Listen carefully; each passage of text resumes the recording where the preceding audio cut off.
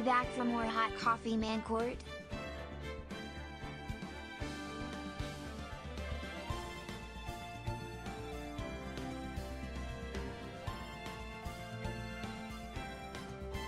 Hi, everybody. Welcome, welcome, Storm. Thank you so much for the 4-month resub. I appreciate it. Hello.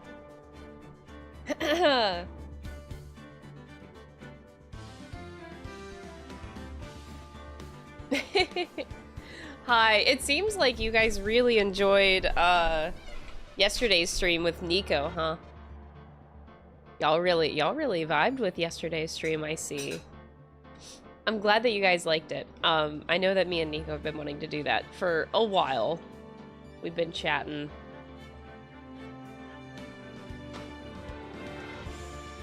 Alan nailed it. Oh my god. Am I doing better? A little bit. Yes. A little bit better. Hi everybody. Welcome. I'm a little bit better today. I just realized I have to turn on my heart rate monitor, but I'm better than yesterday. I think yesterday was my worst day. I still have sinuses today. You could probably hear it in my voice, but I don't think that today will be as bad as I was feeling yesterday. So that's at least a little bit better. Yeah, we'll see Godot in the courtroom today. We'll see him break down as he loses his very first case, which probably sucks. His first case against Phoenix. Damn, that's unfortunate. And he's gonna lose. Yeah, I'm feeling a little bit better. I was at least able to have like a really sound sleep last night, because you know, whenever you're sick and with sinuses, it's a little rough to sleep sometimes. So yeah, 2 nights ago was really bad in terms of trying to sleep peacefully, but last night I was out and I was able to breathe through my nose, which was fantastic.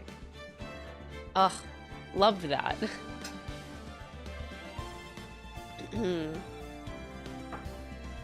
Yeah, 14 maintenance.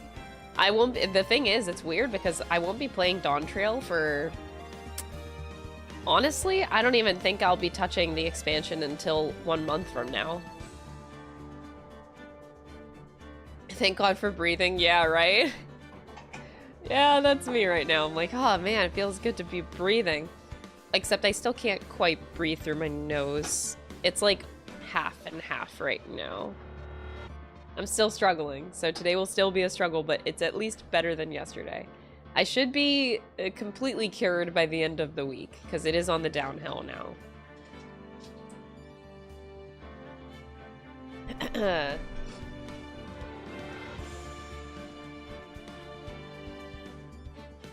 You have 14 MSQ left to catch up. Don't worry, you don't really need to be caught up. Actually, I'm not even caught up. I haven't done 6.5 patch or 0.55 patch.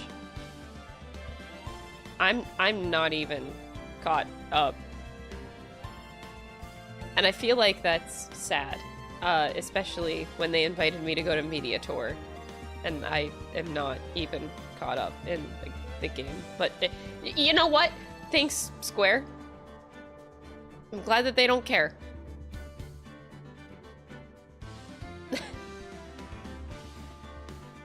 How hot is Godot on a scale of 1 to 10? Dude's pretty fucking hot. But, okay, here's the thing. I'm usually attracted to personality more than physical appearance, right? So, on like a physical attraction scale, it's a 10 out of 10. But I'm not so, his personality, I'm not sure yet. I'm not sure. We'll see. He's stylish, he's hot, yes. But I do vibe with personality more than physical appearance, so like, on that end of the spectrum, we don't know this guy enough yet. So, we gotta get to know him more. But right now, he's, on the personality scale, for me, he's like a 4 out of 10 right now. Maybe 5. You know what? I'll give it a 5 out of 10. Whereas Edgeworth, That personality completely vibes with me, the tsundere, except he's a lot more than just that. But Edgeworth is like completely my type. That is a 10 out of 10. Godot, not so much. But Godot is hotter physically. I will admit that.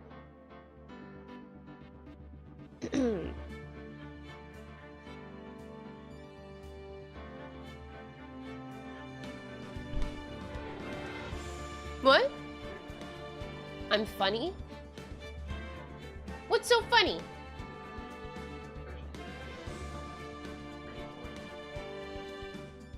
Am I not allowed to gush over my attorney voice? That's right. Dom just has to sit here and listen to me gush about, prosecutors.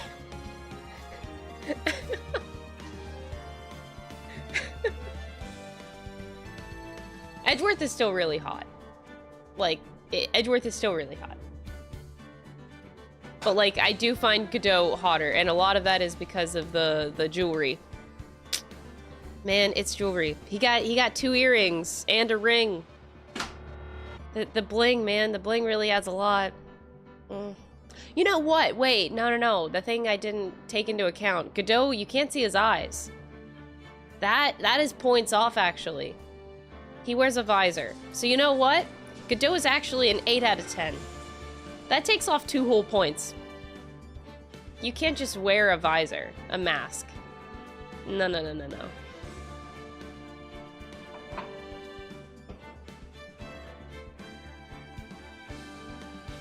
Yeah, I want to see them eyes.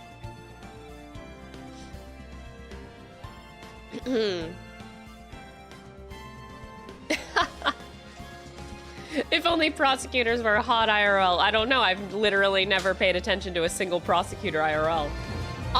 What the fuck? Miles? Gifting 10 subs to the community? Thank you so much. What the fuck? That is incredibly generous. Thank you so much.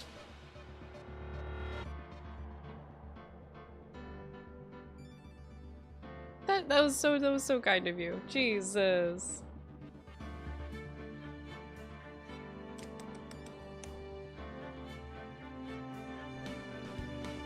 Oh my gosh. But yeah, no, Edgeworth is still very, very attractive. Don't worry. Like on an attractive scale for Edgeworth physically, it's kind of like a 9 out of 10, man. Like Hold it! I don't know why he gets a point off either. I couldn't tell you. I don't know. Mark, thank you for becoming a member on YouTube. I really appreciate that. Thank you. I hope you enjoy your emotes over there.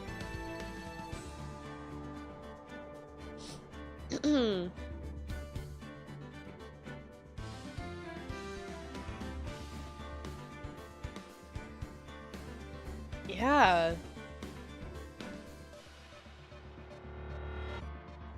Dude, yeah, maybe that's what I need. Like, for Miles to be a 10 out of 10, I need jewelry. I need, like, accessories. That's what I need. Because the only accessory he got is the cravat. I need accessories. That's exactly it. Could you imagine Miles Edgeworth with like, yeah, with ears pierced? Yes, that's what I was thinking. Oh my god.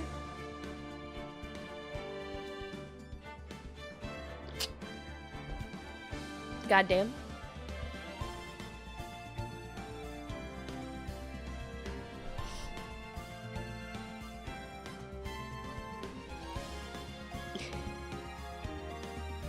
The thought of Miles with studs, right? I don't feel like it fits him though. He doesn't care that much. Yeah, I don't know. And the hair? I like the shape of the hair. Actually, no, the color's not that bad either. Wait a sec. Isn't...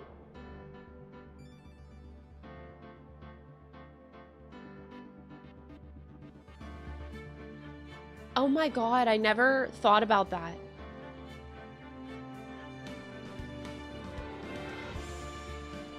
He has like silver hair. Wait a second. Is he... Wait, does he have silver hair because of all the stress he had growing up? I didn't think about that.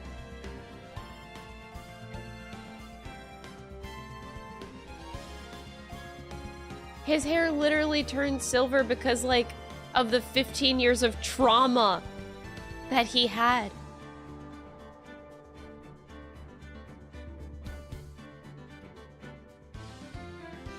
I don't know if that's legit, but, like, you definitely, like, scientifically, your hair does turn gray earlier in your lifespan, the more you stress out.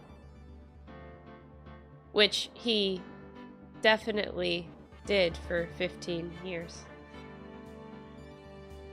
I don't know. Did he have that color hair whenever he was 9? I don't remember that.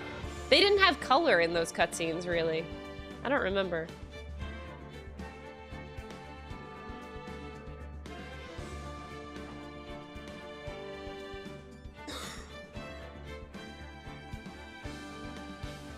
I'd have to see.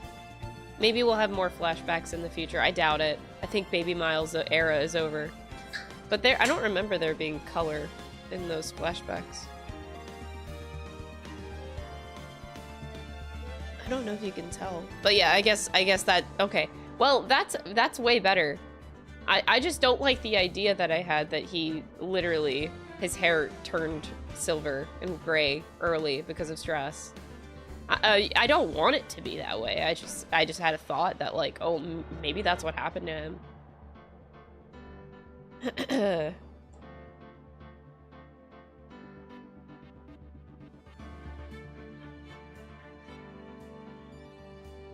Oh no, not one of those. Edgeworth changes hair color in every piece of official art. No, I hate that.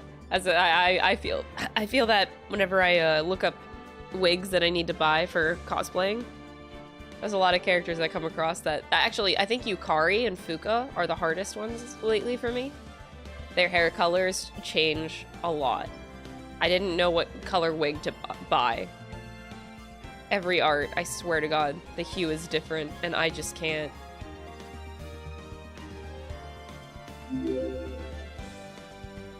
Can't be Elvira on the 3rd game already.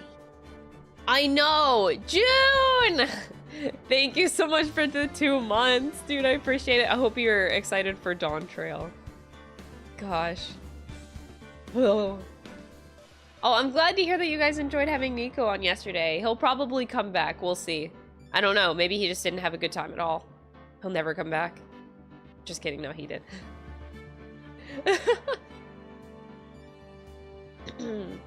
To me, like, from all the art that I've seen of Edgeworth, at least, I haven't seen much, because I'm still trying to stay, like, super blind, but from what you guys have shared in my Discord, it looks like a darker gray.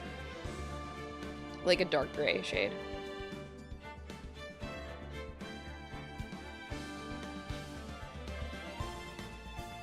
Either way, I kind of vibe. I kind of vibe.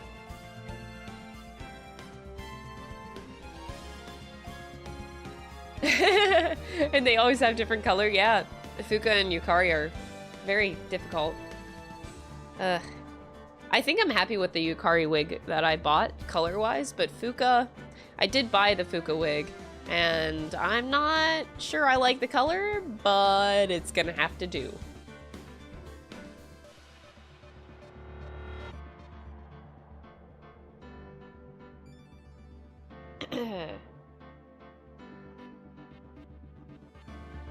You want everyone back in the same stream? You want Greg, James and Jess, and Nico.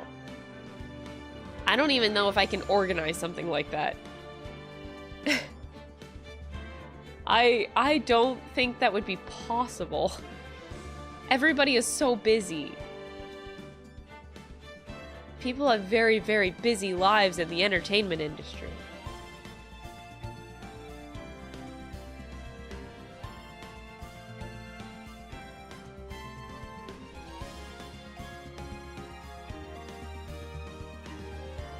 That would be super, super tough to organize. But I don't know if I'd actually like that. I I think when it comes to having on, like, multiple guests in a single stream, I'm of the opinion that less is more. Because, especially when it comes to content creators, well, entertainers in general, like, usually our personalities are pretty loud. And having a lot of them in the same space can be kind of irritating. Especially when we're trying to voice. I want to make sure everyone gets, like, a turn with voicing. I feel like just 2 or 3 is, like, a sweet spot, but when you have so many for, like, the purpose of reading a visual novel, I'm not sure that would actually work out. Like, I want to make sure everyone gets their time.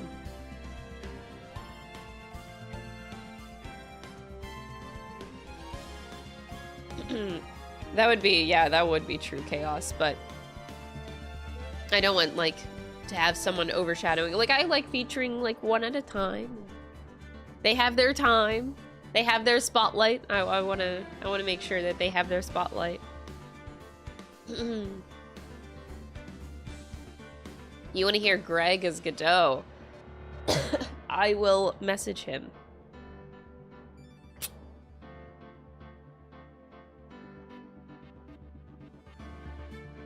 We shall see. But anyway, I don't want to delay too long. I kind of just want to jump into it. Let's finish case 2, shall we? Let's do it.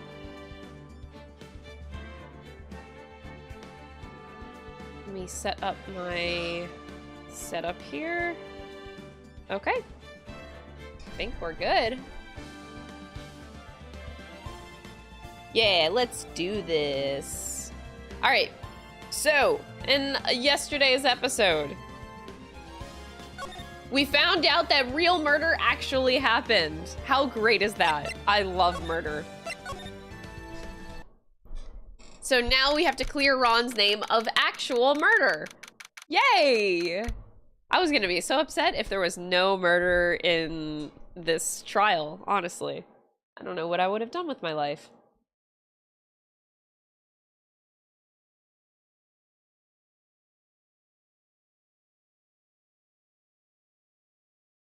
Okay. And once again, I am still sick, so I'm sorry about my my nose and my stuffiness, and voicing is still going to be hard, but a little bit better than yesterday. I'll do my best. Hey, Nick! What is it this time? You won't believe how many people are here for the trial. Well, it is a murder case. What are you talking about? They're here for the trial next door. What? Next door? Why don't you know this, Nick? They're having Detective Atmey's trial today. What? Detective Atmey? They say that they're going to try him as Mask to Mask. Already? That was fast. Boy, I'd love to see Mask to Mask trial. I know. What was that? What the fuck? What was that? By the way, where's Pearls? Oh, she went back home. She said that she can't neglect her training anymore. I know you don't like me. What is this? Pearls has really gotten into her training lately, huh? Yeah, ever since that incident last year. Please don't ignore me. Oh my god, it was just this guy? I was so confused.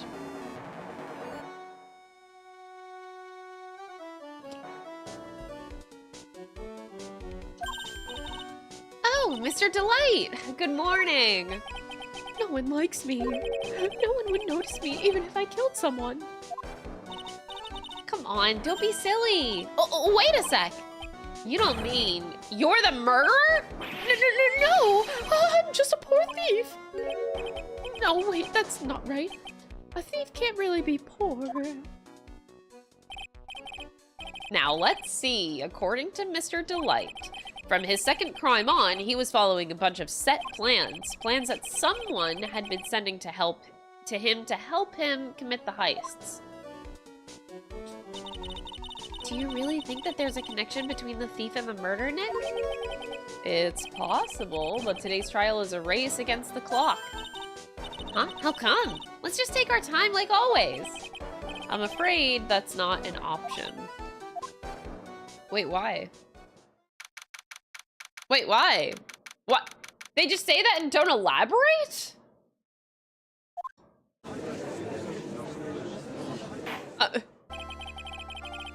Phoenix? Why is there a time on this? Court is now in session for the trial of Mr. Ron Delight. The defense is ready, Your Honor. You're ready? Preparation is the last refuge of the weak. Okay, settle down, everyone. Let's begin with your opening statement, Mr. Godot.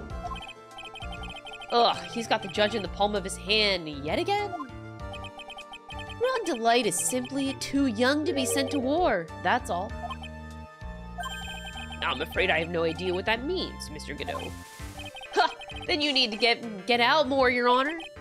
Life is war, but that is exactly what you must be more precise in your wording. Oh, and there's his first cup of coffee. That's all my statement means. You understand now, right? Oh, well then, let me briefly summarize the details of this case. Wow, the judge is taking charge like he knows what's going on for a change. The victim is Kane Bullard, CEO of KB Security.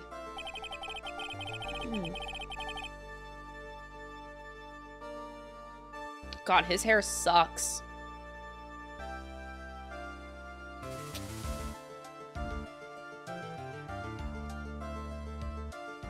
Where's the blood? He got bashed over the head, right? His body was found in a safe at approximately 9 a.m. on the morning of the 13th. Actually, come to think of it, we never found blood anywhere.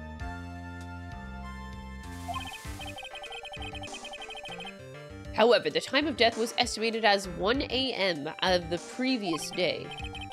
And that's when our little lost kitten dropped the ball. That little lost kitten is, of course, the defendant. Very well then, Mr. Godot, please call your first witness. Ugh, the sound effect. God damn it, this guy. Why does he got a nice theme?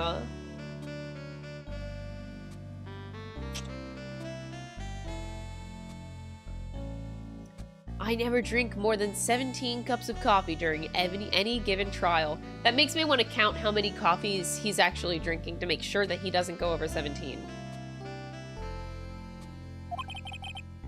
But the first one is always the best.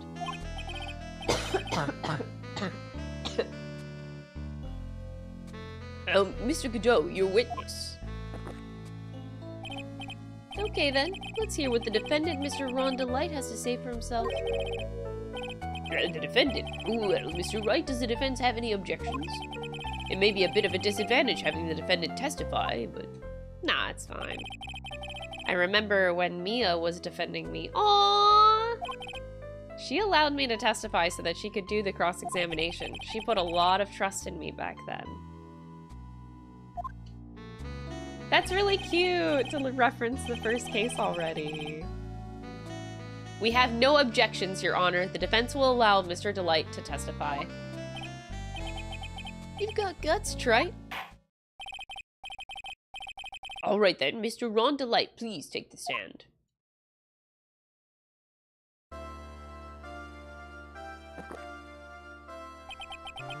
You did it, didn't you? Yes, what? No, that's not true! For a moment there, I thought we had set the record for the shortest trial ever. Huh. Well, Mr. Delight already looks plenty guilty with that face he's making. And once he opens his big mouth, he'll probably put the last nail in his own coffin. Huh, very well. Now then, can you tell me something?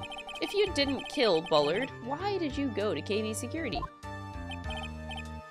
Oh, that's kind of hard to say. Boy, I wish I could go home. Kusai, almost 3 years, wow. Thank you, Anarchic, for the 34 months. I appreciate it. Now then, let's hear some testimony about what happened.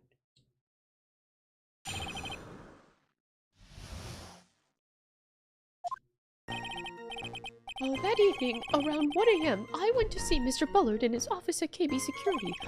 The blackmail letter I got, it ordered me to go there. I'd been working for KB Security until a year ago, so I knew where his office was. That's it? That's actually it? Okay.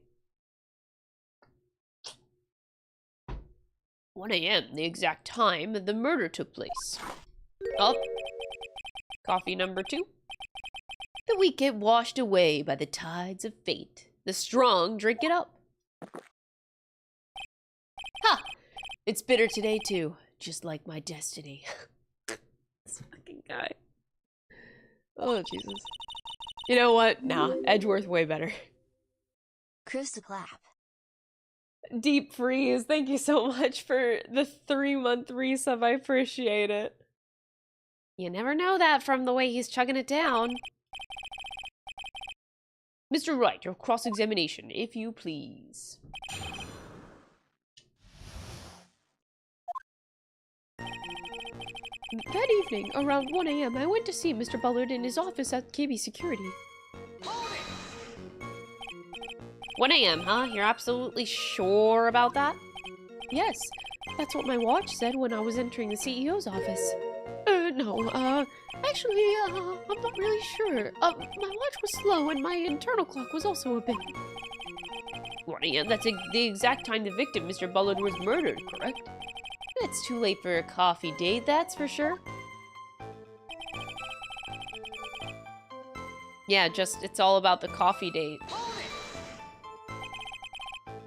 It ordered you there? It was the first time I'd gotten a blackmail letter that ordered me to go somewhere. Does that mean you've gotten other blackmail letters? Oh, of course. They'd say things like, steal this, or take that. Oh my god. Why don't you save those for later, Mr. Delight? Please don't say any more. No, what should I do? So, what did the blackmail letter in question say?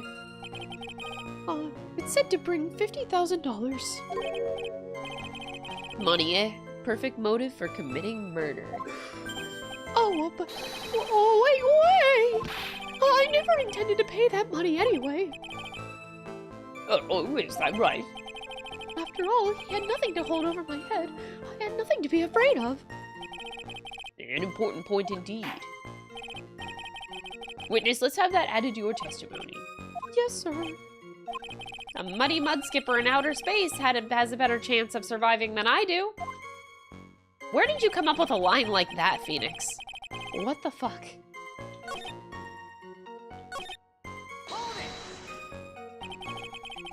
Just what were you being blackmailed about anyway? The blackmail letter said if you don't want your identity revealed, correct? I'm sure it was referring to the whole mask to mask thing. But I wasn't worried. Mr. Bullard didn't have anything on me. He didn't.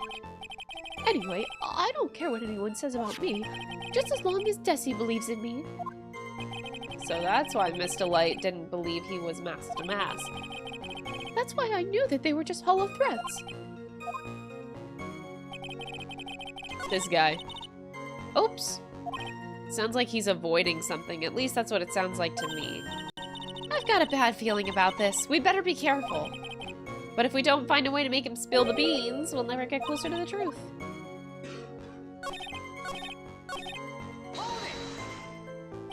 You used to be a security chief for KB Security, right? Yes, that's right. A security chief, you! And yet, a year ago, you were fired without notice. Revenge for an old grudge, a perfect motive for murder, wouldn't you say? This isn't good. Maybe I should change the subject?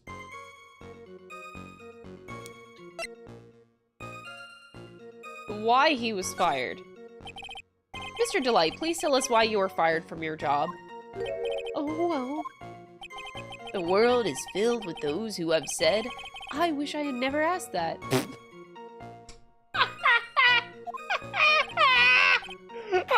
Okay, defendant, please answer the question. I needed money. you needed money. Well, you see, Jessie loves to spend it. It's kind of her hobby. Not exactly the best hobby in the world, huh, Nick? My salary wasn't nearly enough. Wait, that came out of Maya's mouth. Okay, anyway. So I stole data from the company. Oh. Come again? KB Security has a lot of security info on all sorts of companies. And since I was security team chief, You stole some data and sold it.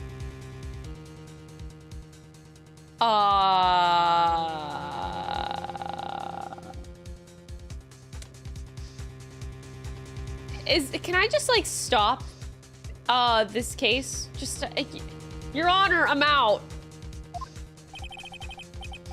Mr. Bullard found out and I was fired immediately. What? I wish I had never asked.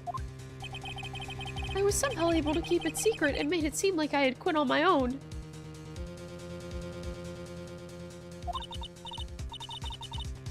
What is it, Nick? You don't look so good. Yeah, Maya, what do you think? Someone who brings harm to their company is fired as punishment. You'd do well to remember that. He sure told you. So, you admit that you stole data from your company, is that correct? Yes, I'm sorry.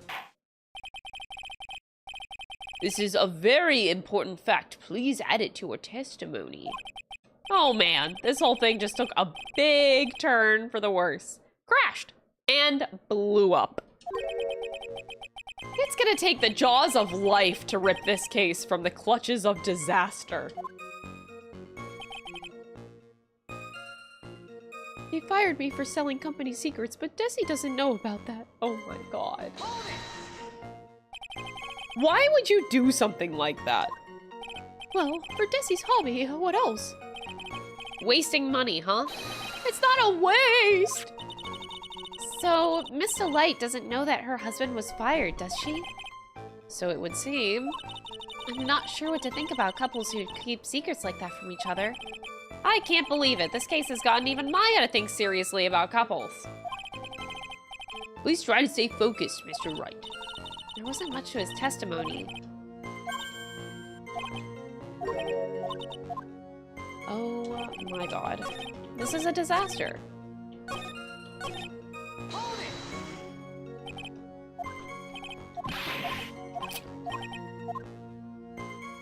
Oh, I didn't get to do that again? Was it this one? No, it's not that one.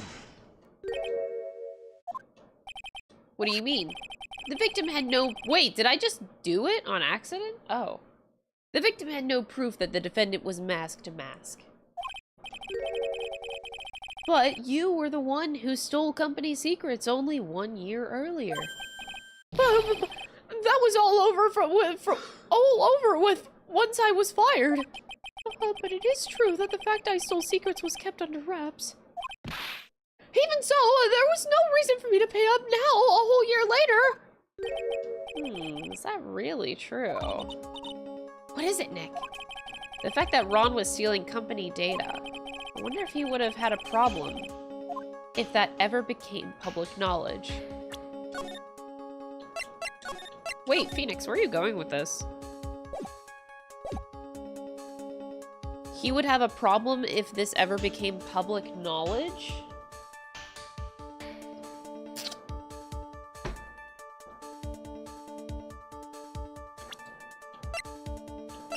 Huh?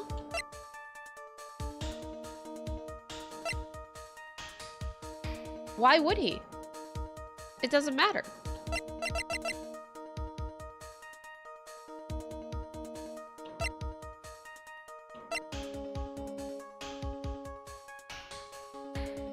What does that have to do with anything? He's like stealing stuff based off of what somebody else is telling him to do. So I don't know, why is this a big deal?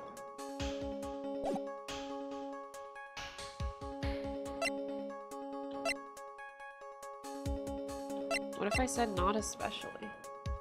I don't understand what that has to do with that. Like, what is the tie between these two things?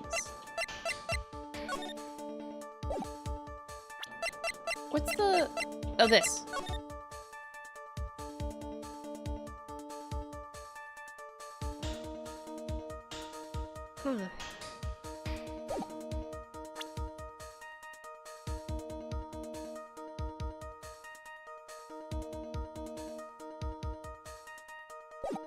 Huh. What if I said not especially? I have a feeling that the answer is supposed to be yes, he would, but I am clearly missing something. Ha! No, I guess not. But didn't you just say he might? Yeah, well, I don't know where Phoenix is going with this, so. Always avoid unpleasant or inconvenient facts. That's one of my rules. Don't try to get out of this by acting all cool. Aw, I had to do that. Oh, fuck me.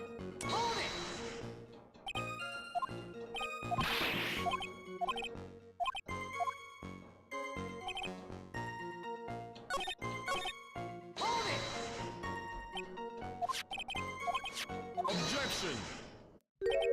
Objection!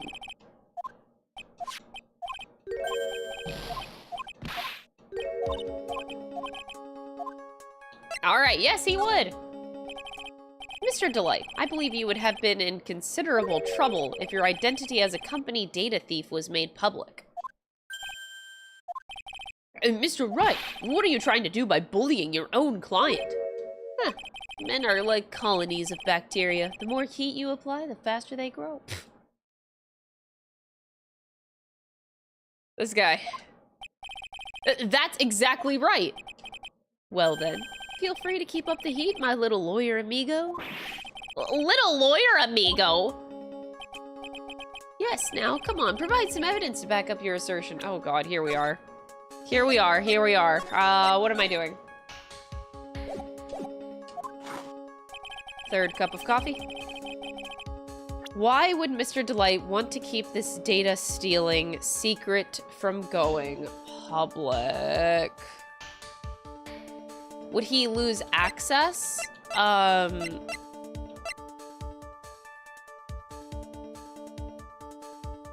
Safety deposit box?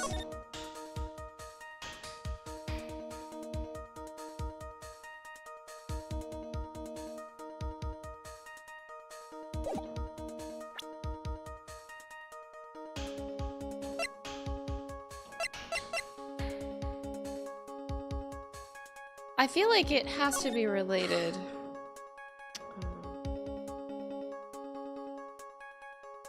He was working for him, right? But if that was... Oh, that would be a scandal if that was public, wouldn't it?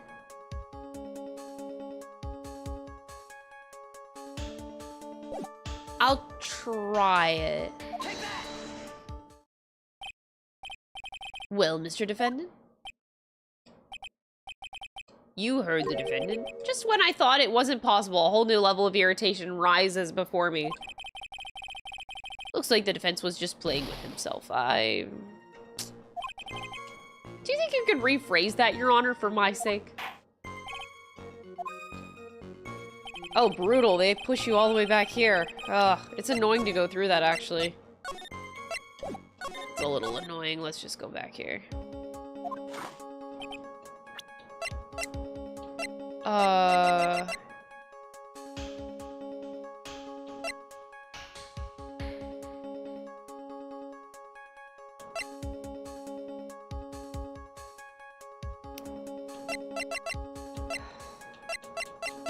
It has to be one of those. Either...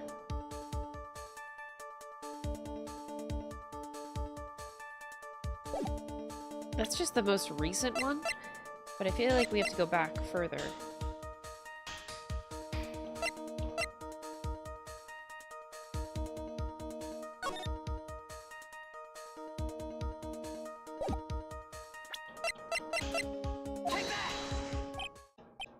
Oh, no.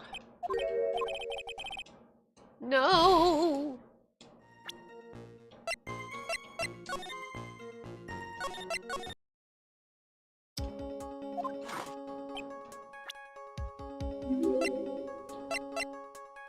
Phoenix, stop playing with yourself in court.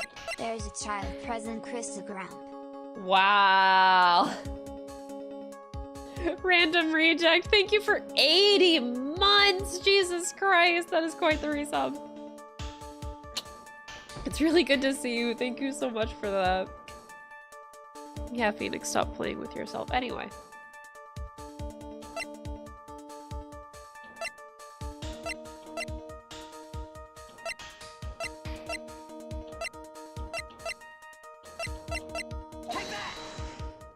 It has to be one of these. Ugh.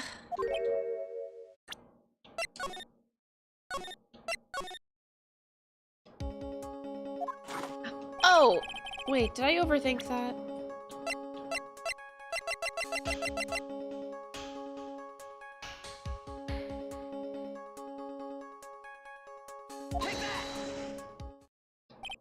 No? I was thinking, like, he would lose access. No, fuck. Because, like, in my head, maybe I'm thinking about this wrong. In my head right now, I'm thinking that the CEO was the person sending him on heists. I'm trying to think of it from, like, a different angle than what I was previously. So, I was thinking that Hope you're having a it was wonderful him. time with Game 3. Coniferous, thank you so much for the 22 months. Holy shit, thank you.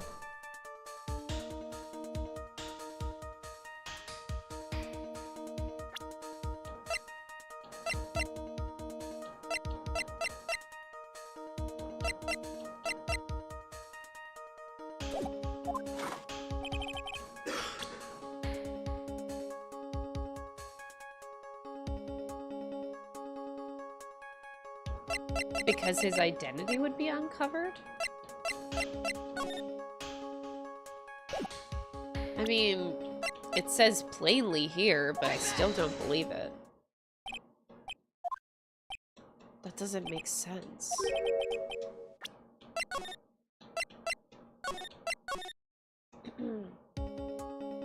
It is a long time, yeah.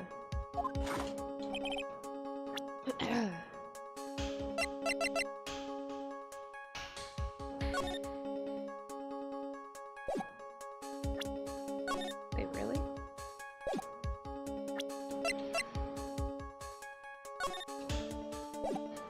No.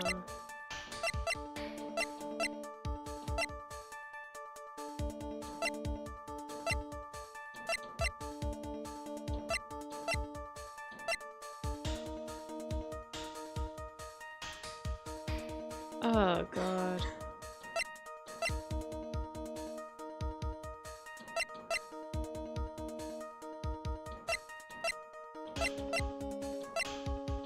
This doesn't have anything to do with it.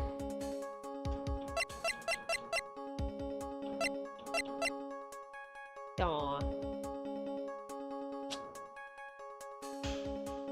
No, thank you, chat. Thank you, chat.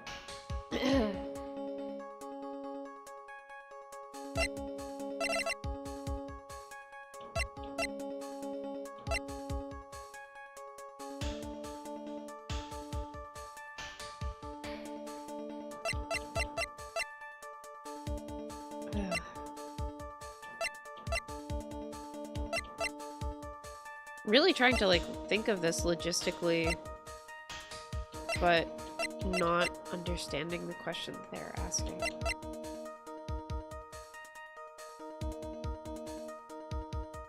If, I feel like I've done all the things that make sense in my head, at least.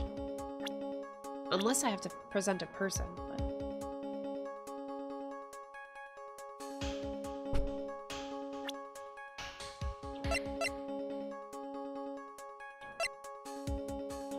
This...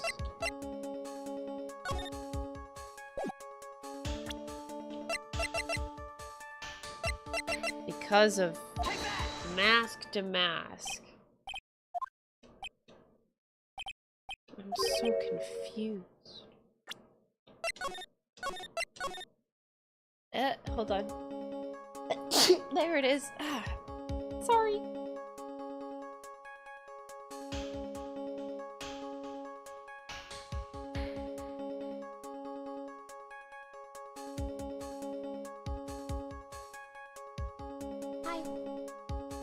Bye.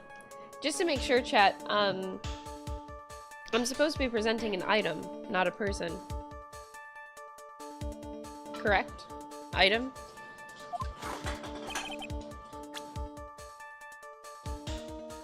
No? Wait, I'm completely in the wrong train of thought, aren't I? I'm not even supposed to be here. Am I?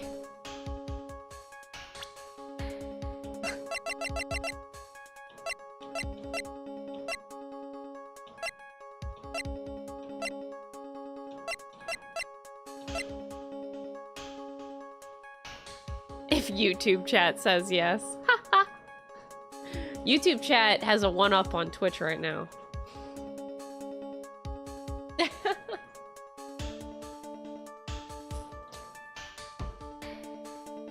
Alright, dare I ask? Am I supposed to be presenting a person then? Yes or no only. Nothing else.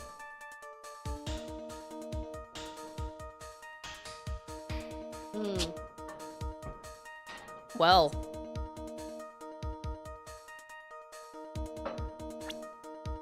So, I really overthought that. It was literally just that simple. How many times has he said that? Oh my god. I'm sitting here putting doing all of this shit and I didn't think of the most simple fucking answer. Why do I do this every time? I never, my brain forgets about the most simple shit. Anyway. Mr. Delight, what you said just now doesn't match what you told me yesterday. Huh? Oh, what doesn't? I think you must have been scared. Very scared. Of having a certain person find out your secret. A certain person? Miss Desiree Delight, the defendant's wife. Listen to me, my Desi, she's... Looks like if I just sit back and relax, the fun will end before it truly begins. Yes, we know, it was all your wife's fault. What do you mean? Mr. Delight stole company data to pay for his wife's spending habit for which he was fired. Unable to face his own wife, someone used his dirty little secret to blackmail him. And that is how this murder came about. Oh hey, kiddo. That's a very close-up picture. Nice. Oh, no! Everything is falling neatly into place for him! Don't talk about my Desi like that, or you'll be sorry!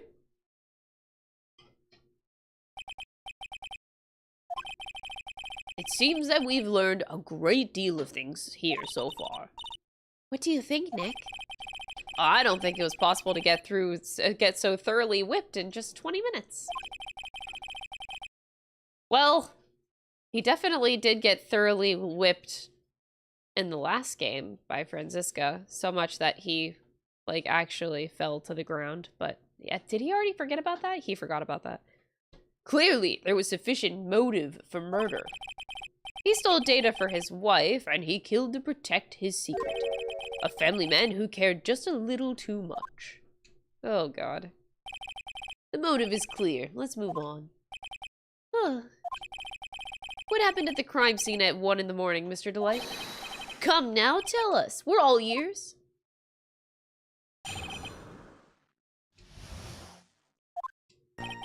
When I entered the office, there was a suspicious shadow there. Suddenly, I was hit on the forehead. After that, I remember being a bit dazed. If I hadn't been wearing that, I would have been killed. When I came to, Mr. Bullard was lying there dead.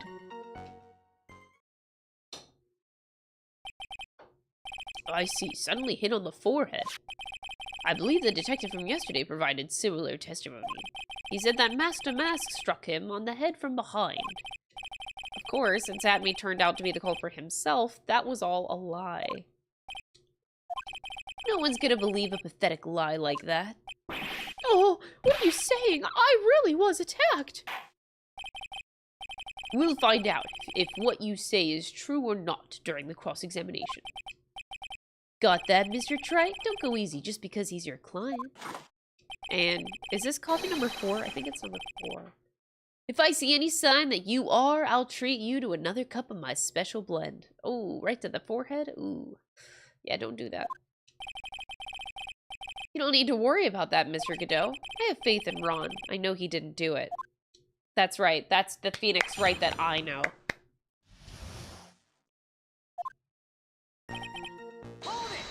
Whew, here we go. Who was this suspicious shadow? If there were 1,000 of me, and even if one knew, I'd tell you, trust me. His dodging all of our questions is not helping us win our case. Okay, then how was the victim, Mr. Bullard, at that time? What do you mean by how was he? Was he already dead, or was he still alive? Maybe he was the one who hit you in the first place. That's a good question. Oh, what do you think, Mr. Wright? Forget it. This guy. Your forehead? Yes, I was hit on the forehead as soon as I entered the room. It was an amazingly fast and powerful attack. Do you remember anything about who hit you? Well, like I said, it was a fast and powerful hit, so I think I was a little dazed for a while. I don't think Mr. Delight even grasped what you were asking. Yeah, I'd like to show him a fast and powerful attack myself. Maybe that would knock some sense back into him. That? Could you please clarify what you were referring to? Oh, why, my mask to mask costume, of course. Wait, just a moment. Mask to mask. Oh, did I forget to mention it before? Just to be on the safe side, I dressed as mask to mask. And then I descended upon the office of the CEO of KB Security. Oh boy. What? Nick, did you know about this? He never told me this. I don't recall him ever mentioning it to me either. Even I didn't know that. Oh god, even Godot. It even got Godot.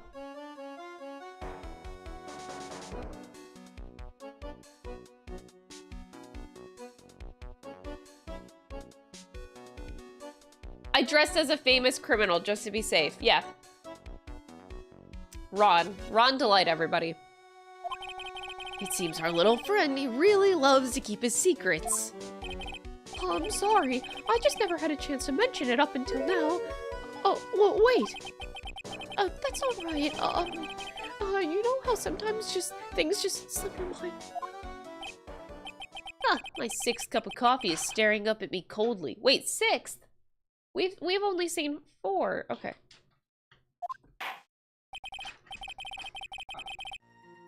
Huh? It is coffee time. You want to be friends with Godot? Yeah? Dom says he's going to be best friends with Godot because of their love of coffee. And they're just going to talk about just coffee. That's it. Okay. At any rate, we can't ignore this new piece of information. Witness, please correct your testimony. I'd have been killed if I hadn't been wearing my mask to mask costume. Why were you dressed up as mask to mask? Why? Because I'm mask to mask, of course. What are you talking about? Mask to Mask's trial is being held next door. Yes, I guess so. Anyway, at that time, I thought I was being blackmailed over the mask to mask issue. So I thought I should go as him just to be safe. Oh boy. Let me tell you, it's a real pain to move around with that cape. That's why it took a lot longer than I'd expected. Took a lot longer? What is he talking about? What do you mean by took a lot longer? Oh, opening the safe, of course.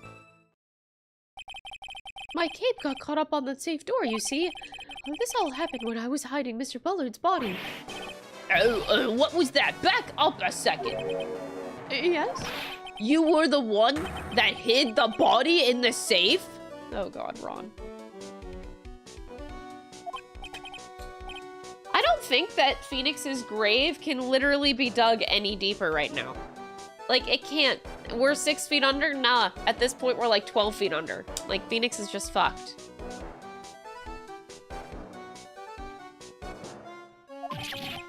Inconceivable! Why? Just why? What reason could you have? What were you thinking? Question. When does someone toss their dirty shorts in the washing machine?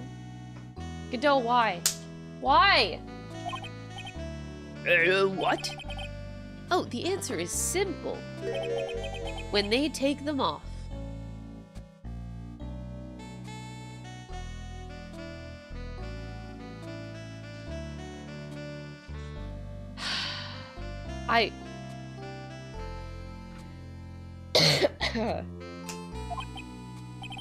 As usual, I have no idea what you're saying.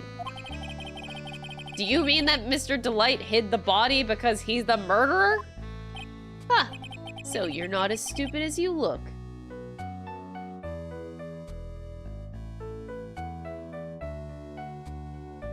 Okay. His metaphor this time was really obscure. Mr. Wright, you don't mean that you knew about this whole safe business, do you?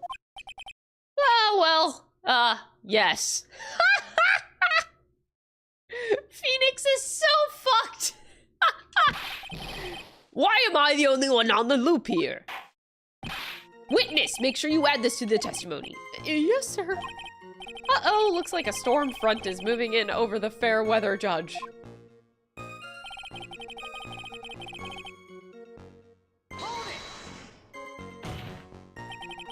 Why did you hide the body in the safe anyway? Well, because it wouldn't fit in a drawer. Oh my god. Why? Why? Run!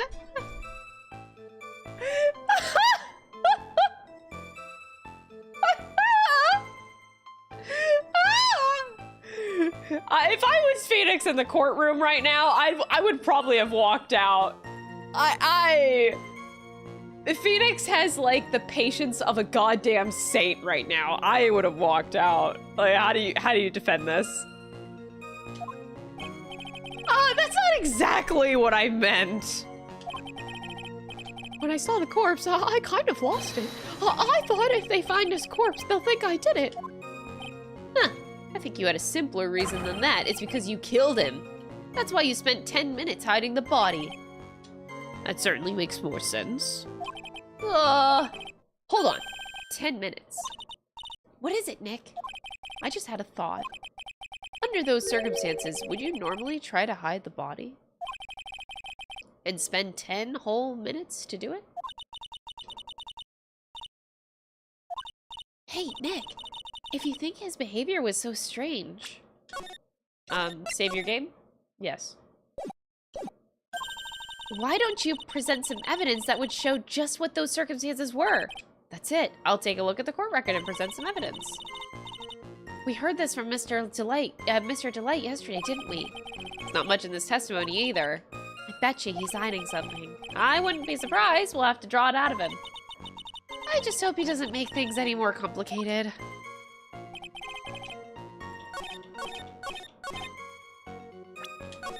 Oh boy, here we go.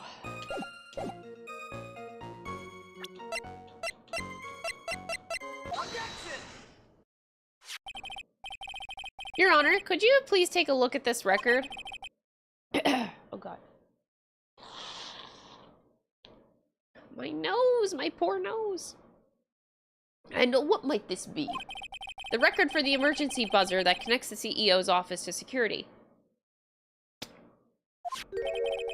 If the button in the office is pressed, the security team is supposed to come running. And according to this record, and the buzzer was pushed once at 1:02 a.m. If Mr. Ron Delight truly was the murderer, he would have ran as soon as that buzzer sounded. After all, a security guard would have been heading his way. Objection. Let's remember who we're dealing with here. He probably had no idea there was security personnel in the building.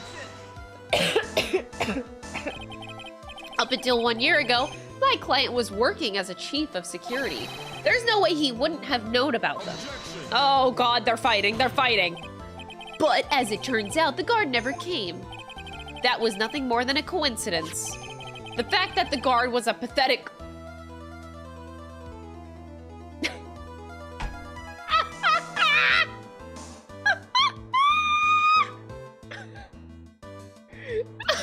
Phoenix!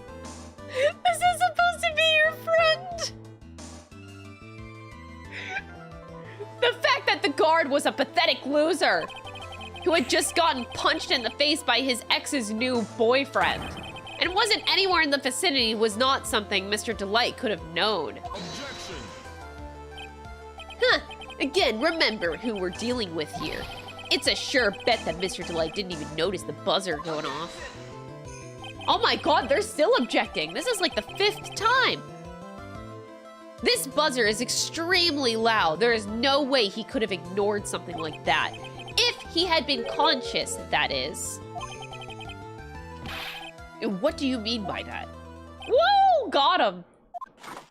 Oh, coffee number 5. Fine. Let's hear your theory. Recall the defendant's testimony. The moment that he entered the victim's office, someone attacked him. Mr. Delight said that he felt dazed. I'm willing to wager that he was knocked unconscious for at least a few minutes. Unconscious, so he fainted. That's why Mr. Delight didn't know that the buzzer had sounded. And that's why he thought he had time to hide the body. So, what are you trying to say? Mr. Delight was knocked out, and the buzzer went off soon afterwards. Now, unless my client was able to hit the buzzer while he was unconscious, it can only mean that there was another person in that room. Oh my God, I'm so stuffed. Ah, my nose.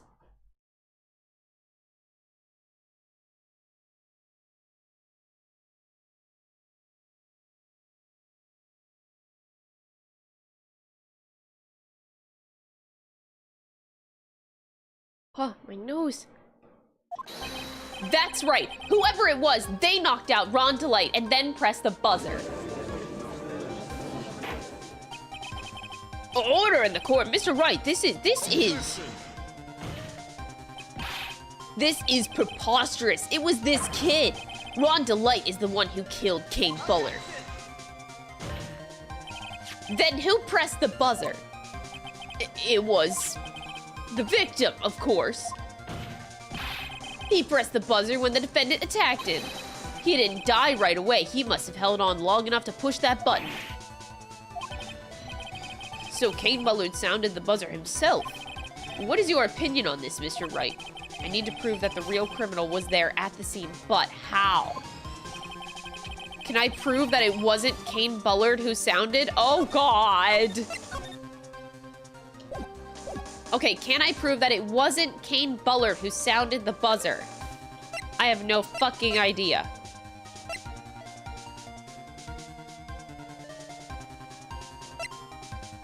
It was Luke Atmey, but I don't know if I can prove it.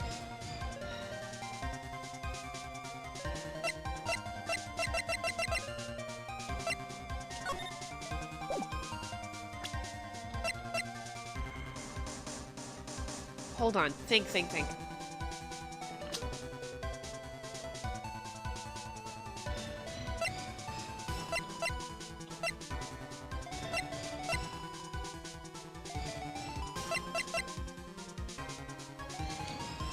Oh, wait, the autopsy report said that he died at 1 a.m. and the buzzer went off at 1:02, so yeah, he couldn't have done it. Yeah, I can prove it. This piece of evidence proves that it wasn't the victim who sounded the buzzer. His autopsy report. Please be it. I can hear the sound of... Wait, what? It's going off inside your head at this very moment. The emergency buzzer of your heart. Is it really? Maybe just a little. Mr. Wright, you need to think more oh god. Oof. Guess there goes your chance to become an ace detective. I didn't want to be one. Listen more carefully. Maybe the truth will be elegantly revealed. Creepy. You sound like Detective Atmey. Oh. The defense's opinion is this, Your Honor. Oh, I'm locked in. I can't back out, so I have to prove it. So there is something here.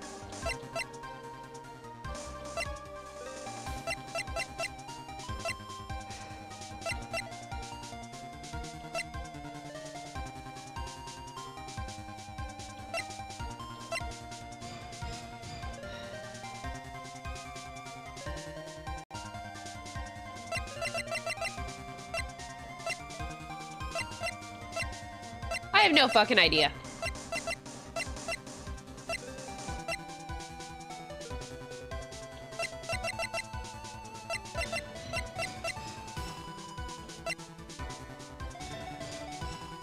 This is all old. Well, not old, but this is from the other location, the exhibit. So this is not going to be relevant.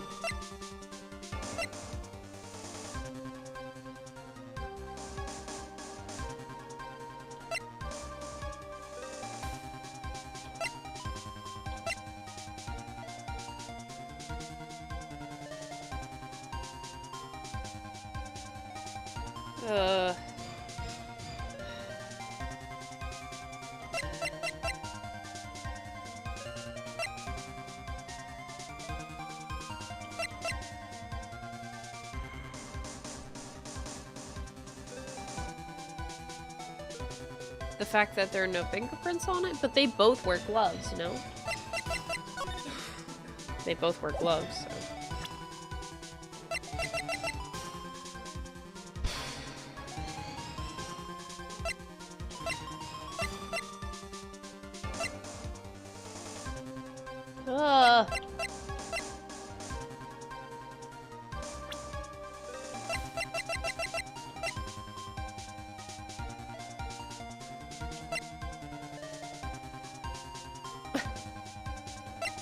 God damn it. My brain.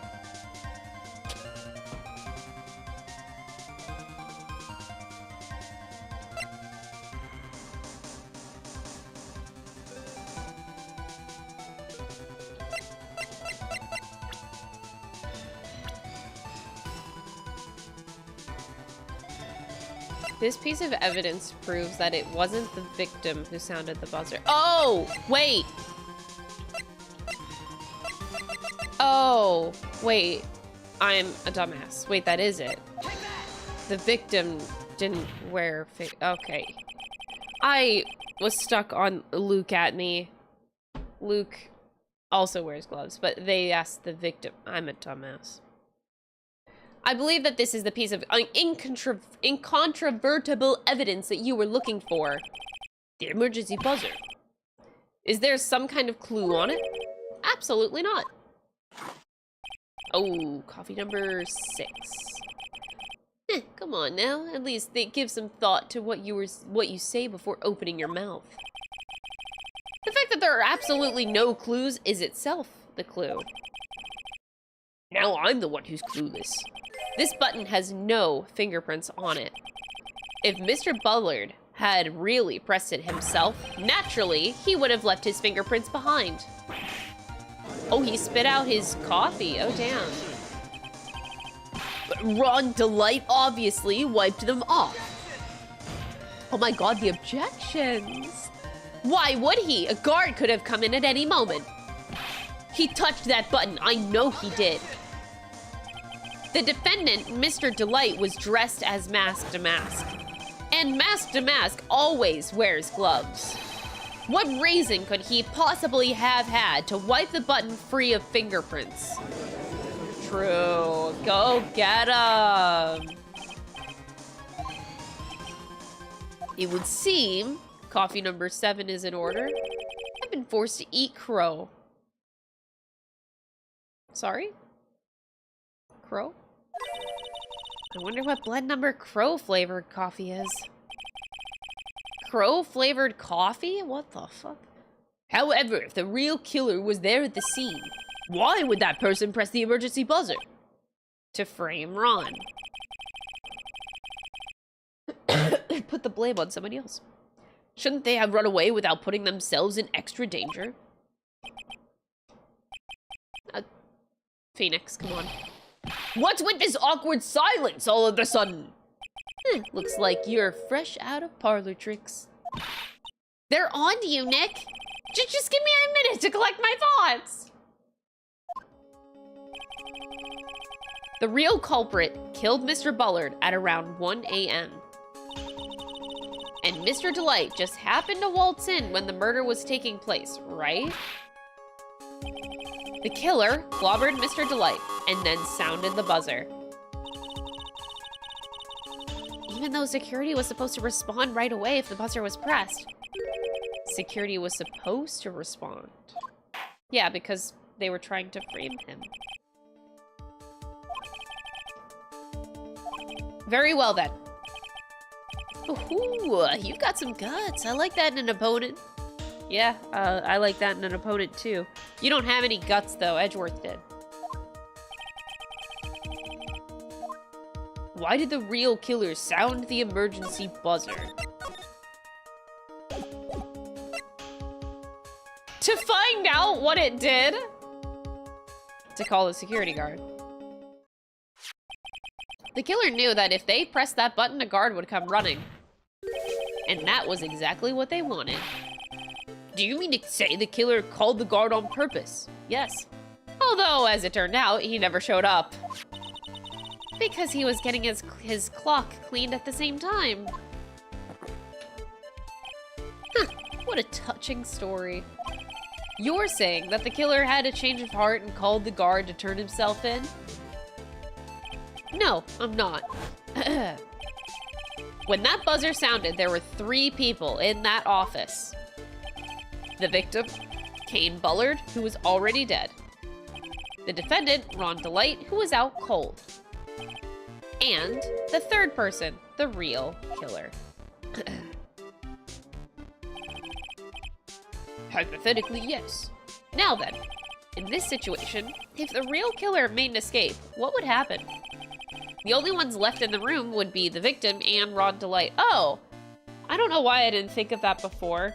The reason why Phoenix knows that he needs to hurry with this trial is because in the other trial, if Luke Atmey is over there right now and they like declare a sentence on him that's not murder, he technically gets away with it. So he knows that he has to speed this up so that they can get him accused of murder before he gets accused of just theft.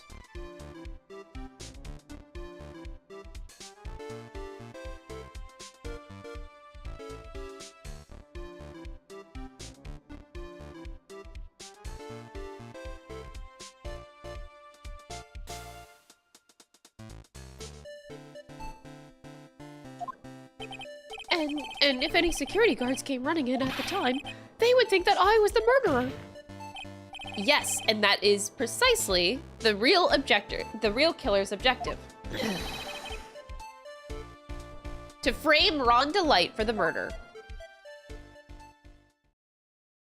Oh, what's Godot gonna say now? Oh. I thought he was gonna say something smart. But he just spit out his coffee instead. Okay.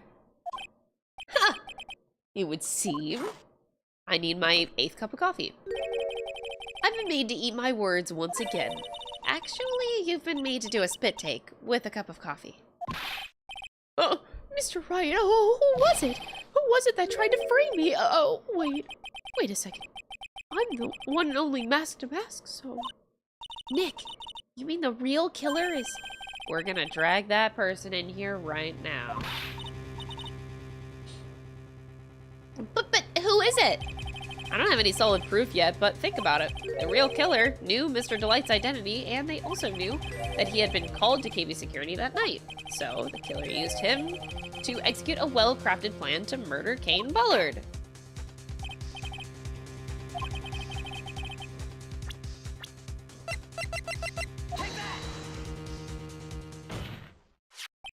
Detective Luke Atmey. He's the only one who could have done it. Ace detective. Luke Atmey. You mean the Master did it? Oh god. Your Honor, the person being tried in the court next to us is not Mask to Mask at all. He is, in actuality, the true murderer of Kane Bullard. Order! Mr. Wright, explain yourself. Theft and murder, which is the more serious crime? They're not even close. Murder is the more serious crime, of course. And it's a capital crime punishment to a capital punishment. Please remember the trial from yesterday, if you would. When Luke Atmey confessed, there was a huge commotion in the courtroom. Of course, a famous detective was unmasked, as well, Mask to Mask. Instead of being convicted of murder, he was found guilty of grand larceny. That was his true objective all along, to be found guilty. Mask to Mask had the perfect alibi for when the murder took place. He was stealing the urn at Lordly Taylor. In other words, being found guilty as Mask to Mask was Luke Atmey's airtight, watertight, and unassailable alibi. A guilty verdict as an alibi. Yeah, buddy. Yeah, buddy. You know, it's almost time for Luke Atmey's verdict. It was a pretty simple trial after all. If we're gonna stop this trial and stall that one, we need to do it now. Of course. That's assuming you have proof that the detective was the one who committed the murder. Oh boy. Mr. Luke Atmey's trial has indeed attracted the attention of the entire country. If we were to intrude and fail to provide adequate proof of his true crime, Mr. Delight would be left with no grounds for appeal. Am I really sure about this? Yeah, we're sure. But evidence is a whole different story. So, let's see. A bet's only good when your life's the ante. Mr. Wright, I believe in you. Mr. Delight? So please, I'm begging you. Thanks, but my decision will determine the rest of your life. Can I really risk your life like this? Phoenix. Oh, what was that? Don't stray, Phoenix. For your client, take the path of trust. That voice sounds like Mia! Your Honor, the defense requests an immediate recess. So that's your answer. Phoenix, goddamn, okay. This court will now take a 20-minute recess. Mr. Wright, when we return, please summon Mr. Luke Atmey to the stand. Yes, Your Honor. Damn. Phoenix. Huh? Well, Sir Detective Atmey. Oh god, I gave them like similar voices. Oh, this is awkward. I never thought this would happen. Are you kidding me? I have to say, Mr. Payne, you performed splendidly. Oh no, Sir Detective Atmey, you were the one who... What?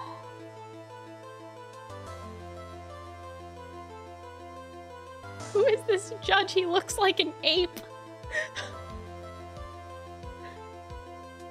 What the fuck? I actually got scared over the judge.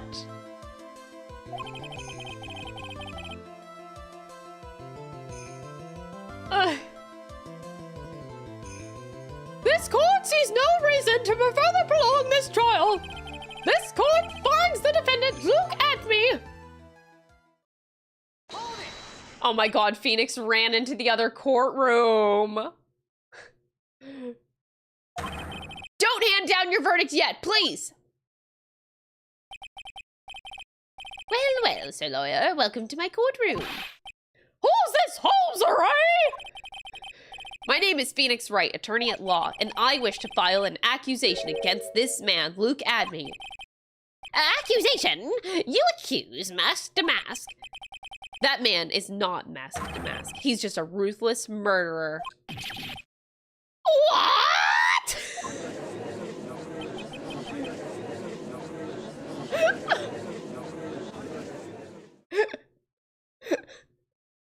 What? That's it? Wow, the cliffhanger. The cliffhanger.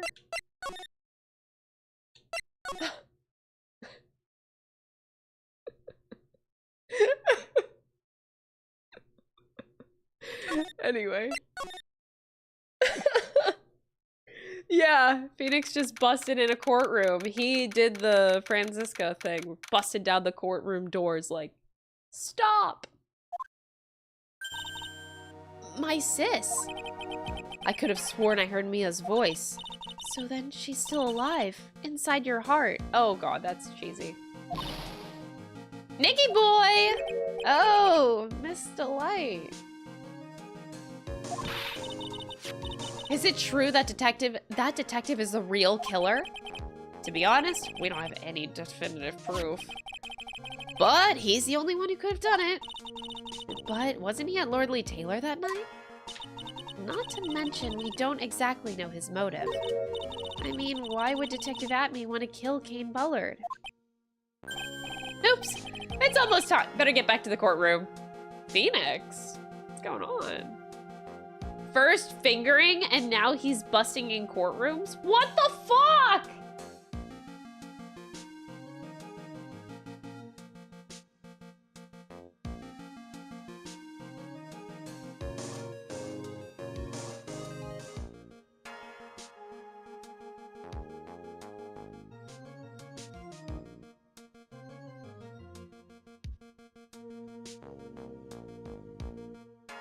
That's fucked up. Anyway. I need to find some solid proof. And it's gotta happen sooner rather than later.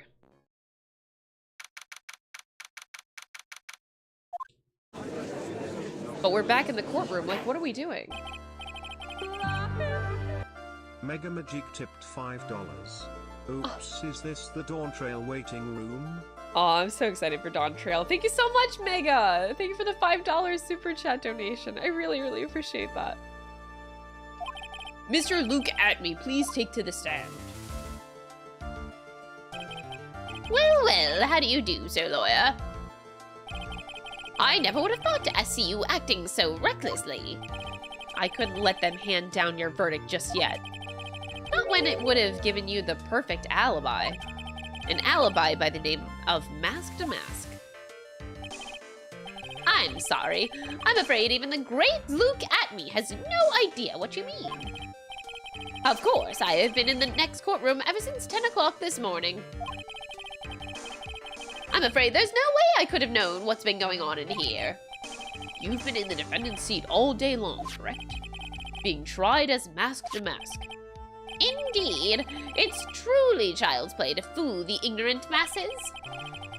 Not only did the poor fools ask me to protect their valuables, they even gave me a generous reward upon returning their own property to them. Take this red diamond ring that sparkles upon my divine finger, for example.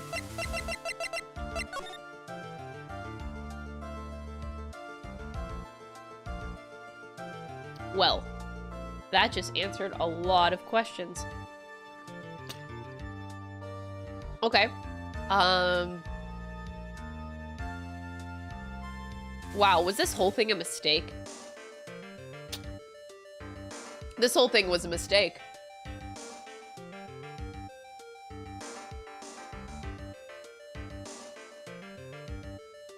This whole time I was trying to figure out what this red diamond was that they were talking about.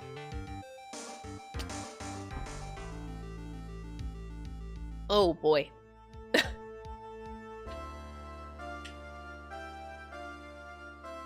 Oh Jesus.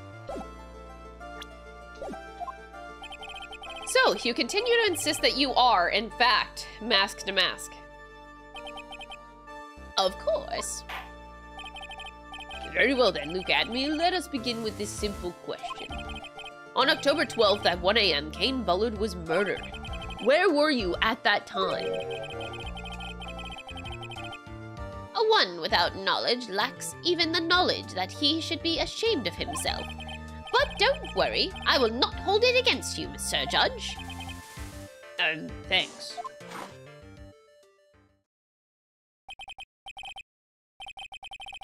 All right, Mr. Atmey, the night of the murder. Speak.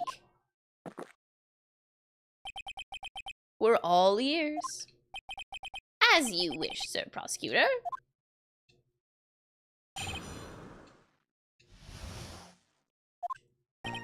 I was stealing the urn as Mask to Mask, just as I announced I would. I had more than enough time to prepare. It was a pathetically easy job. A photograph contains no words, but in this case, one turned out to be my witness.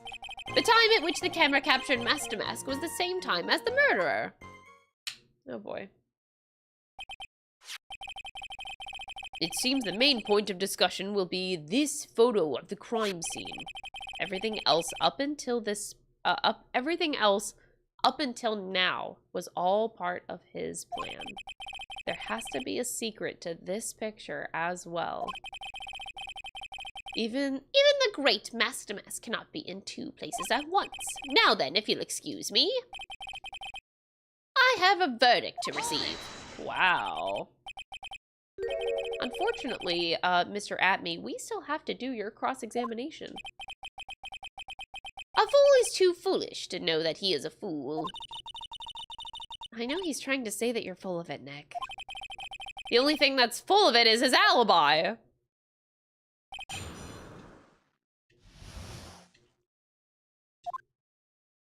Let's take one good look at this.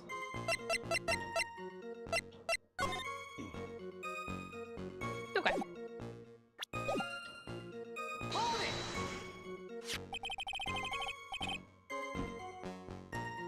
So, this photograph is proof, correct?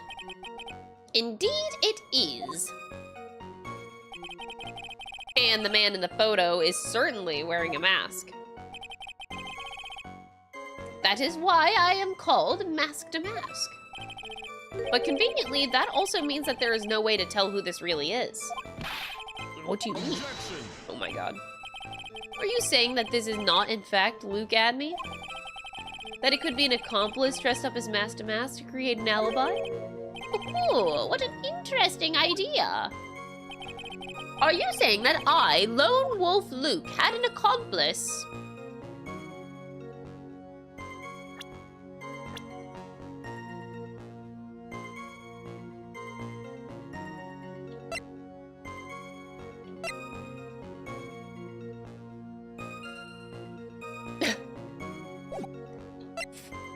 For now.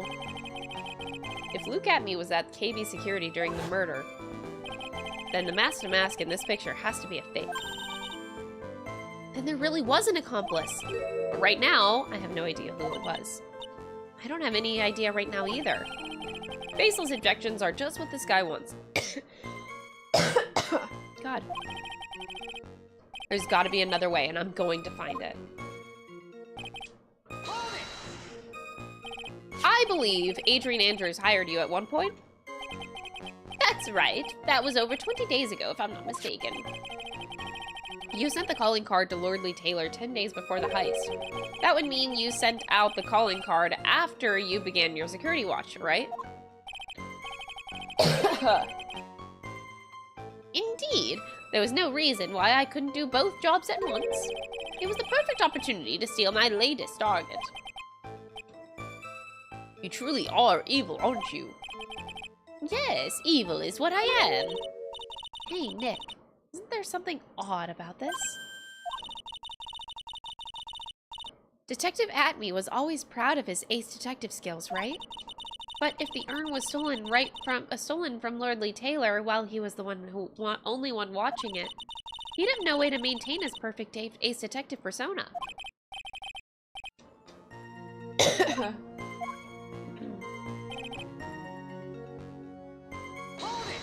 trying. Persona mentioned, yeah. So, by photograph, you mean this piece of evidence here. Is that correct? Indeed it is. That is it. The very thing that proves I committed the crime. The very thing that proves you committed the crime. When you think about it, it's really odd. You say that almost as if you had this picture taken on purpose. He was simply caught by the very camera that he said set up. Oh yeah, totally. We all have days like that. Fuck.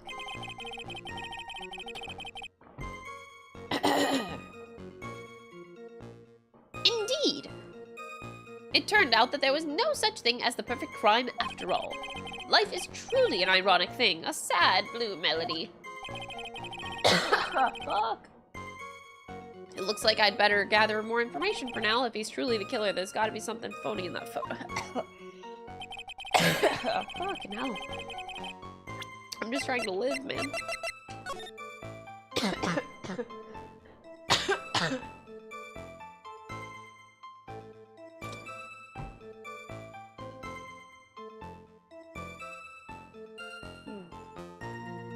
Sorry, hold up.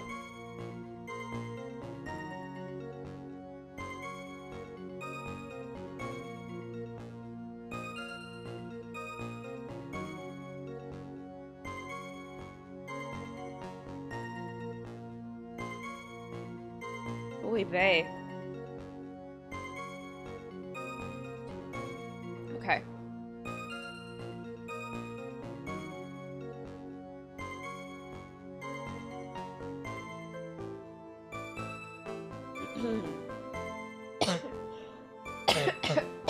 Oh my gosh. I'm trying to survive!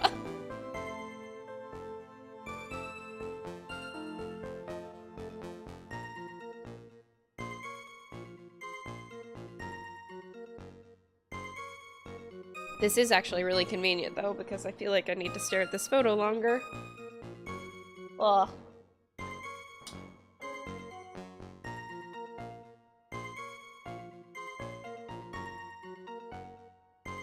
Woo!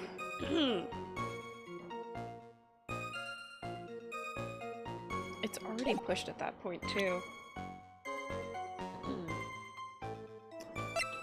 It sucks because, like, water isn't going to do anything for my throat right now because there's, like, this... You know, like, whenever you get, like, a specific spot in your throat that's itchy, water is not going to do anything. It's just an itch.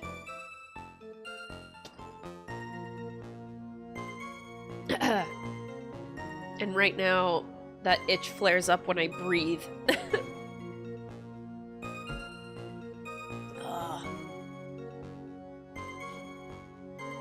Well, specifically breathing through my mouth, not my nose. Makes me cough because of that itch.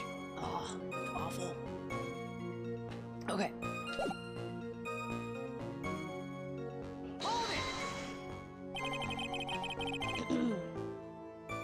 About the camera that took this photograph. Ah, come now, it's all too clear what you're thinking. You think I altered the timestamp on the photograph, don't you? I'm afraid that's impossible. The camera was set up by Lordly Taylor. And on top of that, it was Lordly Taylor's staff that printed the picture's data. Unfortunately for the defense, there's no way that that picture could have been altered. I see. Looks like I'd better find something else that could be suspicious. So this alibi is false? It has to be, or he couldn't have killed Mr. Bullard at KB Security. I'm not really spotting anything unusual. There are two possibilities. Either the mask in the photo is a fake, or the photo itself is.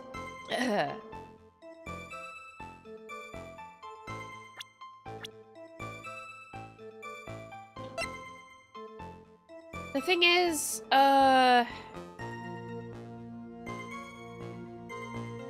there's no one else it could have been. So I'm hesitant to say it's an accomplice.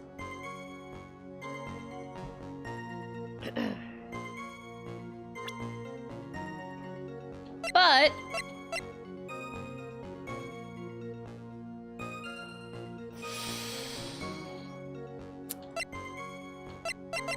if the photo is a fake, then I would need to prove that.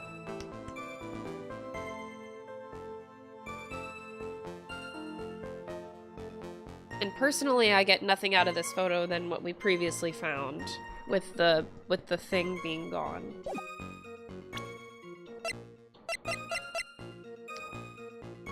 Which we could bring that back up, because if he was acting alone, then this happened not at the time that he claimed prior.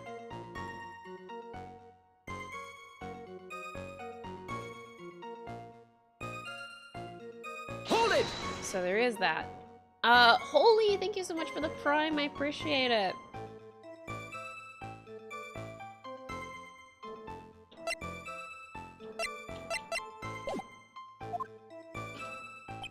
I don't think I have an accomplice to present, really. I mean, well... Well, okay, this is a sticky situation. So...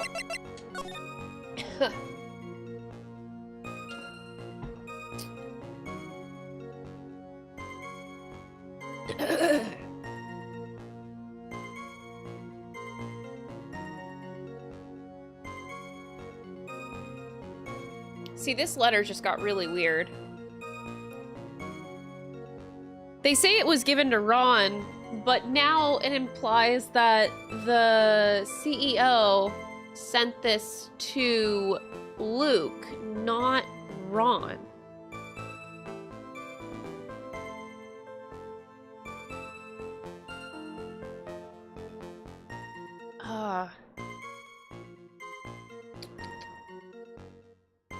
So, did he think that it was... Like, there's a mix-up here that I'm not picking up on. There's definitely a mix-up. But who is mixing up what? So, I feel like it's safe to say that Ron was always mask to mask? Which is wild. Proved by this, Ron's testimony. Because if he started from the second heist on as mask to mask, how did he do the first one if he wasn't the original, you know? So he was the original. Because otherwise no one could have done the first one. So. He does the first one. After that, oh God, fuck, my throat.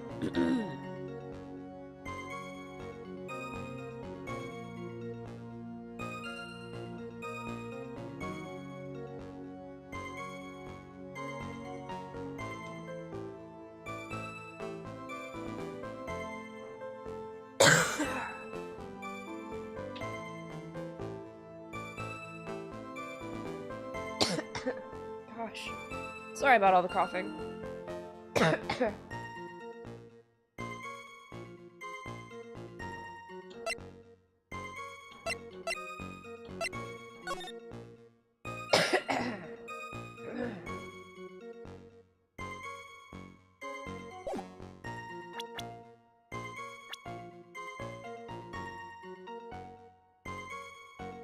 That's his left hand. No? He doesn't have the ring at this time? When did he get the ring?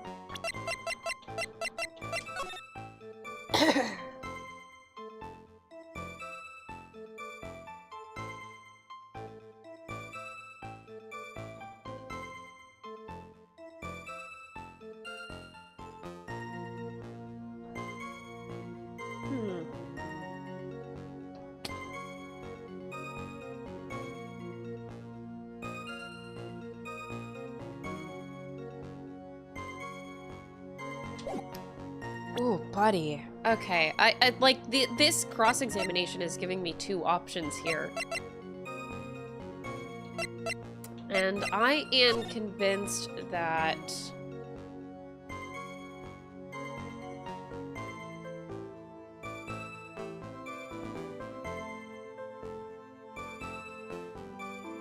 The thing is, if this is somebody else...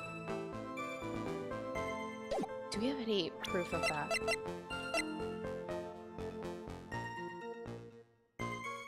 Just this camera data. But the camera data... Okay, so the camera data... So... The thing is, based off of what we have in our court record, you would think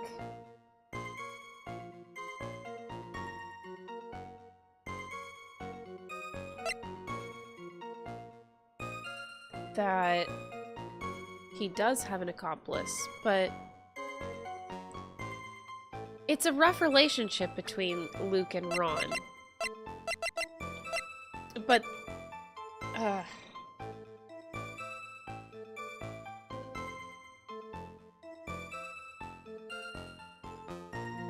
why?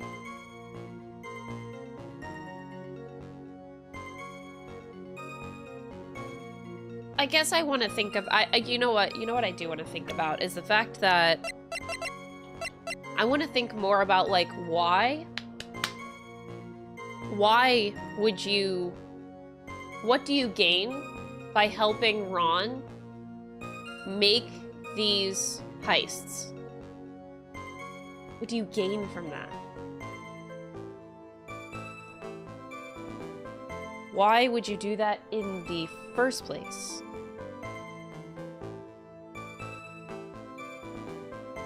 Because you know that it's a cover-up. Well, okay, so if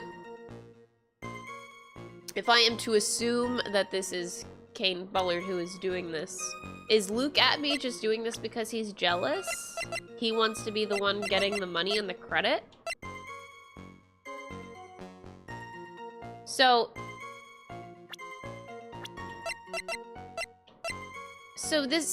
assuming that this CEO sends Ron out, he knows about the first heist, he's like, oh, okay, he's a security guy. So he would have all of the access to help out Ron pull out his heists, right? He would be a perfect candidate for knowing that kind of information to supply to him. I guess you would do it then for just money. And so he gives a cut. So that's what these files are. The files are the cut that Ron gets from the heists, but obviously it's not their value because the CEO of Kane would get the real value of it. So he ends up getting just a fuck ton of money. And I don't know. So if that's the relationship between Kane and Ron, I don't even know if Ron knows that it was a CEO. Like, he had no idea. I truly don't think that Ron knew or knows who was the person that is sending him these letters to do these heists. I don't know. I don't think he knows. Maybe he's like completely clueless. I would like to think that he's completely clueless because he's a dumbass, as we have seen plenty of times. By the way, that itch in my throat is now gone, so yay, I can talk. So, is that all there is to this? Is like, you just want money? And then Luke, where does Luke play into this? I don't know. In that scenario, I really don't know.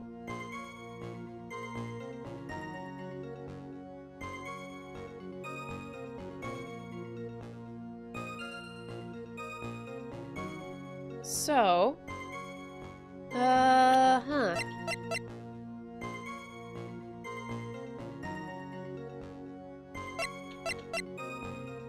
So this all goes back to the point where I need to see if Luke had an accomplice or not. Now, am I supposed to do it based off of this?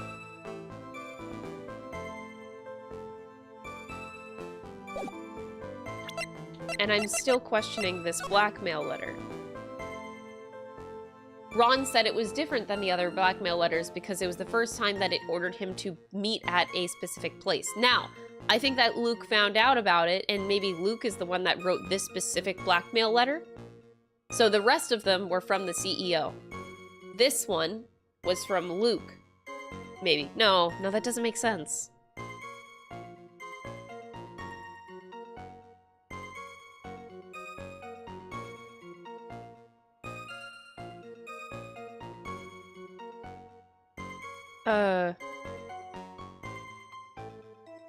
No, maybe it is. Anyway, so this just brings me back to this fucking shit show of a fucking cross-examination. I need to see this one more time.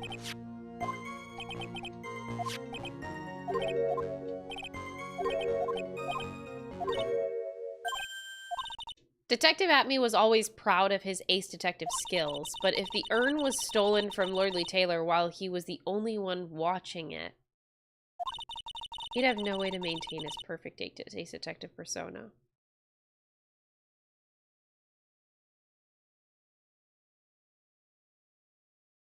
I don't understand.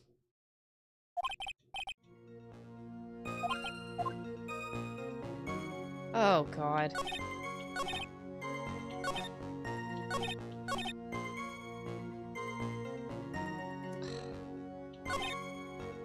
This is a really tough cross-examination.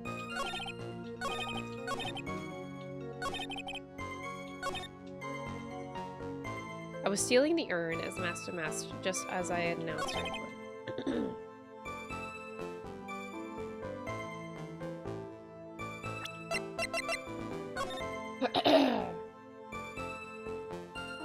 I'll be coming to purloin the most priceless work of art on display at your Treasures of Korean exhibit.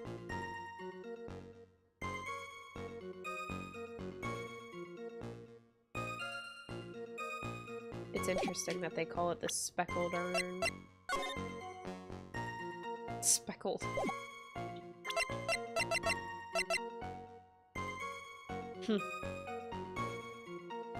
I don't know if I should be paying attention to that or not, honestly.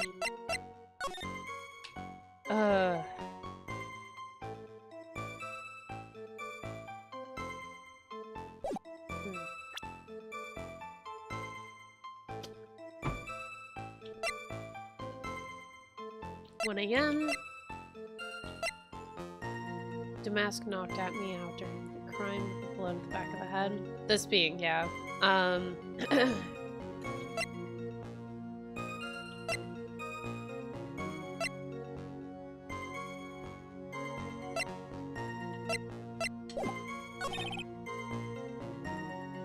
Photograph contains no words. In this case, one turned out to be my witness. The time at which the camera captured. Did they want me to refute this?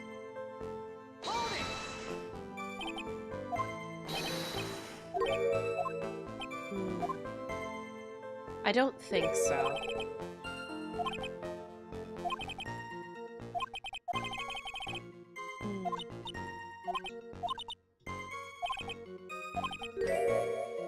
Oof.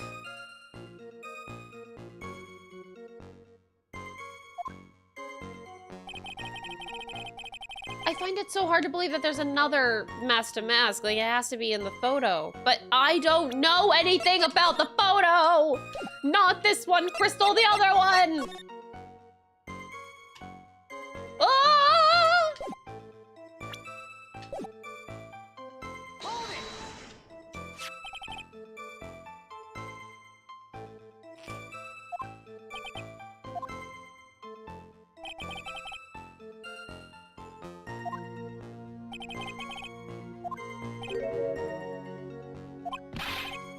Objection! I don't think I should be going down this train of thought.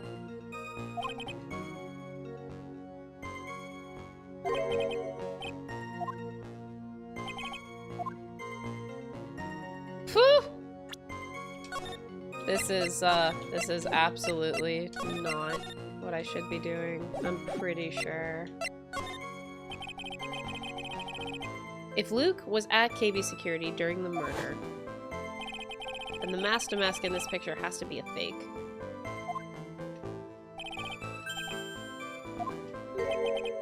Now remember, you said that, Mr. Tripe, because there's no going back.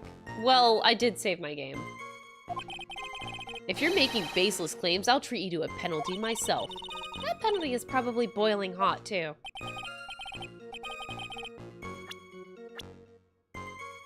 You see, the accomplice actually was me, Mr. Phoenix Wright.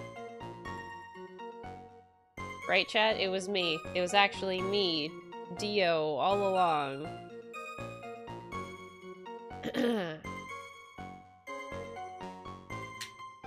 Yeah. Actually, it was actually Larry. Wait, I got it. Chat, it was actually Misty Faye. It was Desiree.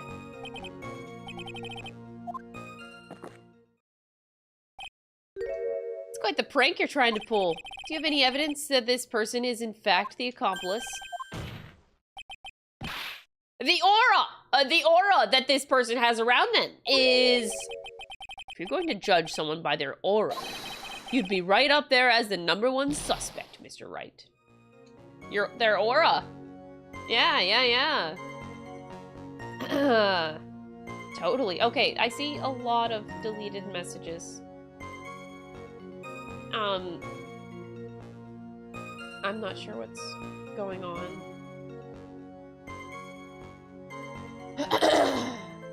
What's going on? Oh, even if they're fake answers, yeah. Fake answers just get really fucking annoying.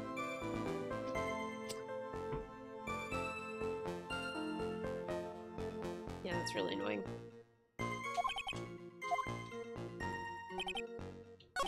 It doesn't even take you back. Okay. That makes me more confident in that answer, though. Okay.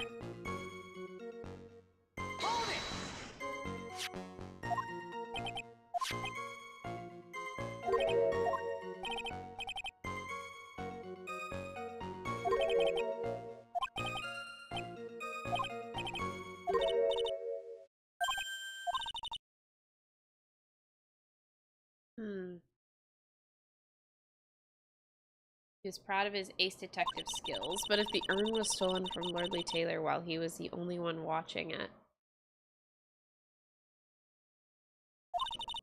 he'd have no way to maintain his perfect ace detective persona.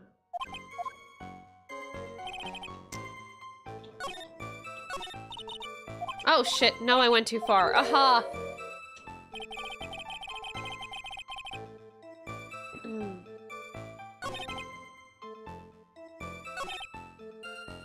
The photograph contains no words, but in this case, one turned out to be my witness.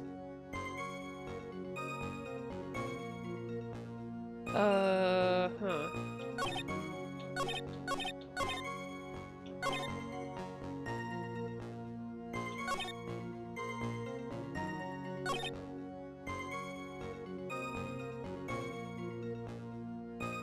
The time at which the camera captured Master Mask was the same time as the murder. I mean, technically it wasn't, but I don't know if that actually matters.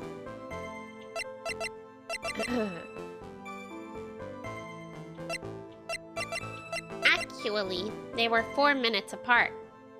Actually.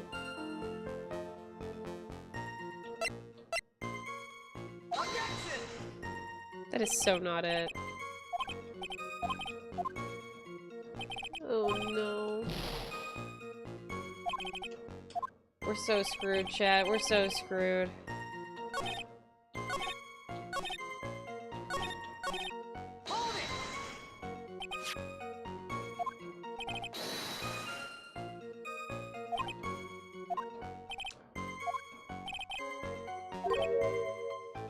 I could not have killed Kane Bullard unless I had an accomplice.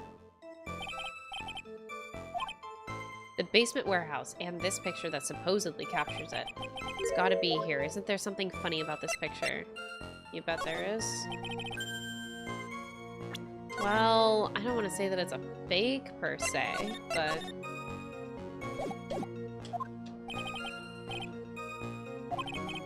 We took a look around the basement warehouse that night before the theft took place, and there's something in this photo that doesn't match my memory of that night.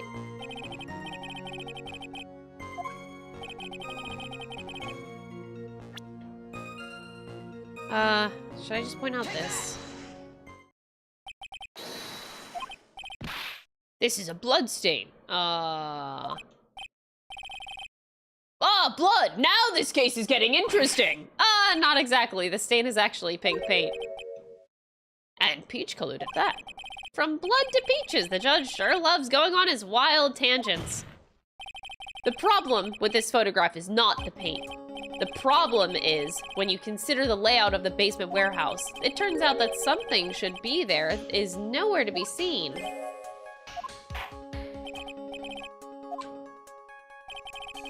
What is supposed to be in this picture instead of the paint stains?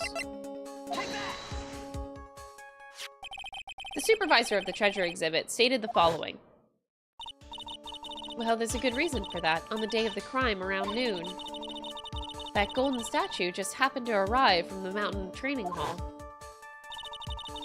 I realized that the statue would be the perfect size for covering up the paint stains. That's why I put it where you first saw it. I myself was there the night that the theft took place, and I saw the statue in that spot. If this picture was truly taken on that night, then that statue should have been there. But when I was there the day after the theft, that statue of the old bag was sitting in the corner. Old bag, he says. Perhaps it was somehow pushed there accidentally? Your Honor, this statue is slightly larger than yourself, and quite heavy. It would take more than an accidental push to move it in that distance. In that case, can you prove it? Can you give us the rhyme and reason as to why that statue moved that night? Can you do it, Nick? Not at all. No, I cannot. Never mind who moved it. The real question is, why did they move it?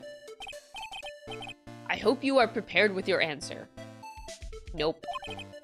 Who was the one that moved the golden statue? Wait, but we just said that we're not answering why. Wait, we're not answering the question of who was the one that moved it, but why?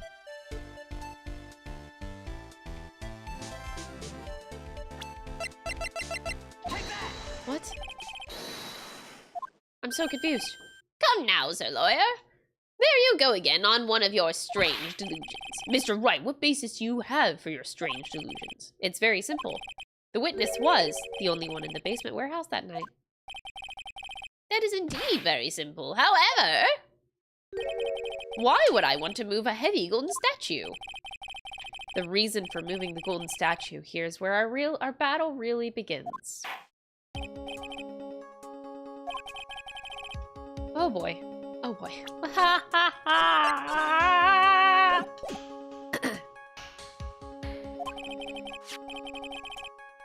The reason can be found here in this photograph.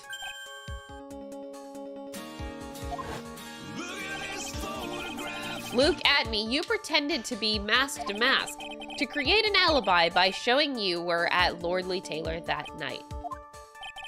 But this photograph contains a single, fatal flaw. If the statue had been there, your lie would be exposed like cheap film at a drugstore. Oh. That is why you had to move the statue. Interesting theory. Please enlighten us.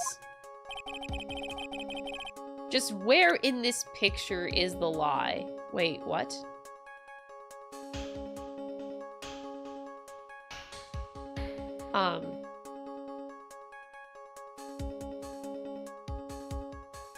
Sorry, you lost me.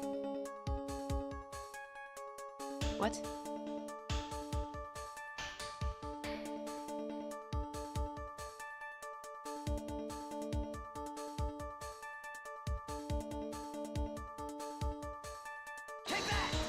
Are they going with the brooch thing?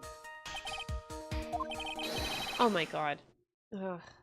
No. No, no, no. You know, I really wish you would start acting more responsibly. question is, why was the golden statue moved? So what possible connection could there be with Master Mask's identity? Huh. Your face has "oh buggers" written all over it. That's a penalty for you. That's a bad penalty.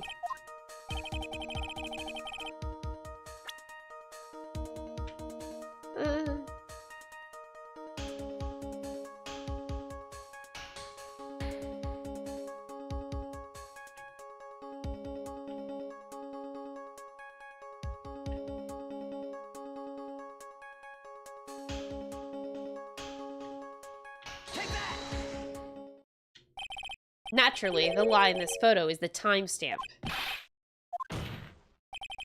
I'll tell you exactly what I mean. On the night in question, Luke Atmey went to KB Security and murdered Kane Bullard. Therefore, it's obvious. It would have been impossible for him to have been at Lordly Taylor at this time.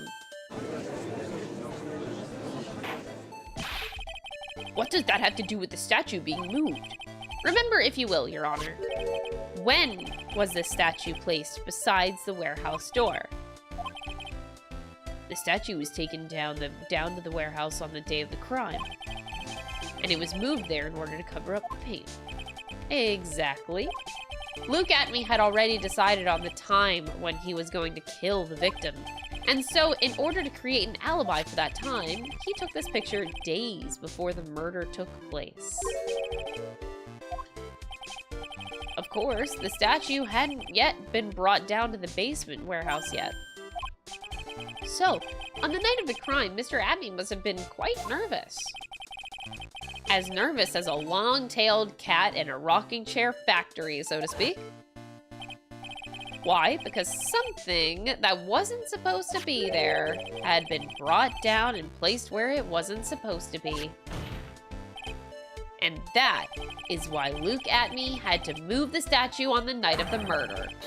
He did it to make the room match with the way it had been in his photo. Got him. Mr. Atmey, is this true? One moment, Your Honor. Have you forgotten this? The data for the basement warehouse computer, according to this, the camera did indeed go off on the night of the crime. It's true that the camera had been set up by the Lordly Taylor staff. However, the program used to manage that data was yours. That alone would have allowed you to tamper with the data. Woo! Mr. Godot, what is the meaning of this? Uh-oh. Godot, I warned you about making me wait. Now put that coffee down. My 11th cup. I've promised to drink no more than 17 during a trial. Which means I'm still good till the last drop.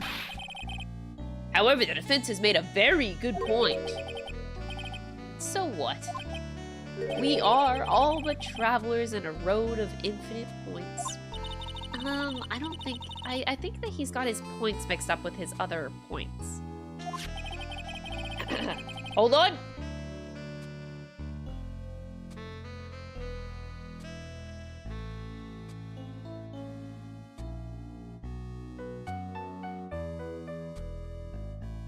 Meanwhile, I also want to direct our attention to the time frame. So in this court trial, about 3 hours have gone by since we started. That is 11 cups of coffee in 3 hours. Like what? Jesus Christ.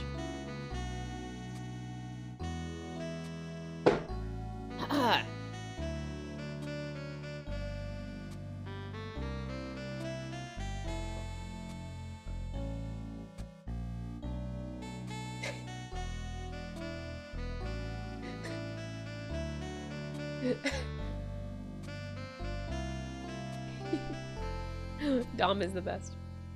So, you say that this photograph was taken ahead of time, and that the statue was moved in order to make it match.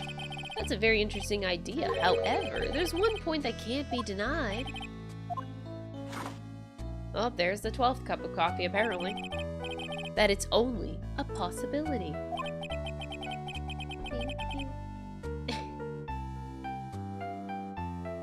Men that are trapped by the chains of maybe can never reach their dreams.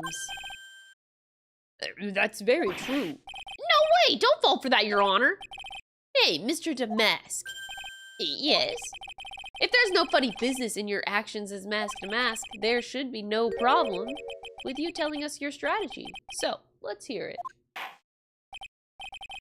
Please provide this court with your testimony about your plan to steal the sacred urn. Okay. I first received the request from Lordly Taylor about 20 days ago. The urn was placed in a box, and sorry, it was then sent to the warehouse. Hence, I was actually unable to see the urn for myself until the day of the crime. I knew it was an extremely valuable treasure, so I sent my card 10 days beforehand. I then handled security by myself to ensure that my crime would go smoothly. At last, I held the urn in my hands for the first time at 1 a.m. on October 12th. Right. That's pretty much all stuff that we've heard before, isn't it? Yeah, but we will find the truth hidden in the nuggets of new information he gave. Witness, you're sure that there are no mistakes this time? Zvari! Very well, Mr. Wright. You may begin your cross-examination. I have 1 HP. My life is great right now.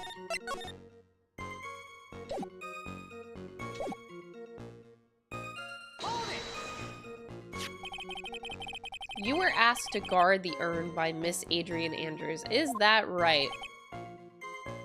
Indeed, it seemed that they had heard of my sparkling reputation. Oh god. I see Miss Andrews is still attracting the weirdos. You better watch out too, Maya. You mean this box? Yes, that pathetic box. Lady Andrews was especially taken with that urn, and she wouldn't let anyone enter the storeroom, not even me. Huh, interesting new tidbit. So, you're sure that you had never seen the urn before? Indeed, you may ask Lady Andrews to confirm for yourself. My security was focused on entirely on the entrance to the warehouse. However, I, Luke Atmey, let no information whatsoever slip through my fingers.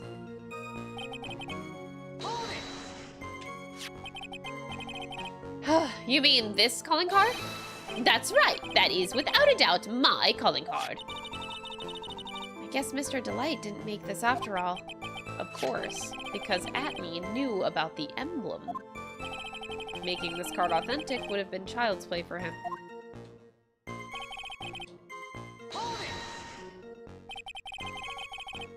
Then no one entered the basement warehouse? Unfortunately, there were many different treasures being taken there. Thus, for a period of approximately 5 days, people were indeed going in and out of the warehouse.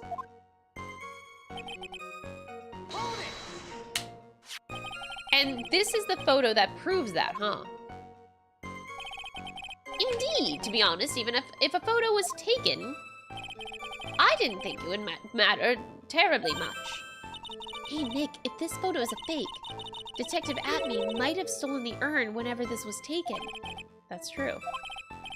You know, he's been saying that he never saw the urn until that night. If we can prove that he's lying there, we can wrap this up and put a bow on it.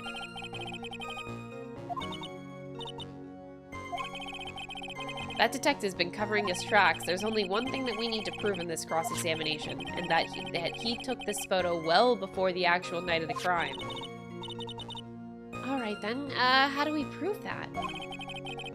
There's one thing that Atmey stated very clearly, that he had never seen the urn before he stole it. We need to prove that he's lying.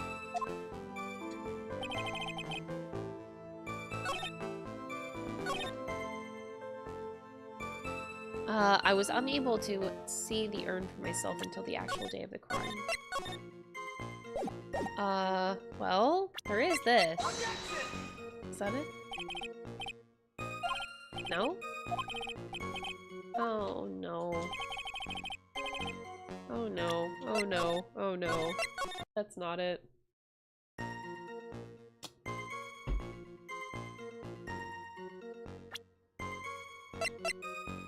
I was like, oh, there's a picture here, but, you know.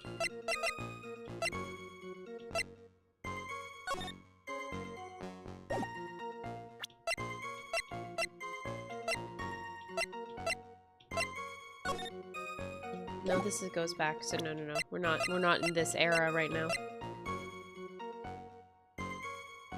So, broken and repaired by Adrian 2 weeks ago, and then replaced in its box. Kept out of sight.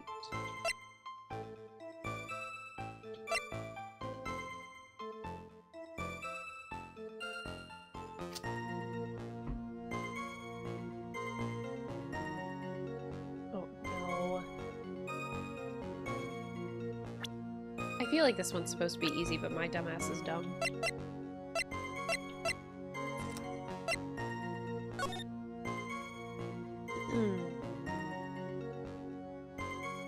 Oh, actually.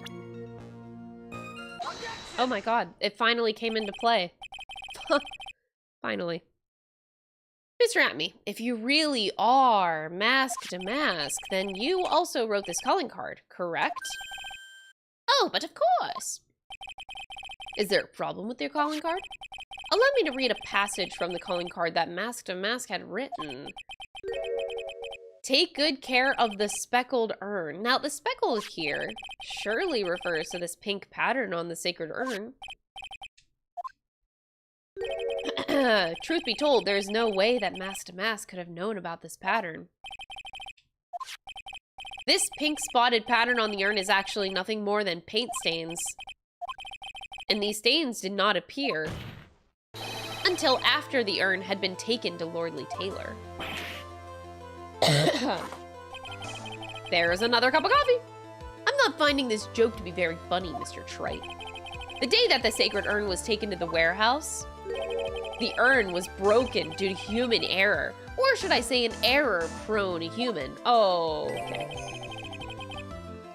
And that's when the pink paint got on the urn. Oof. You can't be serious.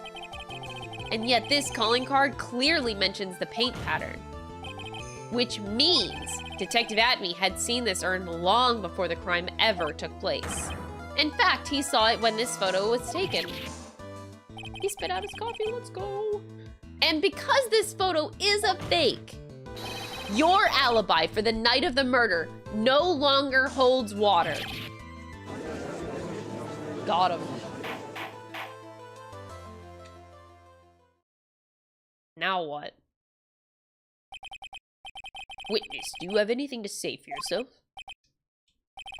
All right, that did it. He's broken. Nick, I think it's still a little early for a victory pose. Huh? Oh, coffee number like 13. Huh. It's so sad. No one has any conviction these days. Yesterday, we all decided unanimously that this man was Mask to Mask. And now we're calling him a murderer. You don't think we're being a tad fickle? That's a good point. no way! Don't fall for that too, Your Honor. You say that Luke Atmey was the one who killed Caden Bullard? Well, let me ask you this. Why would he do that? Motive. Motive, Mr. Wright, motive! Might you, my merry, murderous motive manifest? Nick, he's getting a second wind. If he prepared an alibi and pinned his crime on Ron Delight, as you say, he must have had a very strong motive for murder. The only one with any motive we've seen is Ron Delight. Isn't that right, Detective? Indeed, according to my own research, the boy's motive is clear.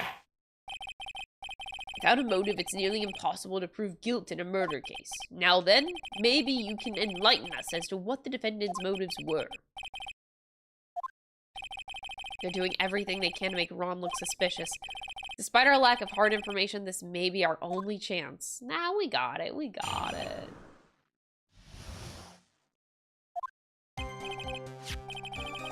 I, Luke Atmey, had no points of contact with the victim whatsoever. Kane Bullard decided to investigate mask to mask and simply mistook who he was. It was Mr. Bullard who wrote the blackmail letter and sent it to Ron Delight. And it was again Mr. Bullard who harbored a grudge against Mr. Delight for his betrayal. Mr. Bullard's mistake is quite excusable. The defendant truly believes that he is mask to mask. That is why Mr. Delight saw it fit to kill Kane Bullard. Truly a tragedy.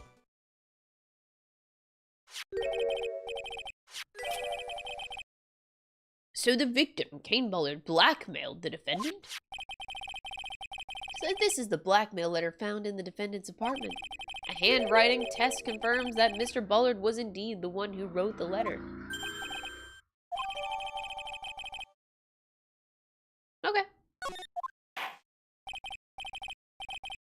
Very well, Mr. Wright. Begin your cross-examination.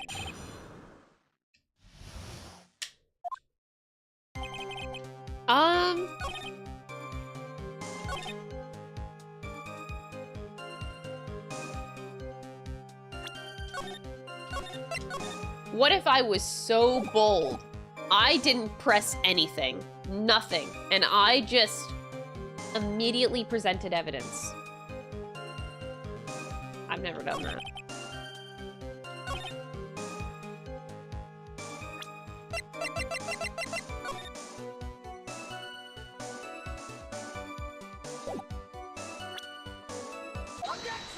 I've never done that. I've never done it. I just skipped everything. I missed a lot of dialogue though, so I don't know if that actually like I don't know if that if that's a good idea. But that's okay. You know what? More reason to play this game in the future. I do like the extra dialogue though. Mind if I ask you a few questions, Detective Atmey? Well, if it's just a few, I guess it's all right. When you said that this letter was addressed to Ron Delight, I couldn't help but notice one major contradiction. I don't know where a walking contradiction like you gets off saying things like that. You're one to talk! Times like these, men are made to express themselves with their fists. Why don't you show us what you've got there, Junior? Indeed, time to man up, Mr. Wright. Show us the contradicting evidence in the content of the blackmail letter. Wait, what? What?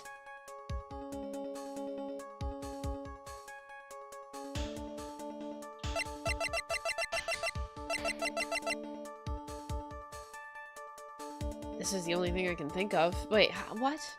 This seems so silly. I would rather, like, point out the, what?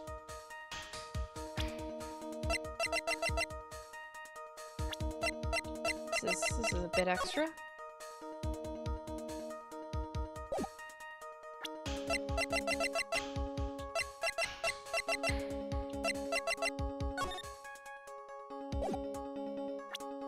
One HP in a dream. Yeah, that's me. My life right now. And I don't even know.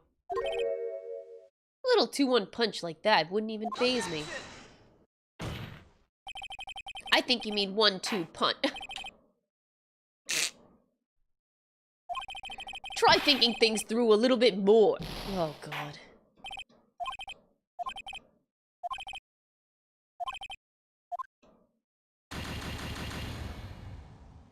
That's a silly question. I don't like that. Like, the problem in the blackmail letter was the last sentence in it. So, like, what, huh? I'm so confused. Like, what do you want me to do to that, buddy?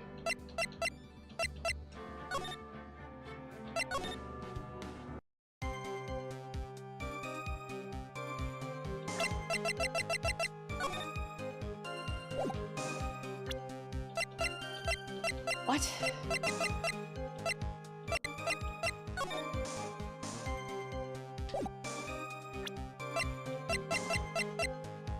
Do I... You know what? Okay. We'll try that. We'll try that.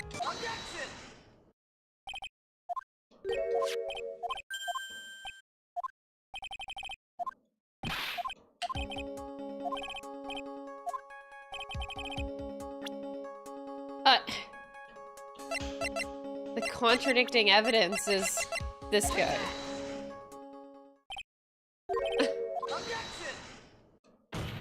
I like that this happens. What? What do you mean?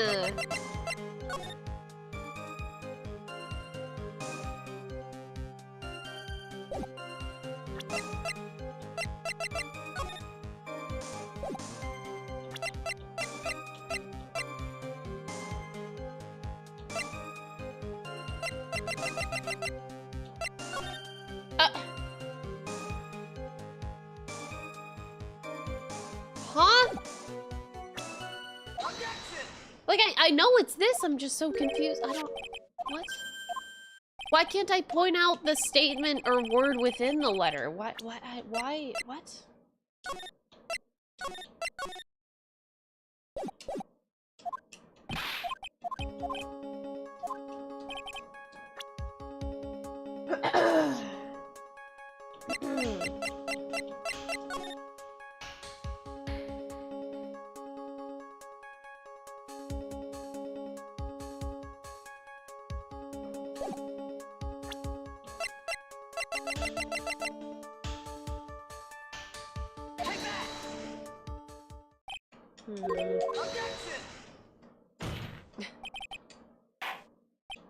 Phoenix, I love you. What the hell?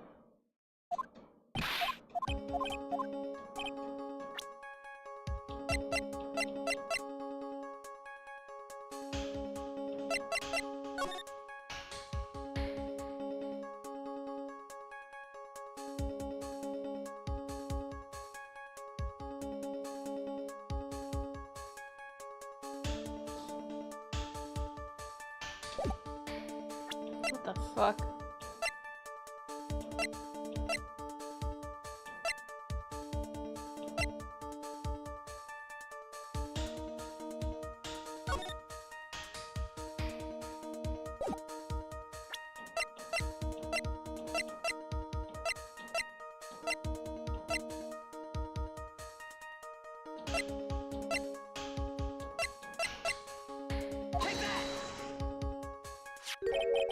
Take a good look at this newspaper clipping.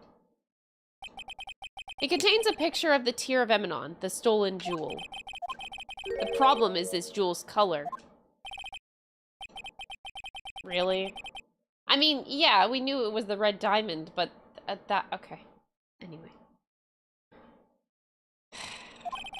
According to the clipping, the jewel, the color of the stolen jewel was blue. However, in the blackmail letter, a totally different jewel is mentioned.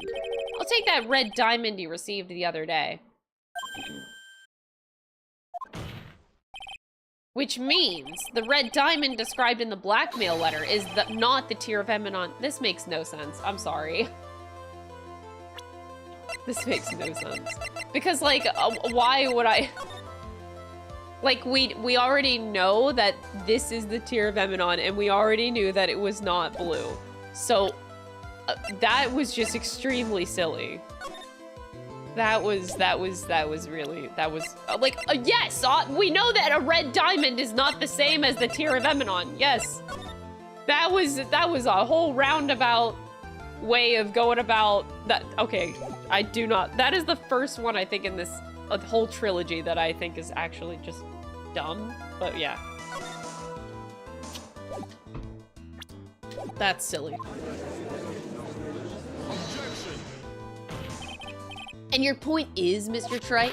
So, you're trying to say that this blackmail letter was intended for someone else? That is what you're trying to say, right, Trite? That is what you're trying to say, right, Mr. Wright? Well, that is what you're trying to say, Miss Right, Nick? Yes. Yeah. This is who Kane Bullard was actually blackmailing. Well, yes. Naturally, it was you, Detective Atmey. Do you have some sort of basis for that claim? You've been personally involved in every single mask-to-mask case, and in the last case, you recovered what was stolen and received a jewel as your reward. Probably the one wrapped conspicuously around your finger. That red diamond ring.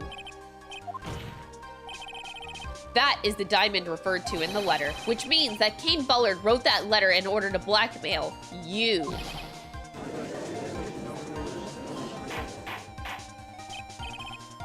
Objection. Oh, the music, man. The music. It seems that you've gone too far with your childish pranks, Mr. Trite. Uh-oh, I don't like the way he said that. Kane Bullard blackmailing Luke Atmey? Are you for real? For real? Yes, I am. Nick, come on, stand up to him. Then answer me this. The blackmail letter contains the following passage. If you don't want your identity revealed to the world. He didn't know. Kane Bullard threatened to make Luke Atmey's identity public knowledge. An identity he wanted to keep a secret. So, just what was that identity? Oh god. Oh god, oh god, oh god.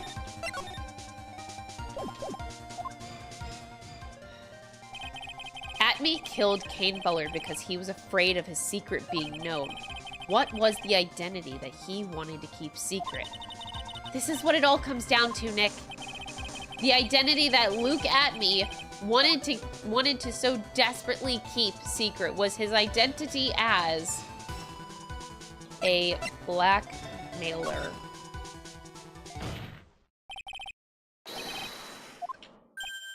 Objection. Hey now, isn't that a little different from what you've been saying? You said that Kane Bullard was the one blackmailing Luke Atmey. Are you saying that Atmey was blackmailing someone else on top of that? You have to admit, that sounds a little odd. It's not odd. It's the only thing that makes any sense. Kane Bullard was blackmailing Luke Atmey. But Ron Delight was also being blackmailed by a certain someone. So, did you start receiving blackmail letters after this incident? Yes, just a few days after the Cherry incident. After that, I started writing plans in the bow. I received plans for some kind of very kind person, incredibly detailed plans. That would mean that Ron Delight was actually Master Mask. That is what we are claiming. Someone else came up with the plans and had Mr. Delight seal his targets for him. And that someone was none other than Luke Atmey. Silence!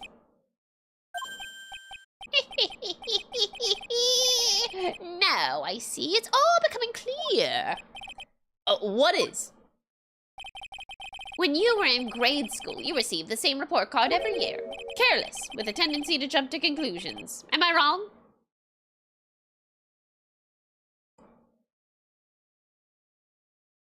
No, not at all. Oh no, Phoenix! Oh god! Sweetie!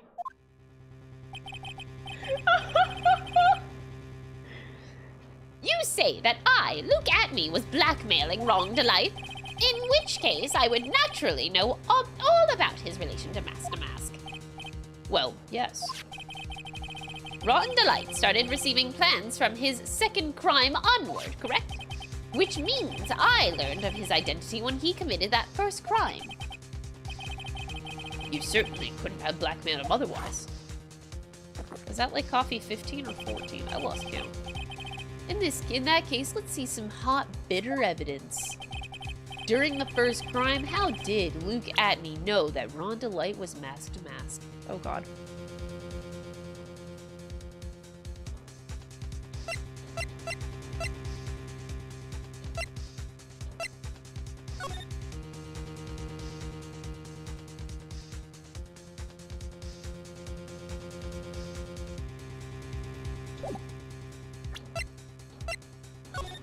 Oh, yeah. Yeah. I think I see it. See what? When you were in grade school, you received the same report card every year. Gets into lots of mischief trying to be the center of attention. Oh!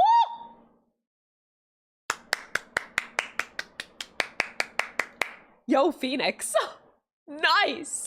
What do you mean? This newspaper clipping.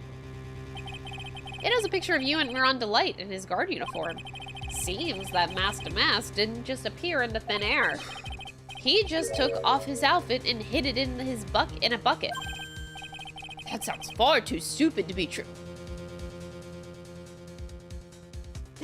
Well, Your Honor, this is Rhonda Light.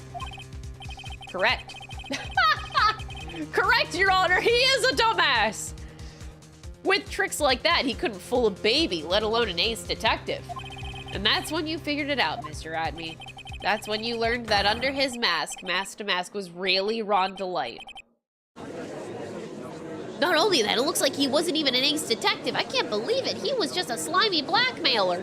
What a fraud, trying to pass himself off as an ace detective.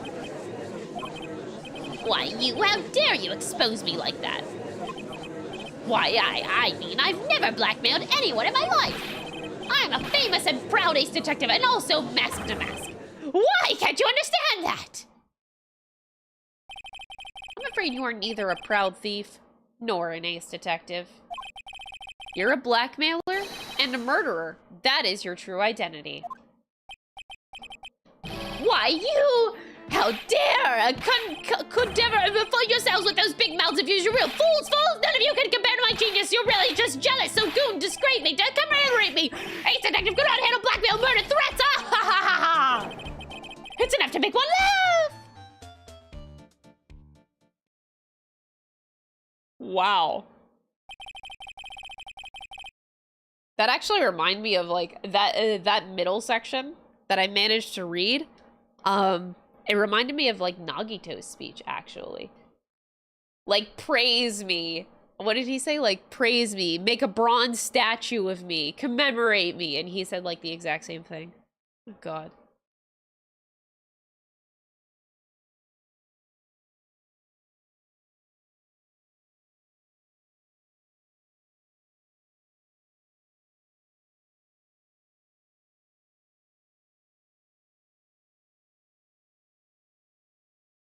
Ah, it would seem we finally arrived at the real answer. That was quite a performance by Mr. Atmey. Bailiff, please prepare a cell. Objection! Godot's not done. Oh, come on. This better be good.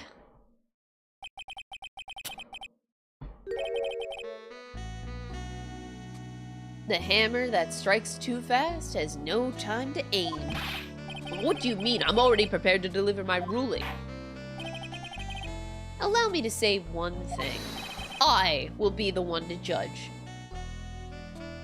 You're a prosecutor. You don't get much more in your face than that. It appears that your claws weren't quite sharp enough, Mr. Trite. What do you... It's true that you've proven a lot of things. Things like Luke Atmey was a filthy blackmailer, and that he wasn't at Lordly Taylor the night of the murder.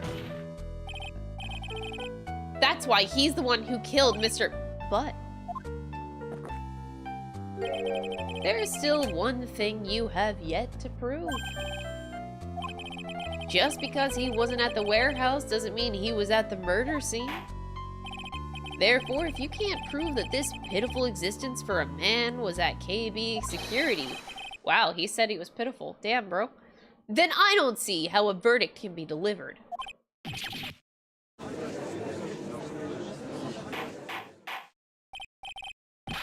Well, Mr. Wright, this is it. This is the final round. Okay, I've got to prove that Atmey was at Mr. Bullard's office. Oh, god damn it. I'm on 1 HP in a dream right now.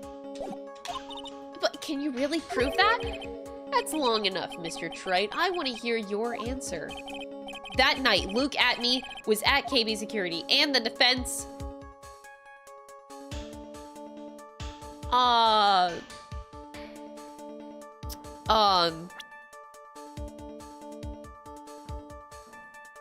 Yeah.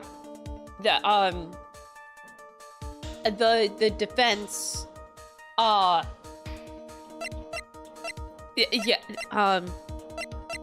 yeah. And,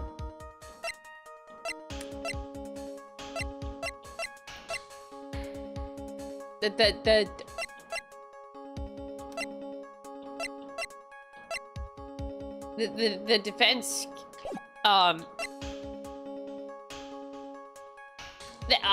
we can prove it.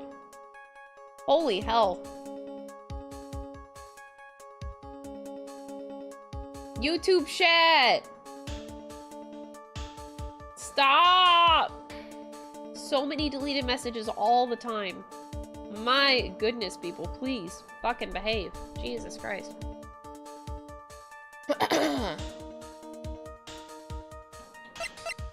Alright. Yeah, you know what? I can totally prove it. The defense can prove it with oh. You had to say with evidence. Oh god, okay. Are you sure? No. No, Your Honor. Don't you worry, I'll watch over you as you break down and fall to pieces.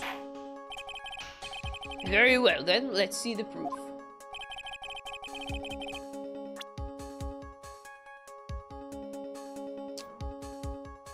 Well...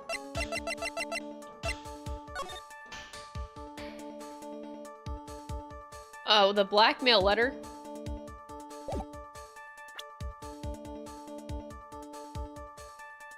Is that not proof enough?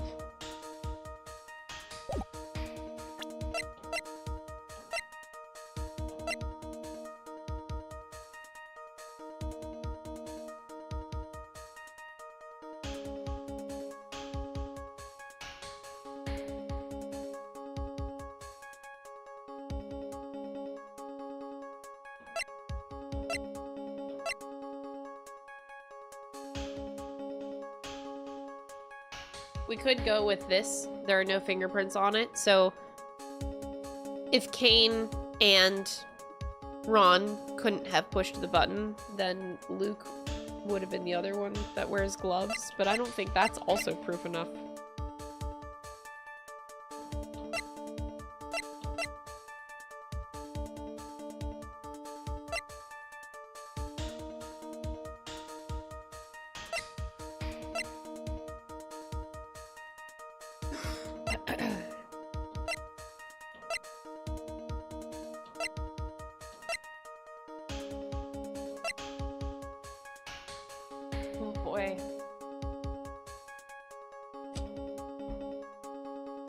Shit.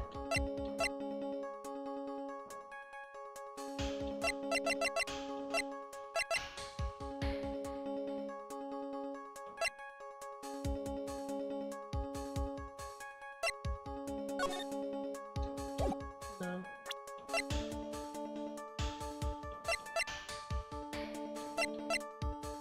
I don't think that's it.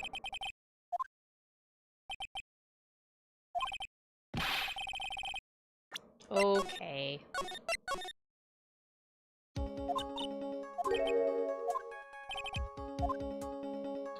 What if I said I can't prove it? I feel like we can't say this.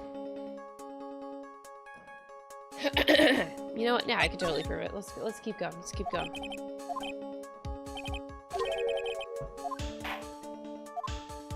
I'm gonna just try the blackmail letter. That seems like a low blow, but I don't think so.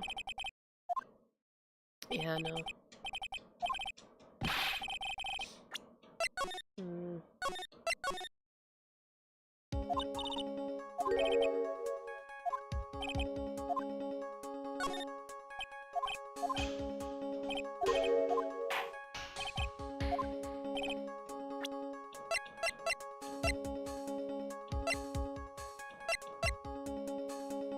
Oh boy.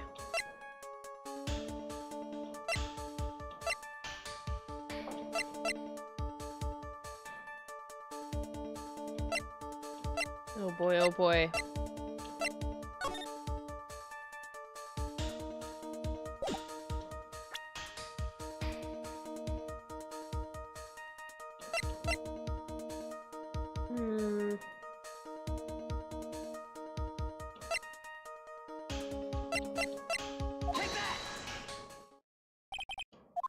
Damn it. Oh my god. Oh! Alright, I think I have to say I can, but for right now I'm gonna say I can't.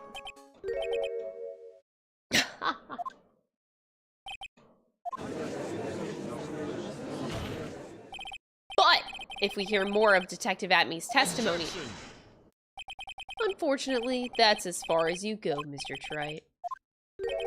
I won't allow for any more testimony, that's what I mean. What? Have you forgotten? Luke Atmey is here after we interrupted his own trial, and you have failed to prove that he committed the murder. I think it's time for this witness to return to his own trial and face his guilty verdict as mask to mask. Well now, Sir Lawyer, it seems that love wins out in the end after all. I am the ace detective as well as mask to mask. My verdict will verify that. Just as Rhonda Lights will verify that he is the true murderer. I declare that with the full force of my ace detectiveness. You know, his ace detectiveness. You guys believe him, right? I can't believe this. At this rate, Ron, don't give up now, Nick. We still have tomorrow. We can look for even more evidence. By then, it'll be too late.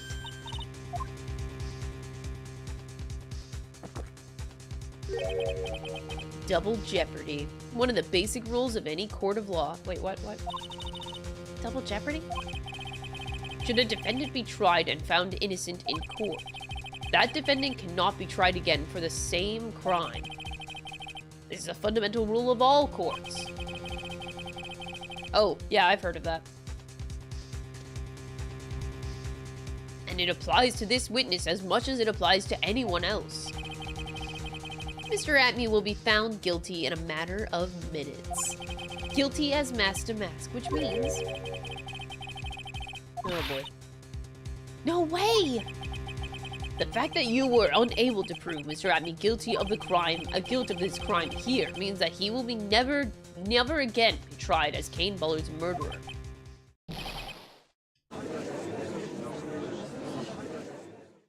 So was that the right or wrong answer?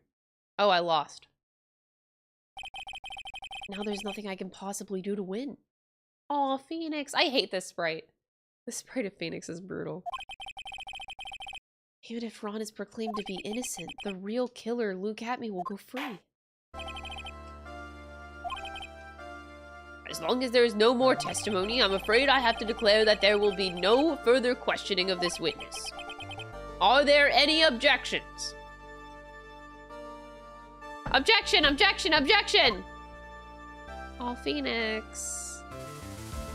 Is Larry gonna come in to save the day?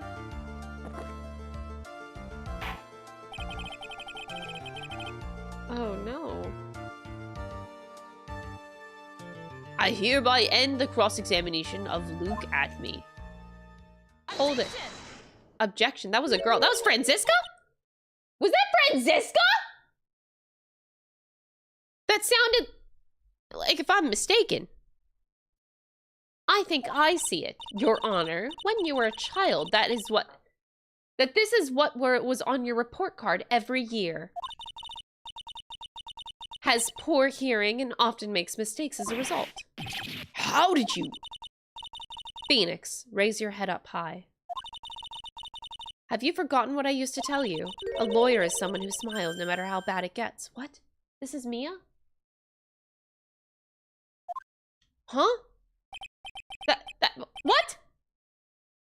She's dead. She's dead. She's dead.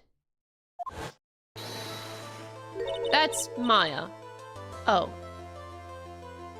That's not Franziska. I couldn't remember Franziska's objection. I thought that was her for a sec. Long time no see, Phoenix. Mia! Mamma mia! This is the true power of the Karain channeling technique. I know that it's really Maya who's standing before me, but right now she's my mentor, Mia Fey. Now, let's do this. There's nothing more we can do, Mia! Without any more testimony, I can't cross-examine... Not yet. Testimony's not over yet. What do you mean? Your Honor, just now you said something very interesting. You have cross-examined every statement the witness has made here today. Unfortunately, Your Honor, you're forgetting something. Earlier, after the last cross-examination, this witness made a number of remarks.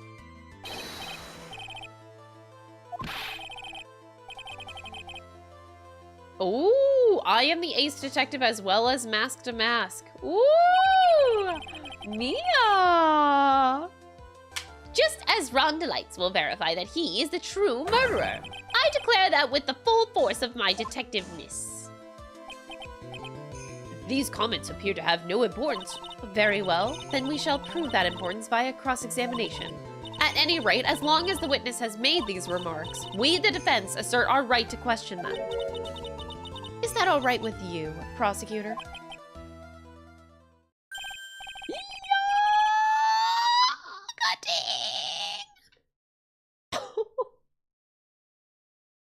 Is something the matter, Mr. Godot? Nothing. Oh, Sir Lawyer, looks like you are one step too late. If you think such falsehoods would do anything to me, look at... Let's hear it.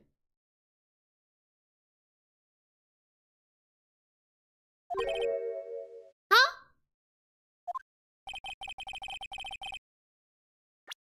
What's going on?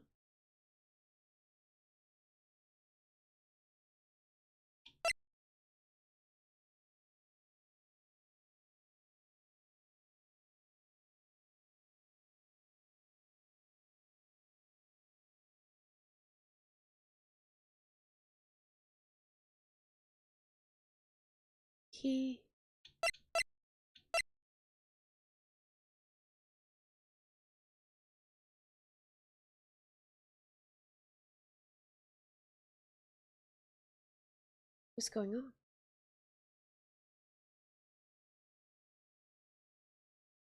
There's something there. He changed his mind for a reason.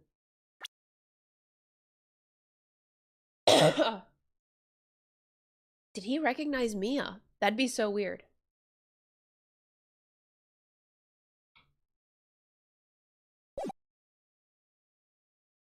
You did?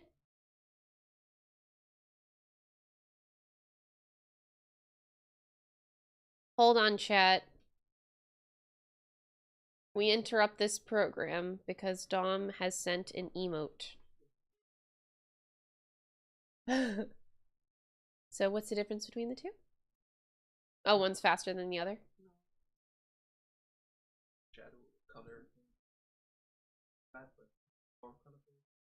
The second one? Yeah, I'll do that one. Oh, I see. Yeah, I'll do that.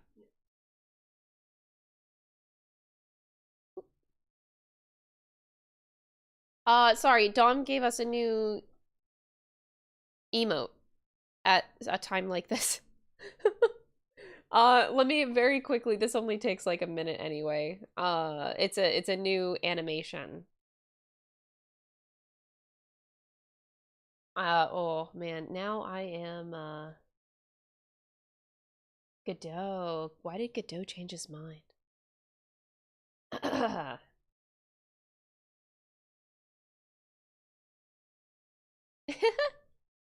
All right, uploaded. That only took a minute there.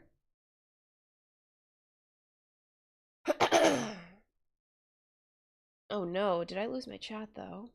Yeah, I think I did. Okay, oh, you're back, Okay, I'm back. Sorry, chat. The emote has been uploaded. Okay. It's true that the witness made some remarks. So then, let's hear this last bit of cross-examination. Mr. Godot, what are you? Very well done, Mr. Luke Atmey. I'm going to allow the defense to cross-examine your earlier remarks. There you guys go. I love it. Yeah, I love coggers. The defense would like to hear why you declared the defendant to be the true murderer. Please give us one last bit of testimony. Phoenix, this is it. This is our absolute last chance. I want to know why Godot changed his tune. Indeed, it is true that I was not at Lordly Taylor. I had to leave to see about another vitally important job request. I had known about the date beforehand, so I had this photograph readied. My brilliant deduction was what informed me that the true culprit was Ron Delight, and thanks to the keycard and wallet, it was abundantly clear that he was there. I was also able to make a deduction from the buzzer, which only sounded once. The button did not have any fingerprints on it. Why? The victim would have left prints if he sounded it, which means the killer sounded it. Mr. Delight was wearing his mask-to-mask outfit, which is why he left no prints. And the blackmail letter, the victim likely just mistook the color of the jewel. Zvari! Oh, wow. Therefore, all the evidence points to that poor boy. This is, wow. That is a huge cross-examination. The witness's earlier remarks do not appear to have been hastily prepared. All of his points have been explained and none of them seem to contradict anything. Ah, but of course. How did you know about the emergency buzzer? The police investigation documents went directly through me. And I always look over all the documents. It's elementary, sir lawyer. Are you going to make even more trouble for us, sir lawyer? I will not allow any of your usual shenanigans, Mr. Wright. Yes, Your Honor. We cannot postpone Luke Atmey's trial any longer. This is your last chance. Hang on a sec, just one chance? Seems that the party's about to begin. Well, Phoenix? There isn't any evidence that contradicts with that testimony. So it would seem. Listen, Phoenix, pointing out contradictions doesn't always mean that you have to present evidence, does it? At any rate, this is our last chance. If you can't point out a case-breaking contradiction, you lose. That's all there is to it. Oh boy. Oh, this is his last cop? It seems like the time has come to put an end to this trial. I have to find a fatal contradiction in this testimony, and I need to point it out without presenting any evidence. Which means all I can do is find the contradictory remark and press it. You only get one chance. I only get to press one?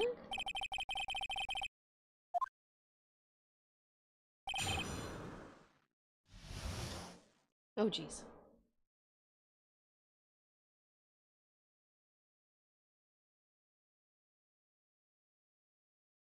So I have like 10 options here.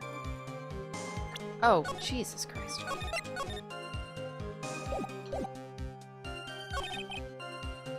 It was I who was at Lordly Taylor. I had to leave to see about another vitally important job request. I had known about the date beforehand, so I had this photograph ready. My brilliant deduction was what informed me that the true culprit was Ron Delight. Thanks to the key card and the wallet, it was abundantly clear that he was there.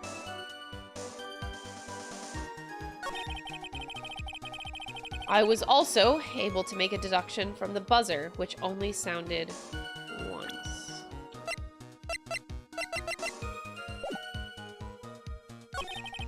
The button did not have any fingerprints on it.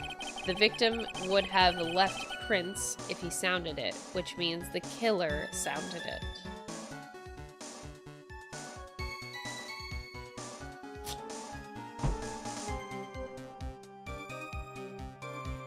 Yes. Mr. Delight was wearing his mask-to-mask outfit, which is why he left no prints. In the blackmail letter, the victim likely just mistook the color of the jewel. But...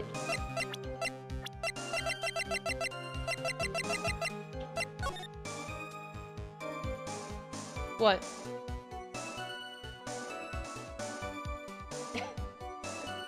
It is funny. I'm glad you like it. Dom just like giggled at me, was like, hey, I like I like the emote.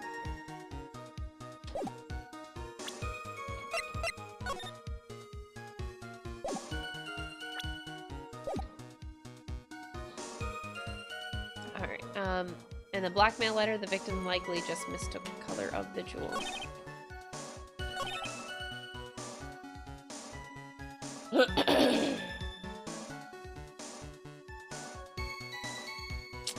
Oh boy.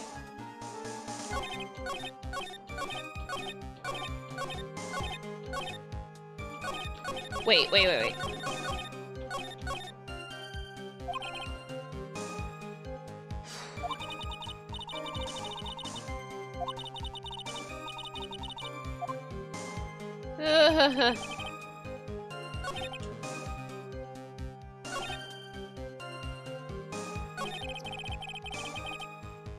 My brilliant deduction is what informed me that the true culprit was Ron Delight. And thanks to the keycard and the wallet, it was abundantly clear that he was there. I was also able to make a deduction from the buzzer. The button did not have any fingerprints on it. The victim would have left prints if he sounded it, which means the killer sounded it.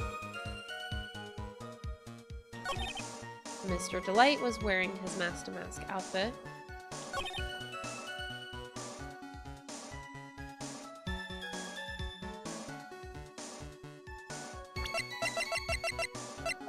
Oh no!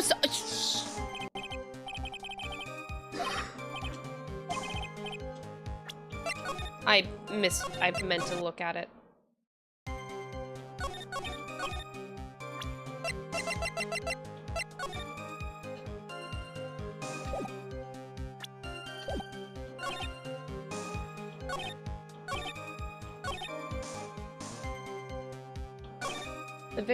The button didn't have any fingerprints.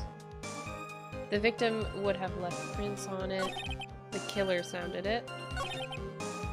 The victim likely just mistook the color of the jewel.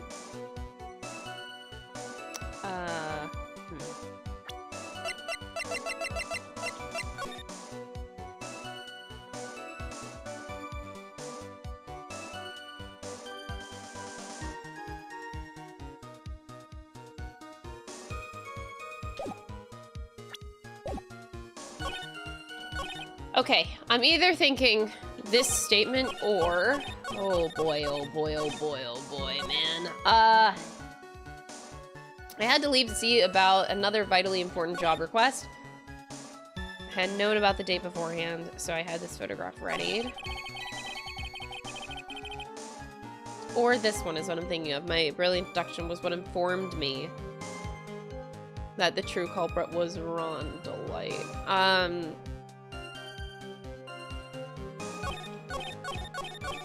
I have more of a hunch on the other one.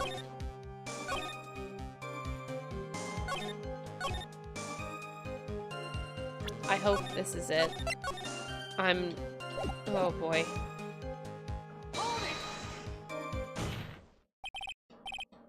Objection. Oh no, it's not it. There's still one thing you haven't proven. This scum was in Kane Bullard's office that night. Okay. Wait, then I got it. If that's the angle they're going with it, then yeah, I got it. He would have no way of knowing that the wallet and the key card were left if he had known that. If he wasn't there at the crime. Like, he can know about the buzzer sounding off one time based off of police records, but how would he know about the wallet? Because, again, that's where Larry comes in, and it's like, oh, Larry is the one that gave us it.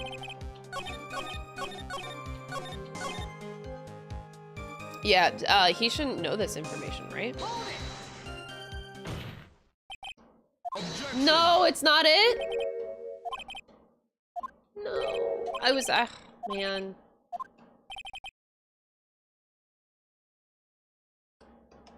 How would he know that, though? Dang.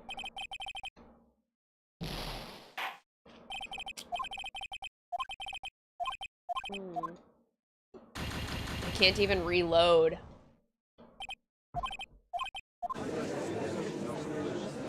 I have to suffer through this.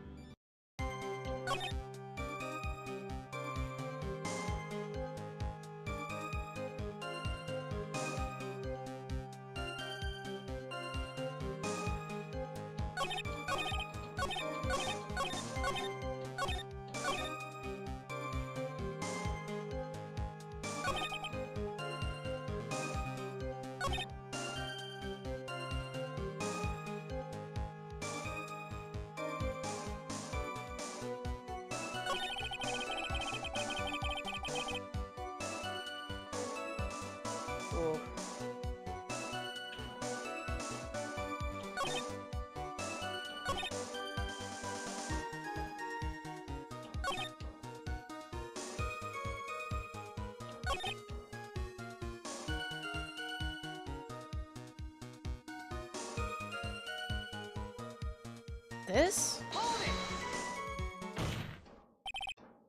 No! Oh!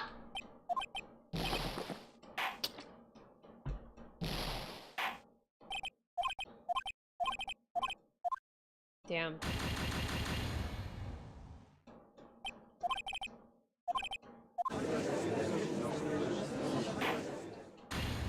Brutal.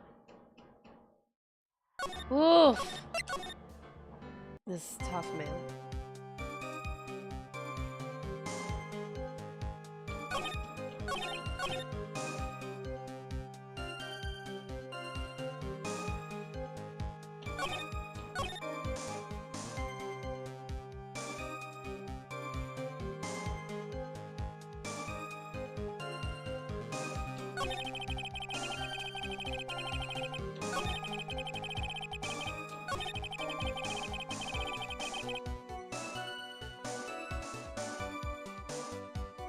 How are you able to make a deduction based on the buzzer going once? That doesn't make any sense. Ah, yes, I made this amazing deduction because the buzzer only sounded one time. Like, oh, okay, yeah. Okay, sweetie.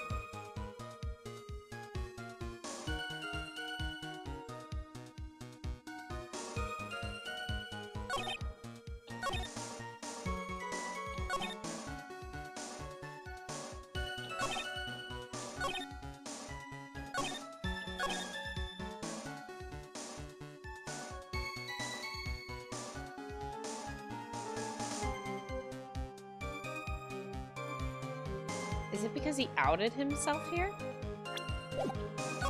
Man, this is... Oh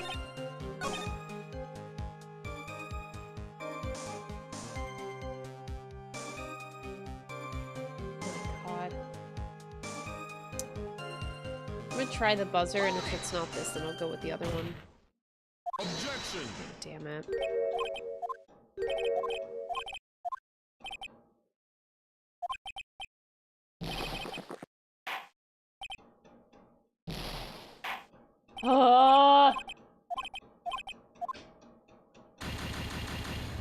I'm gonna get this guy by process of elimination at this point. I'm trying to at least put logic into the ones that I'm guessing, but it's a stretch every time. There's nothing that stands out as me, like, being confident about a certain answer.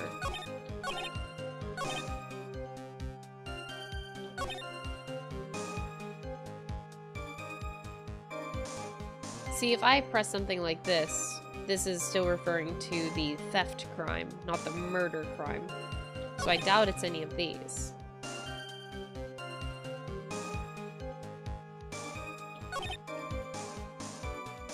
Oh, actually, no, that... It's hard to know what a press is gonna do. I'll give it a try. Objection! Damn.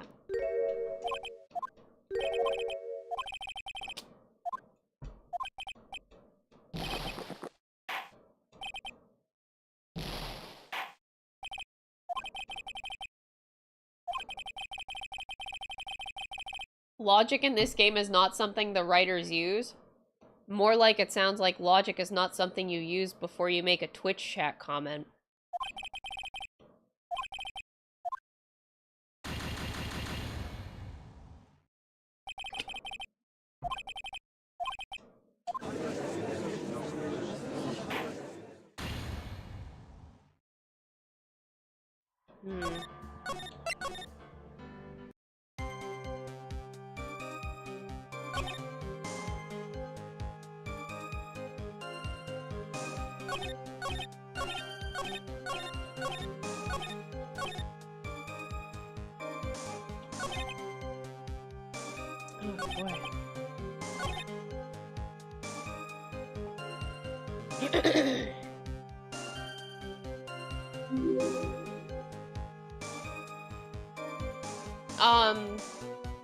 Oh, Lopez, thank you so much for the 4 months. I really, really appreciate it.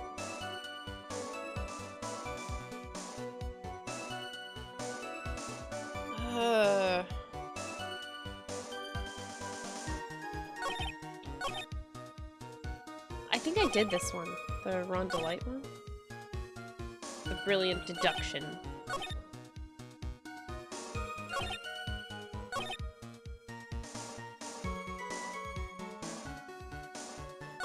I did that one. I did not do this one, but...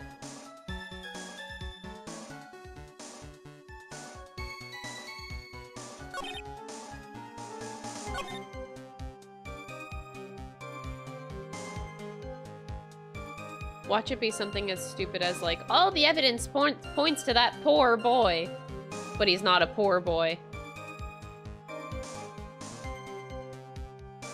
He's actually a very rich boy, but he means like poor in spirit, or like poor, the other meaning of the word poor. That's a stretch. He's actually a rich boy.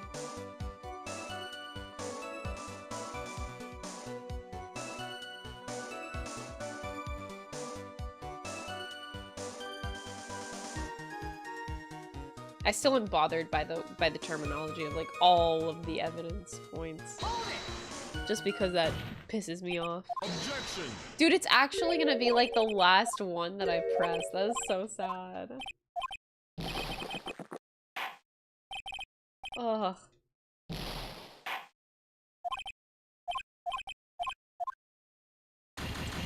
Fuck this guy. Fuck Mr. Luke.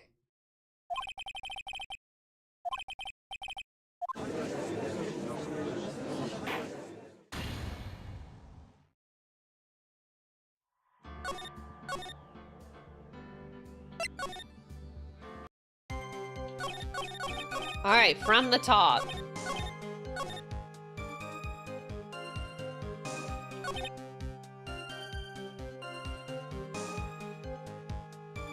I guess I could ask about this another vitally important job request, but this seems like really stupid to press about that.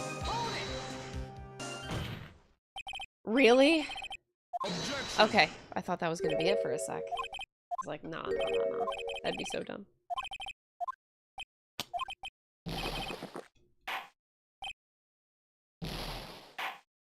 Oh. How many times can Ron Delight be found guilty? Oh, this poor man, I'm so sorry. Actually, do you guys think- wait, this is on live television, right? Can Miles be watching my case right now? I think the other trial was on live television, but not this one. So Miles, I don't know if Miles is watching.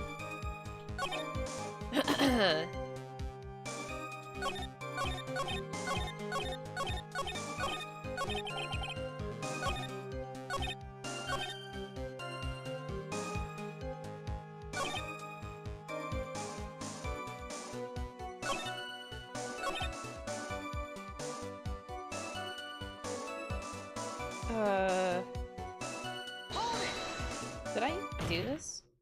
Objection! Don't remember.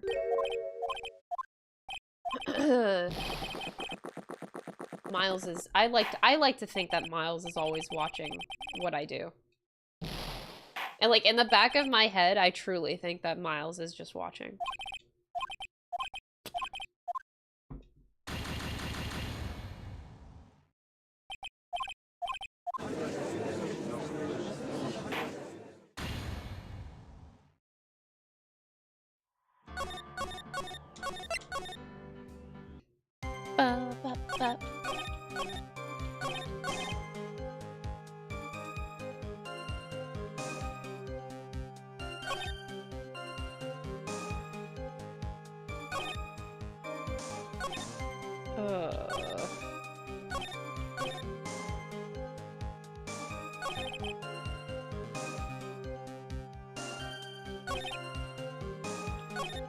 The other, all of the ones that I haven't done at this point would really confuse me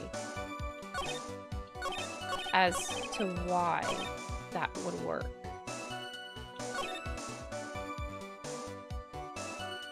I did that one. I think I did this one, but I might not have.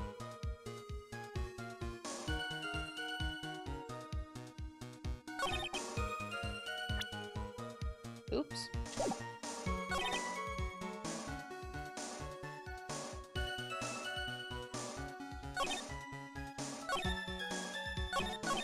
And if I go to the beginning, my brain doesn't like that either. Because it's talking about the theft.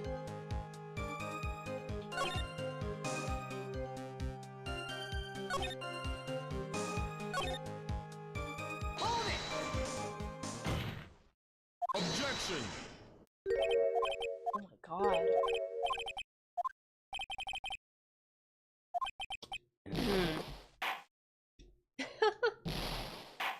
Wait, what is this pin? Excuse me? He edge on my worth until I Zvari.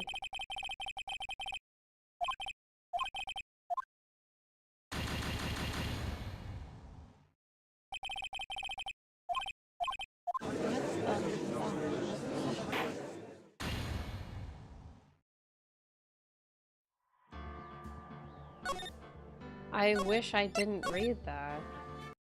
Honestly.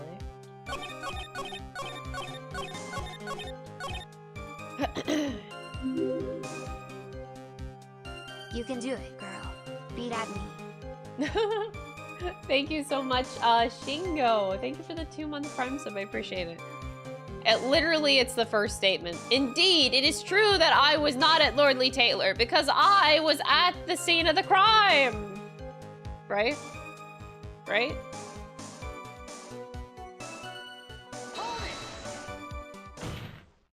Objection!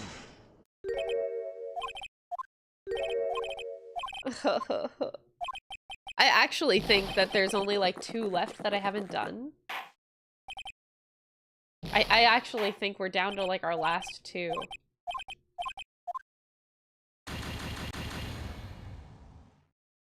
Oh my god. And I've been rolling it out based off of what I think could be the highest probability. So this is, this better be a damn good explanation for this, that's all I'm saying. Right from the top. I did that one. I did that. I did that. I did that. I did that one. I did that one. I did that. This one I don't think I did. And then the... Wait, no, that's the only one I think I haven't done. Wait. Wait, no! I don't even remember which one I did anymore! Wait! Oh! Wait, I didn't! Wait, I didn't! It was actually the last one! I'm afraid you're the one that still doesn't get it, Mr. Godot. Mr. Atmey, it seems that you have finally admitted that you were in the CEO's office at the night of the murder. What? Let's review your testimony. The button did not have any fingerprints on it. Mr. Delight was wearing his mask-to-mask outfit. More like your deductions prove that you're a fool. What the fuck? For some reason, I'm starting to get real thirsty. Oh man, and he can't have more than 17 cups of coffee. What a shame. When exactly did we learn that fact? Well, during Ron's testimony.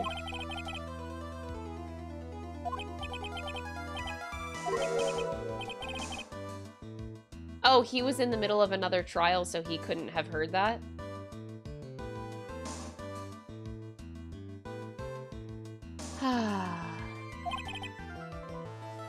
Back when my 6th cup was looking at me with a cold stare.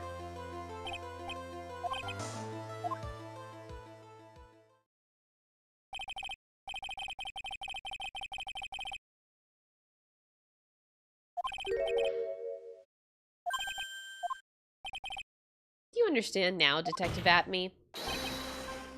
Oh boy. You were in the next courtroom being tried as mask to mask. So then, enlighten us. Just how did you know about that piece of information? How did you know, Dom?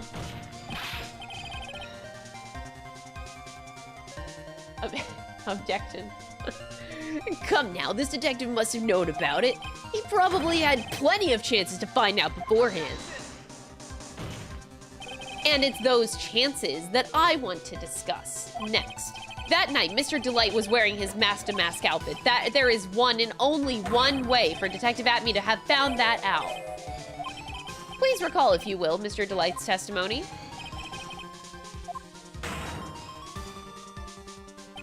For a second, my client witnessed the real killer. Woo! But Mr. Delight never saw his attacker.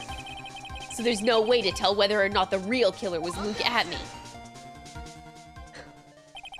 It's with that statement that I'll turn this case on its head. Just what are you implying?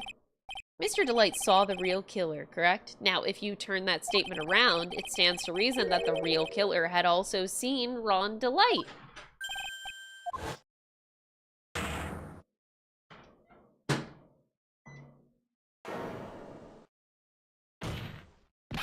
Detective Atmey, you saw Mask to Mask at the murder scene that night. You saw him when you killed Kane Bullard and assaulted Ron Delight. That was the only way you could have known what Ron was wearing. What is happening? Oh. He's getting bigger.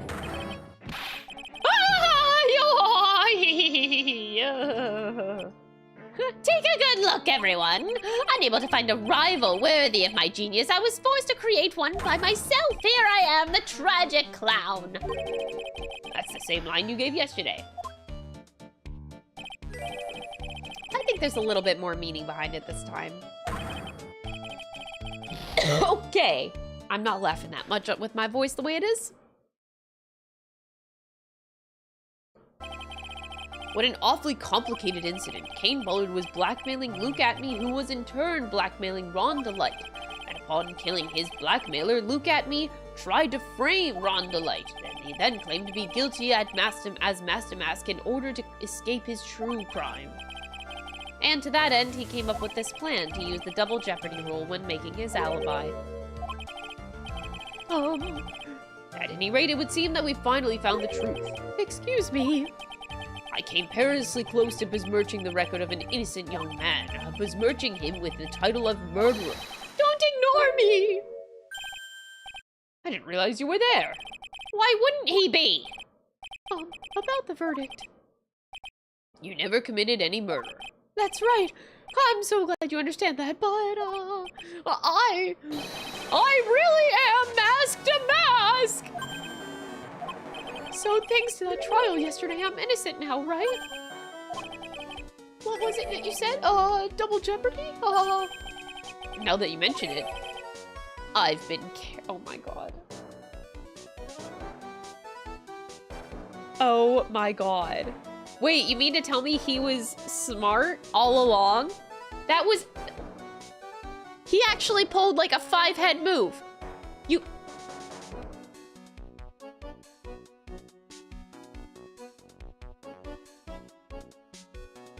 Okay.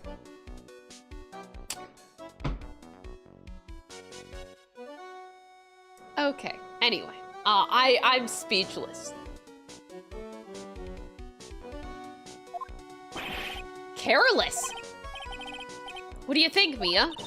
As the defendant says, the rule of double jeopardy is absolute. A defendant can never be tried twice for a crime in which he was once found innocent. Mask to Mask is really innocent? It would seem so. For now. For now. This court finds the defendant not guilty! This is weird. I feel weird about this.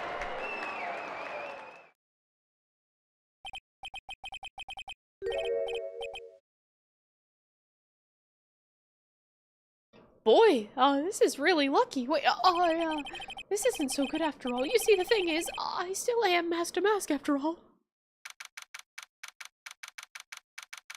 Oh boy. You did it, Phoenix. Thanks, Mia. It's been a long time, hasn't it? Yeah, it's because Maya doesn't call on me much these days. I'm just joking, Phoenix. Don't take everything so seriously. But on the other hand, Maya, she seems kind of torn these days. You mean about becoming the master of the Korean channeling school? Becoming the master means saying goodbye to our mother. Oh, true. Hold it! Whoa! We'll be right back. Thank you so much for gifting 5 memberships on YouTube. What the fuck? Hold it! Thank you. That is so kind. You guys get another emote then. Thank you so much. Misty Faye, right? Watch over her, will you, Phoenix? Of course. Well then, see you around. Bye, Booba. Mr. Wright, I don't know what to say. Congratulations, Mr. Delight. Thank you so much. No, wait, nothing really matters anymore, though, now that all of this has happened. Come on, just be happy already. Maya, You've been cleared of the murder charges and got off as Mask to Masks to boot. But in exchange, I lost everything. What do you mean? Oh god. Stealing security information from KB Security and becoming Mask to Mask. I did it all for one reason, for her. You mean your wife, Desiree. She hates criminals more than anything. Come to think of it, she was once held hostage by some robbers, wasn't she? She always said how sneaky, she hated sneaky criminals. I knew that, but once I got fired from KB Security and lost all the money I had, she wouldn't have had any reason to stay with me. I thought she would leave me for sure. So that's why you became Mask to Mask. Yes, but it's all over now. A broken bowl can never be put back together. That's not true, right, Nick? Right. Really? Can we go back to things how they were, the way things were? You'll be fine, and Nick can prove it. I can?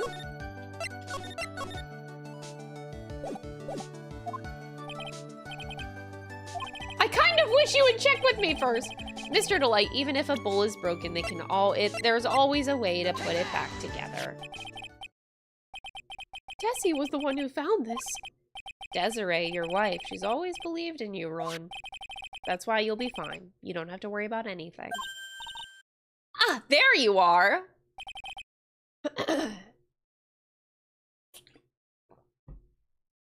Miss Delight! You did it, Ronnie! You're innocent! I'm so happy! Thank you, I appreciate that.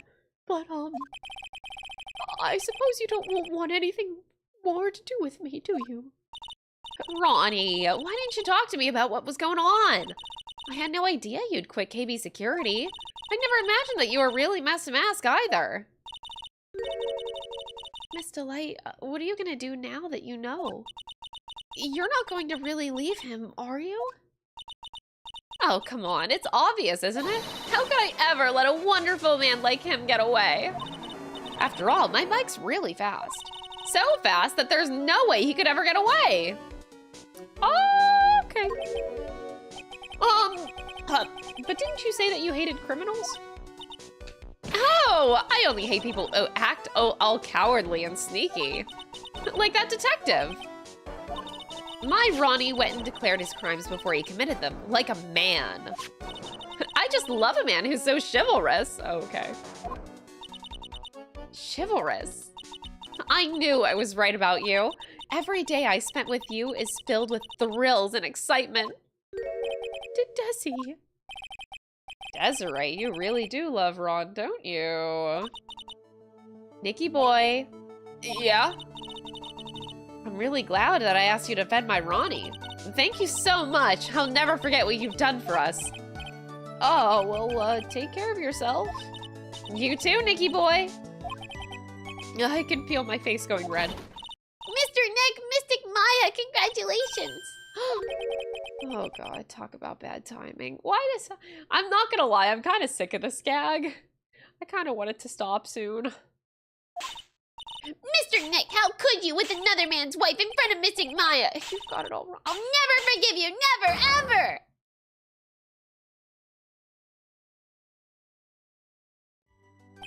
I'm a little bit tired of it. So, just as the case came to a close, so too did my consciousness. Ron said a broken bowl can never be put back together, but I know that's not true. I mean, just look. Aww. I mean, here's a perfect example of one that was put back together even better than before. Oh, that's cute. That's adorable. That was only the second case. Oh my god, that was a really good second case. So... now we're... oh my god. Maya turned into a maid? Okay. Oh, that was Godot! Wait, the person... I didn't even recognize the person in that picture from the second episode was Godot from the very start. I could have... I'm a dumbass. Alright, case 3. Here we go.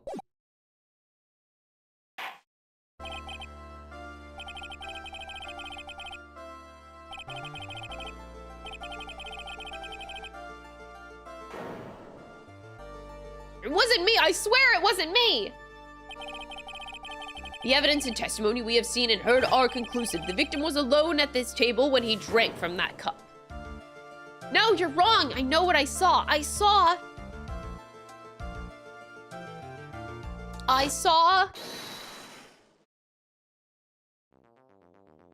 What's going on? Oh! Oh! I saw someone else there, a man. He's the real killer. That looked like Phoenix. The spiky hair.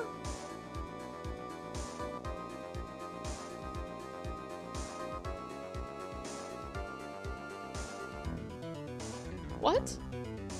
Why won't anyone believe me? Huh? I'd say that pretty much wraps this case up, wouldn't you? Mr. Wright? This court finds the defendant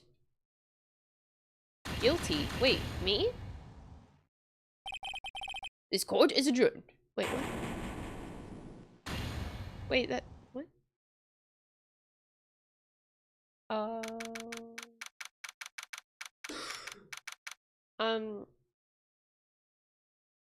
So that was a good case 3, I guess. I think I just got I'm guilty. Wait, was that really me?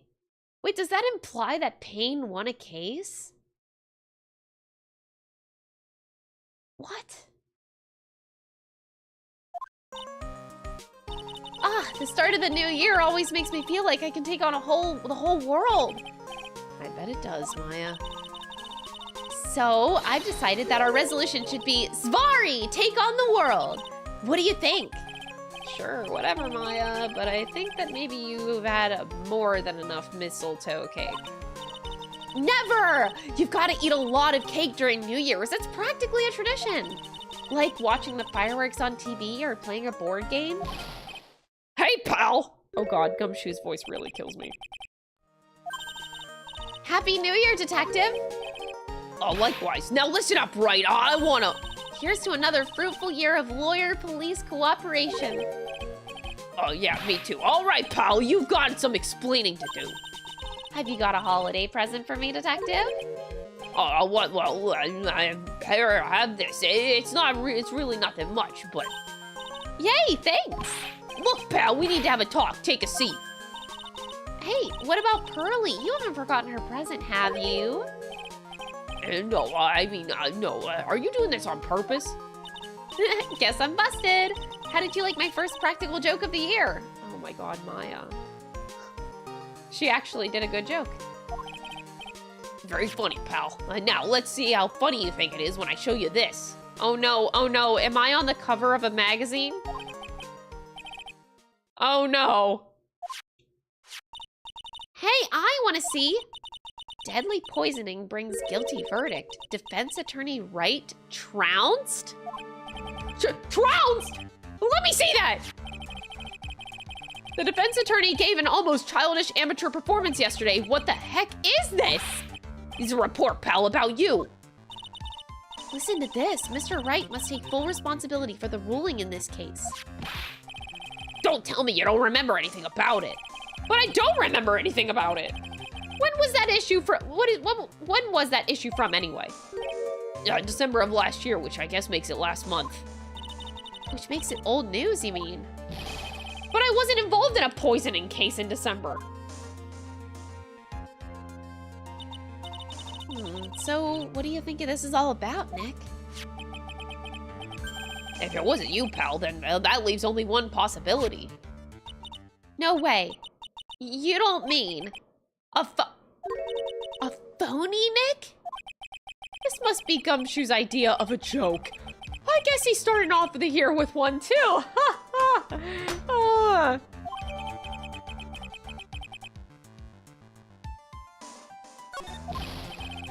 What are you gonna do about it, pal? What do you mean, what am I gonna do about it? Well, it's your fault that the judge found the defendant guilty in this case. My fault? How do you figure that? Because the Phoenix Wright is super famous now. Well, maybe only sort of. Yeah, see what happens when you hotshots start getting too full of yourselves? But I didn't do anything wrong. At least not that I can remember. You better make this right, pal, now. And that means taking the case back to court, got it? Sounds like we got our first case of the new year. Let's tackle it with gusto. I don't know. The judge already issued a guilty verdict once in this case. It's not going to be easy to get it overturned. I guess that New Year's resolution is going to have to wait until next year. Aw, Maya. So you're taking the case, right? Good. I'm going to head over to the courthouse then.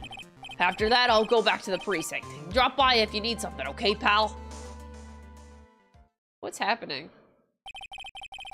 I guess people are starting to know the name Phoenix Wright. If a client entrusted a case to me based on my reputation, guess I am kind of responsible. But why would someone want to impersonate me? What sort of guy would do that? Godot. Because he hates me. That's who.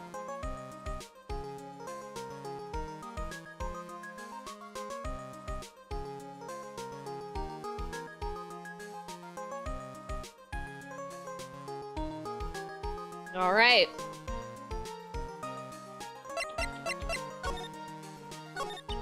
So, what's our first move? I guess we go down the detention center and talk. Wait a sec, Nick. This person's behind bars because of you. Whoever it is isn't going to be jumping at the chance to meet you, right? Hey, let's get one thing straight. It wasn't me. It was a fake me that did this. I wonder if he looks exactly like you. You're phony. Zin... Oh my god, she put my name backwards. Zin-if. I mean, I hope not. And what kind of name for an evil double is Zin-if anyway? Ah, Nick, I've got it. If you're gonna ask whether I've got a twin brother, the answer is no. Spoil sport. Did you notice Gumshoe was acting weirder than usual, or was it just me? What do you mean? I mean, he was really worked up. Like a guy who's just found out that he's gonna be a dad or something. Yeah, I guess he was acting kind of strange. Maybe he realized he's got strong feelings for you, Nick. That would be Edgeworth. Considering how we interact, I seriously doubt that, Maya. Well, if he wasn't nervous because of you, then maybe it's because of our new guilty client.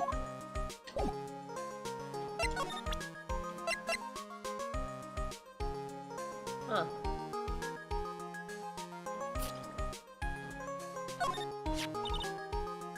I can't believe you've got an impersonator.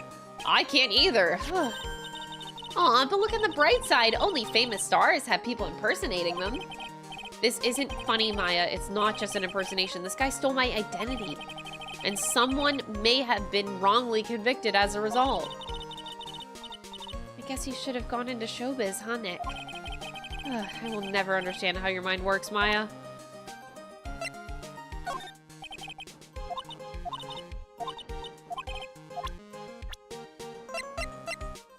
This Godot is still here. So you still can't remember anything about Godot, huh? I already told you. I have no idea who he is, let alone why he dislikes me so much. Well, he sure seems to have a problem with you for some reason. You'd better watch your back, Nick. Coffee lovers can be quite bitter. You're just making that up, Maya. Mia helped me out in court again last time. It's so cool that you get to meet my sis like that. Yeah. We mediums lose consciousness when we're channeling, so I don't get to see my sis. I never really thought about it that way. Hey, if you want to meet Mia, why don't we just have Pearls call her? No, I couldn't do that. I'd be too worried about her. I guess Maya's got all sorts of things to think about, too. Despite her immaturity saying otherwise. Digging up an old case that's already been rolled on. That's not like Gumshoe, is it? No, he barely manages to stay on top of the cases in front of him.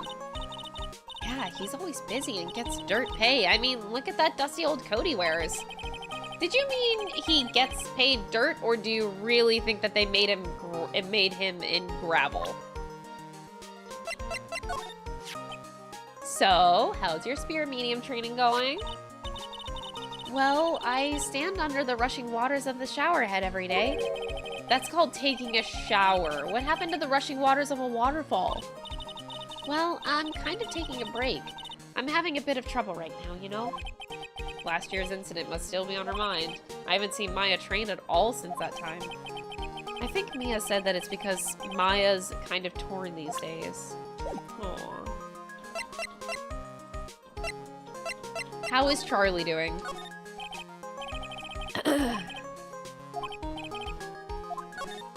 Aww. Alright. Time to move. Let's go to the Criminal Affairs Department first, because I want... Oh my god! There's a pink badger? now? No, sweetie. It's been ages since we came down to the precinct, huh, Nick?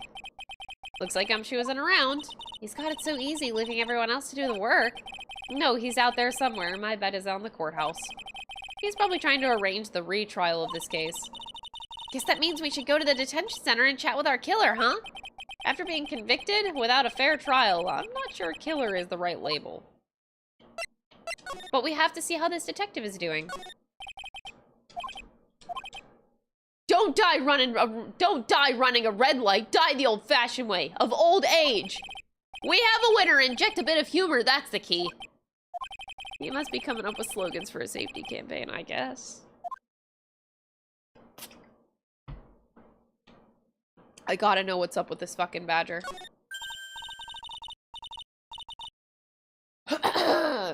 Hey, that's the police's mascot, isn't it? It's so cute. That's the blue badger. It was my idea. I made it. What's with the pink one? It's new, right? She's not an it, Nick. She's a she, right, Chi? Yup. Meet the pink badger. Oh, God. So one's called blue and the other called pink, but they're both called badger? You got it. They're married. Oh, Jesus. Oh, okay. They're married? 3 months, Pog. D always They're looking married, forward but to they're every cuffed stream. together. Ray, thank you so much for the 3-month resub. I appreciate it. Thank you. I'm glad that you really like the streams. No. Oh, Penny, thank you so much, Snaps Cube. I appreciate it. Thank you so much for the raid. Aw, I really appreciate that. Welcome on in, everybody, over on Twitch. I appreciate that. I hope that you had a really, really good stream. Oh, I'm honored. Thank you. I apologize in advance for anyone coming in. I'm fighting a cold right now, so my voice is very, very shot and struggling a lot.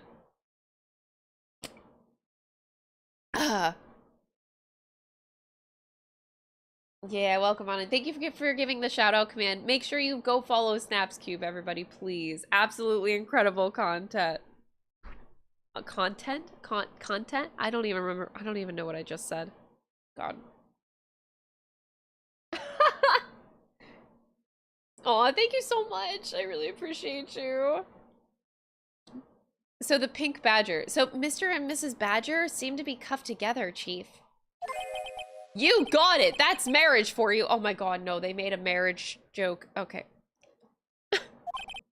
Whoa, a mascot that's deeper than the deepest of deep oceans.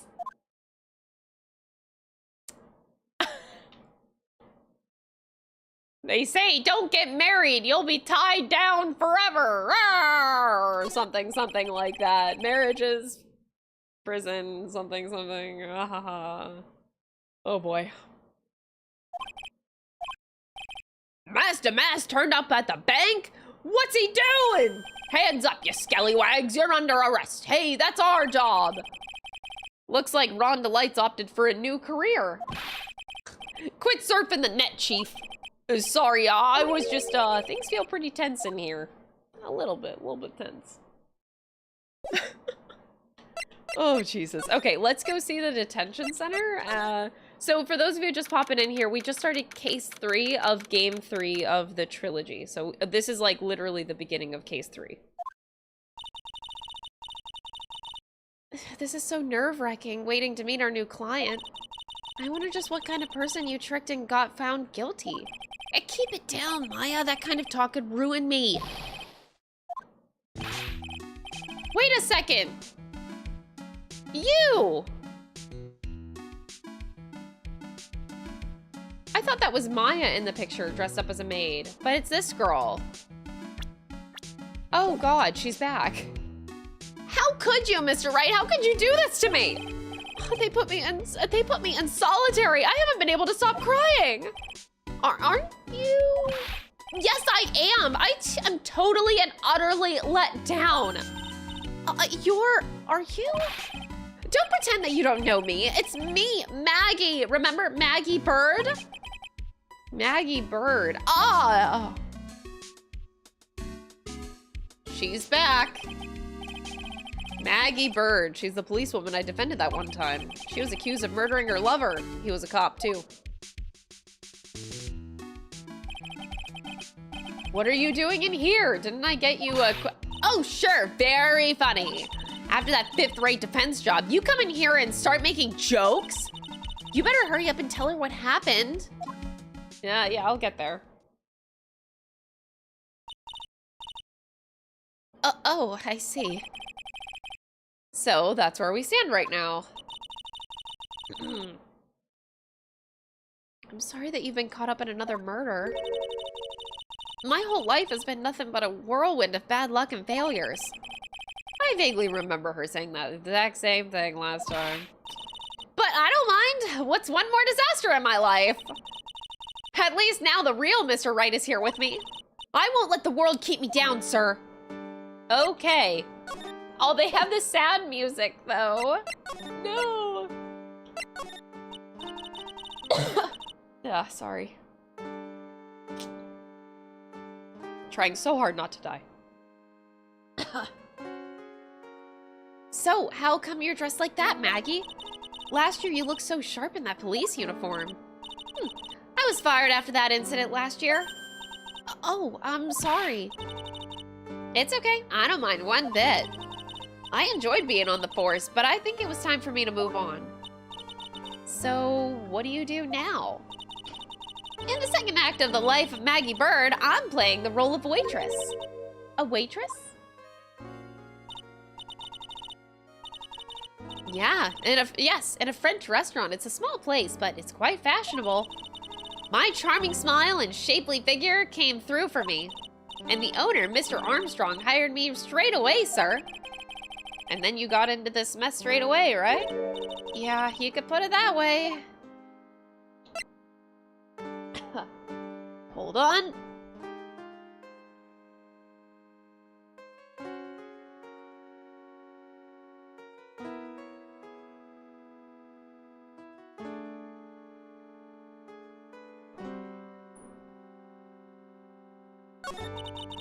This whole mess started on the 3rd of last month.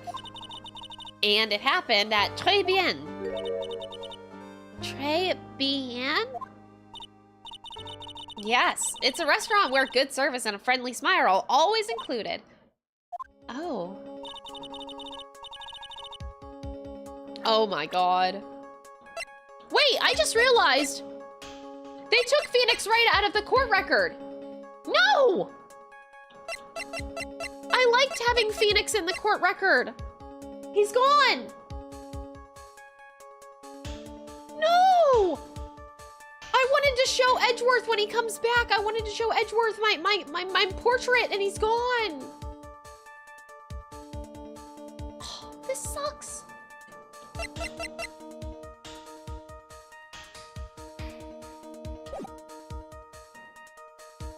I hate this. There were 2 men at the table, both drinking coffee. And then...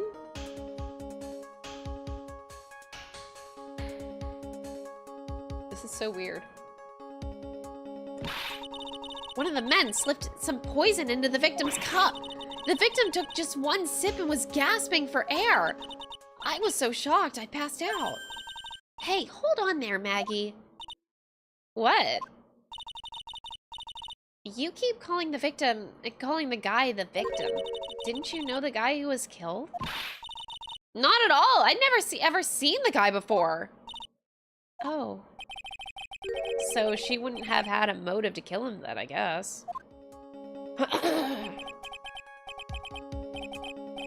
And the other man, the killer, you saw him, right? That's not Phoenix, right?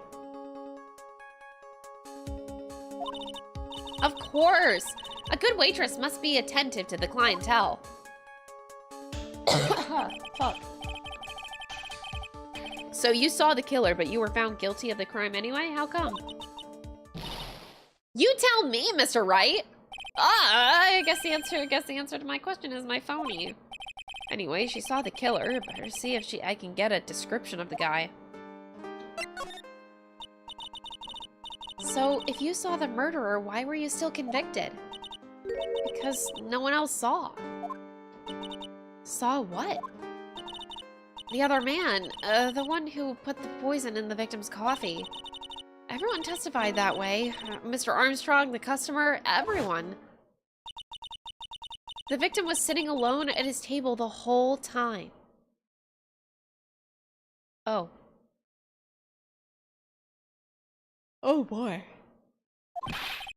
But how's that possible? I don't know, but nobody, not one person would believe me, sir. Even Phoenix Wright, my one last hope for a fair trial, failed me. What a pathetic defense. My granny could have done a better job. Look, that wasn't me, okay? And then, They found something a bit incriminating in my apron pocket. What? A small bottle of poison. what? Poison? It was in your pocket? Well, I passed out when the victim collapsed. The killer must have slipped the poison into my pocket whenever I was unconscious. And no one else saw this other guy? No, sir. That's what everyone said, but I don't see how they could have missed him. What is happening? I was the one who took the coffee to the two men. Oh, and what was your impression of them? Well... Oh no! Oh no, no, no, no! I can't go back in this game. I don't know what that said. In music, how come? Well, one of them had some sort of earpiece and an emo musician's look about him. And there was a sample CD on the table, sir. Oh. An earpiece and a sample CD, huh? Did you get a look at the CD at all? It has a band's name written on it. I think it was MC something. Oh no. They must have been preparing for their debut, I guess. So it was a band CD. Maybe a promo disc? Maybe it was MC Screwdriver. They had to make the joke.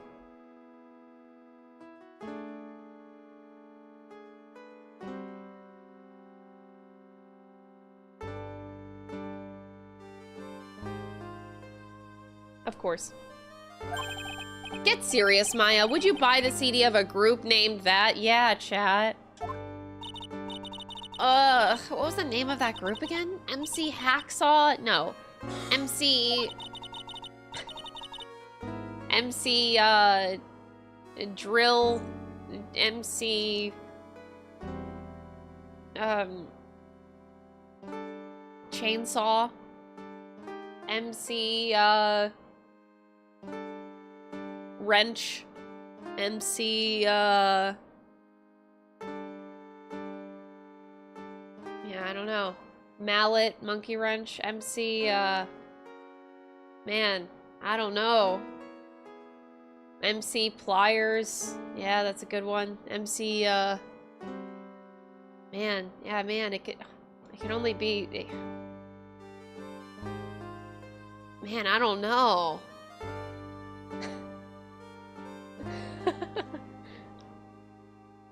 And what about the killer? What did he look like? Well, I don't really remember. Only that he was a young man, well built like the victim, really.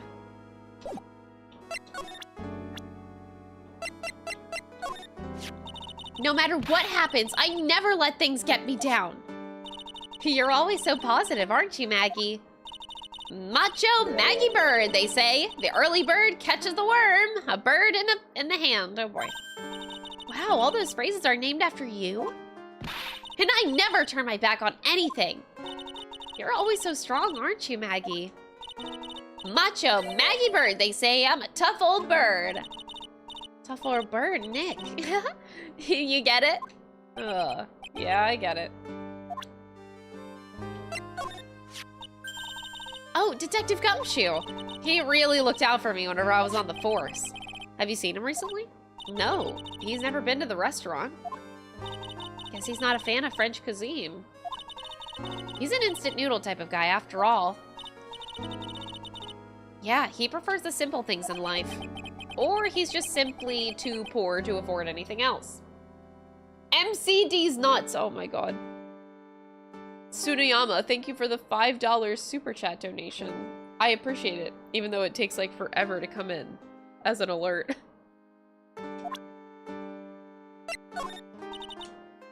I know I used to be on the police force, sir, but I'm incarcerated now, so I can't use my connections to help you.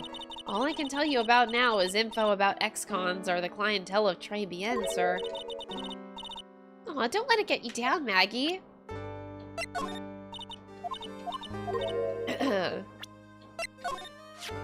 Thanks for your help last year. Oh, it was nothing. I'm glad we got you off the hook. Oh, there it is. Tsunayama tipped $5. MCD's nuts. I hate it. Somehow it's way worse whenever it's in text-to-speech. I hope you can help me out this year, too. Yeah, me too. It'd be sweet if we could get that verdict overturned.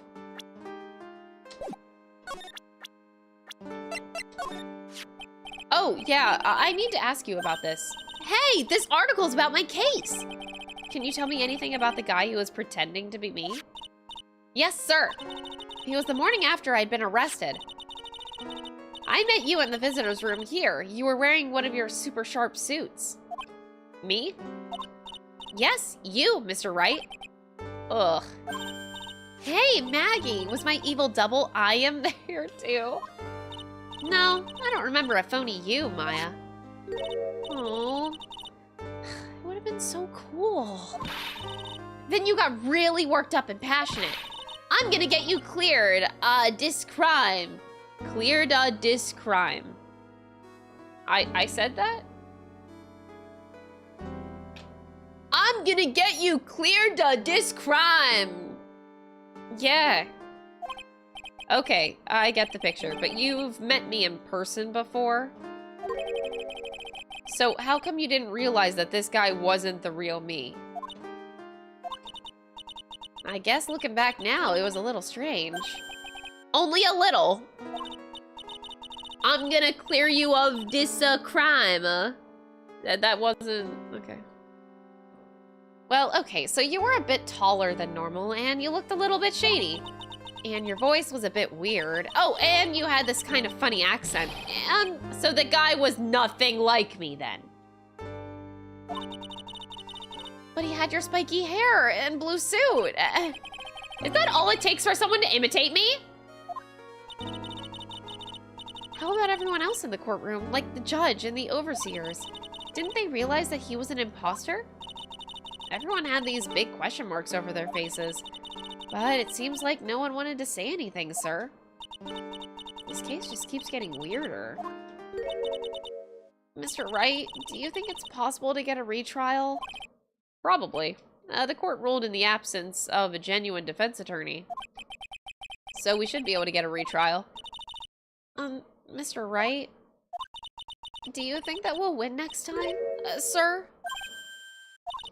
My life has been a full-course meal of bad luck, complete with defeat for dessert.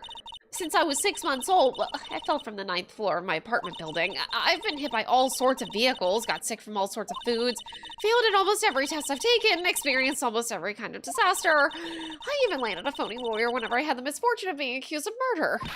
But I will survive because Maggie Bird always lives to fight another day. And one day I'll find it. Just you wait and see, sir.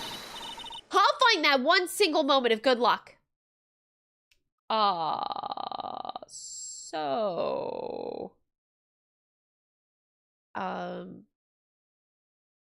She's a mess. Yeah, she's a mess. Zin F is really gonna pay for this. What are you staring at me like that for? But Maya's right. Whoever it is that thought it was a good idea to use my name and get an innocent girl convicted of murder had better watch out. We'll find him, don't you worry. We'll get Zin up for you. Thank you. Oh, I'll tell you where Très Bien is then. Yes, the restaurant where the murder took place. Yes, sir. When you go, please tell Mr. Armstrong I said hi. Sure. All right, Nick. Let's check out this restaurant and its food.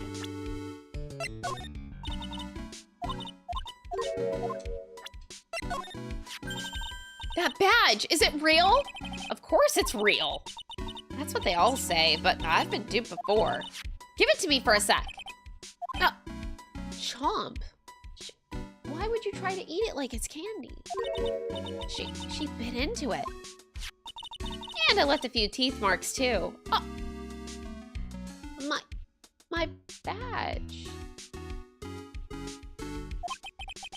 I can see that. I just wish I could remember if that means it's real or fake. Oh my god. I said it was real! How's the guard doing? I bet they don't get too many waitresses in here. He looks like he's getting a bit restless. All right, I do want to keep going. I just need to go take a quick trip to the bathroom. So I will be right back, chat. Does this button work if I press this button? Does this button work? Oh, hey, it works. Cool, I'll be back.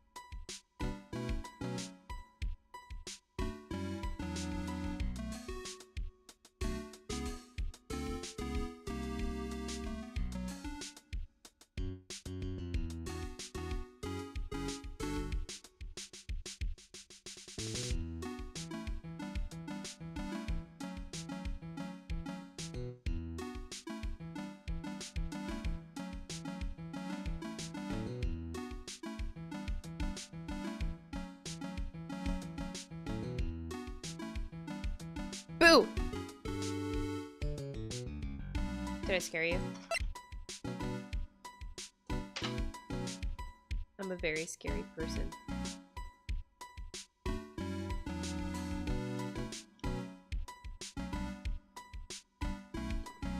Oh, got him, chat. Got him. I'm happy that I can scare you.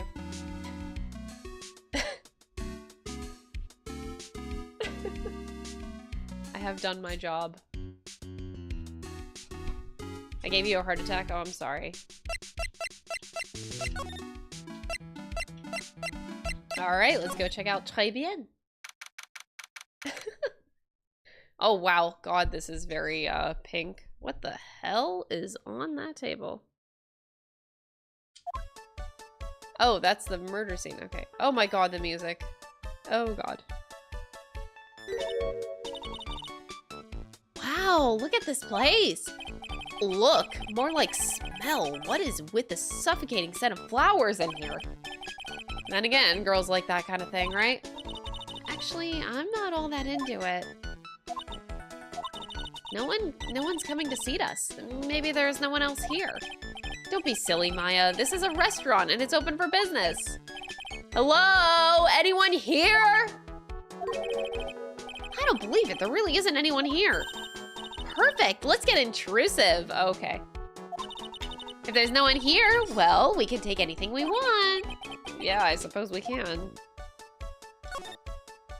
Family. That means closed. It's the restaurant's front entrance. There's a sign hanging on the door written in French. It probably says open or closed. It says closed. It must be one way or the one or the other. But I don't know which, since I don't know jack about French. Wait, Dom. Oh. Dom. Yeah. Yeah. Okay, he tuned me out. I'm trying to my French skills. I think open is ouvert. I don't know how to pronounce it. Ouvert.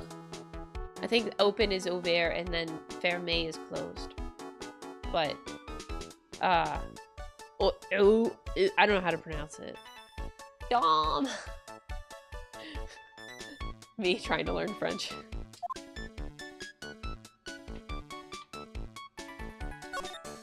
This will be on the exam. Yeah, make sure you guys know your French. Yeah. It's something like that. I'm trying to learn French. Look at all the little trinkets tucked away in here. I bet Mr. Armstrong collected all of these personally. Let's see, a bouquet of flowers, some potpourri, and look, oh, fine bone china cups. I never knew you were so cultured. Come on, Maya, this is common knowledge. Any Joe Schmo knows this much.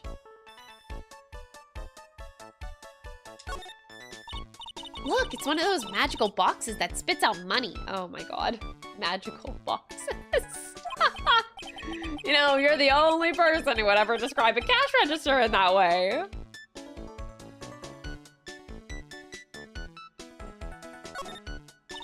It's a rack full of fashion magazines, and they're all in French.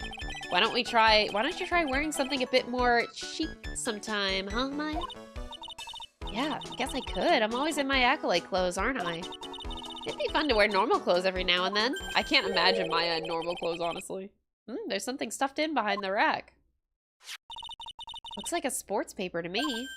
Hey, and look at this. Someone scribbled a little doodle on one of the pages. MC Bomber. Oh, I don't think any of us guessed that. We put out a lot of words out there, but we never said bomber. MC Bomber, and 1, 2, 3, 4, 5 zeros? $100,000? Maybe? I wonder what MC Bomber is supposed to be. This paper, it's from December 3rd. This paper's from the day of the poisoning. What? A paper from the day of the murder. This has got to be a clue. I should see if I can find out some more about this paper. It has Mask to Mask on it. That's a picture of Mask to Mask.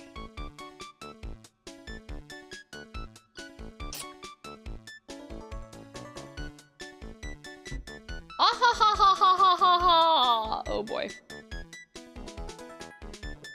Oh boy.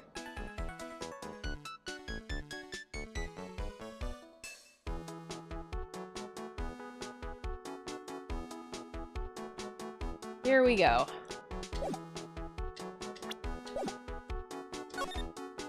It's a rack full of, we found that sports paper behind this magazine rack earlier. I'd better try to find out everything I can about it.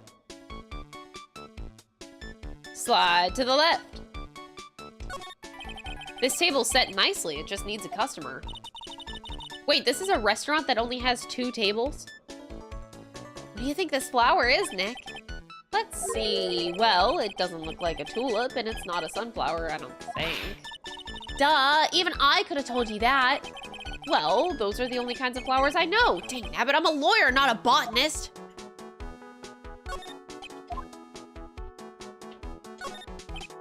Wow, it's a beautiful winter wonderland out there. Really? Cool. I love snow. Let me see. Huh? It's not white. It's not even snowing. Got you! I was only kidding, Maya. Nick! There are lies that are okay to tell and lies that definitely aren't. All I did was tell an itty-bitty white lie about non-existent white snow. An itty-bitty white lie. That's all. This restaurant has partitions to separate the tables. When you're seated at a table, you can only see the tables to your right or left. Alright, time to check out the scene of the crime, I guess. This must be the table where the murder occurred. Guess so, with all this police tape around it. And that stain must be from the poisoned coffee. Don't go licking the tablecloth, okay, Maya? Why would I lick it? I'm not a cat, you know. Then why can I picture you doing just that?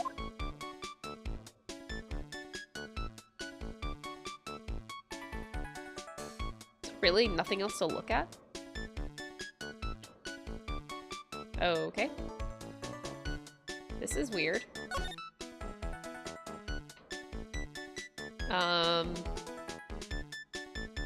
Yeah, I feel weird.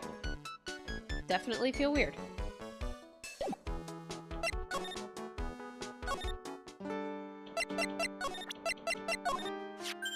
Oh, a sports paper. Let's see. Did Guts and Braun manage to defend his heavyweight title?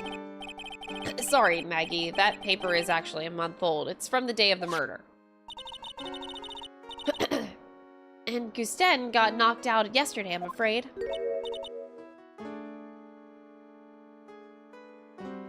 Oh no. I found this paper in the magazine rack at Tribune. Really? That's strange. Tribune doesn't get newspapers. Mr. Armstrong says that he's not really fond of them. Then maybe one of the customers left it behind? Anyway, what I want you to take a look at is this scribble here. Ah, that's it, sir. MC Bomber, that was the name that was written on the CD. Just as I thought. I guess it wasn't MC Screwdriver after all, huh? Oh my god, Maya. So, that $100,000 must be a down payment for a record deal, right? If someone gave me $100,000, I'd sing for sure. The Master of Karain or the Spirit Song or even Maya's theme. Okay, Maya. So, if the sample CD was on the victim's table, that means that this newspaper may have belonged to the victim. You're right. So the victim left this behind on the day of the murder, huh?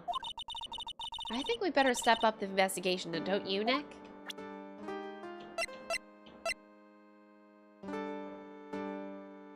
Okay.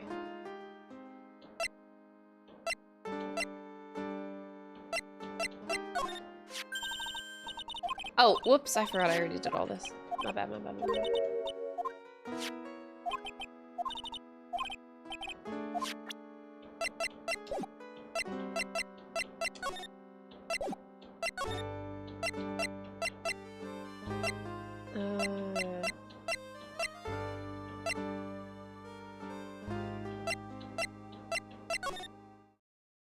What?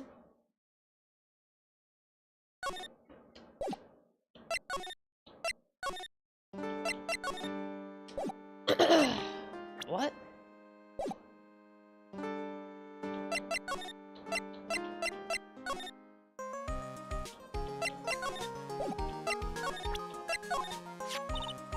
MC Bomber. Don't forget the 100,000 too.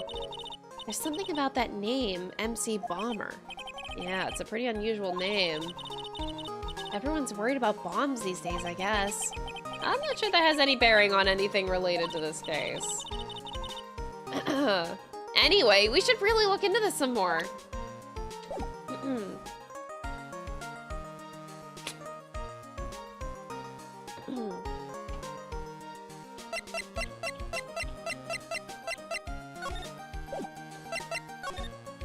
I don't know how to look into it more. I've already gone to where... Oh god, they made me go back. Okay. Oh la la, bonjour, welcome to the Tribune. Oh, hello. What happened to Maya? She's frozen stiff.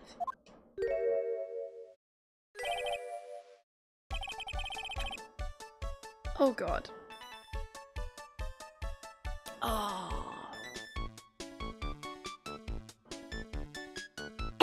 Okay, did not expect that. Okay. Okay. Bienvenue, welcome to my petite restaurant. Oh, my throat. That hurt my throat so much. Oh, holy shit. Huh? B Avenue? Oh no, my petite tulip. Huh? Me? Look at this face, like the kitten, rejected by its own mother. You are fatigued, no? Alors, you need this. An aromatic bath oil mélange of la neroli and la rose. Ah, my personal recommendation. You think I need what? Oui, I just add a couple of drops of this mixture in la bath water and voila! It will soothe your body and mind. It's simply fantastic. Really? Oh, and for la monsieur. Who, me? Oh, look at that face! Oh, like a little puppy rejected by life itself. You are fatigued, no? For you, monsieur, I recommend this. Oil of bergamot. And maybe wait. I will add la peppermint and la clarissage for a fragrance exceptional.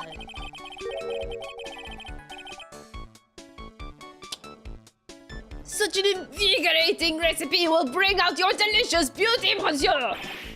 My beauty?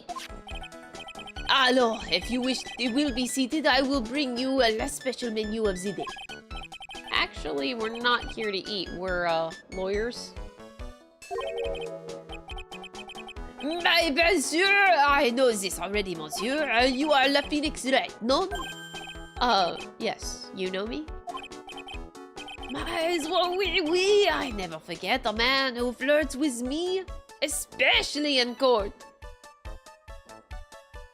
Oh, boy. We flirted. That's great. That's wonderful. I guess he was cross-examined by our mysterious Zen If. Looks like everyone to do with this case already knows who I am already. I wonder what sort of impression Zen If has been leaving on people, don't you? Allow me to introduce myself to you again. I am John Armstrong. Enchanté.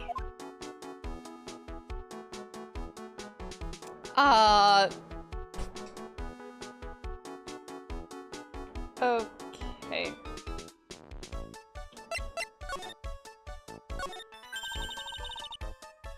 You know, it's funny because, like, the very first thing that I think of whenever I hear Armstrong, as a Full Metal Alchemist fan, I think of Armstrong from Full Metal Alchemist.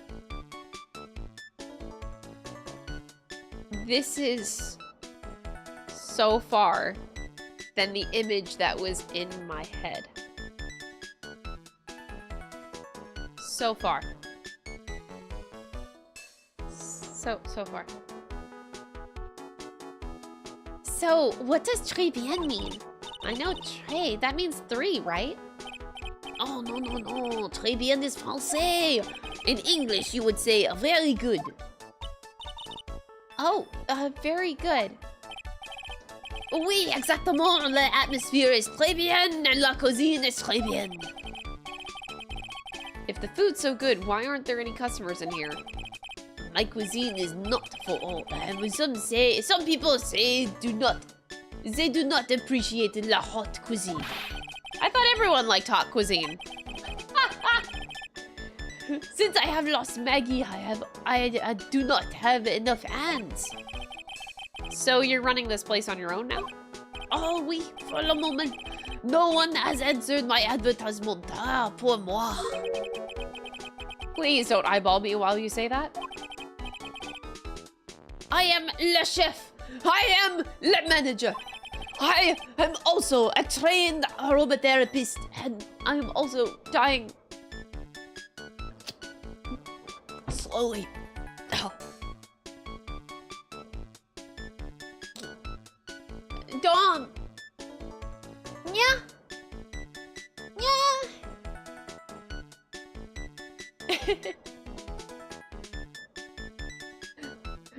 You wanna voice a French guy? Oh, it'd be funny for a minute. Okay, I tried. My voice is dying, so I thought I'd try. No?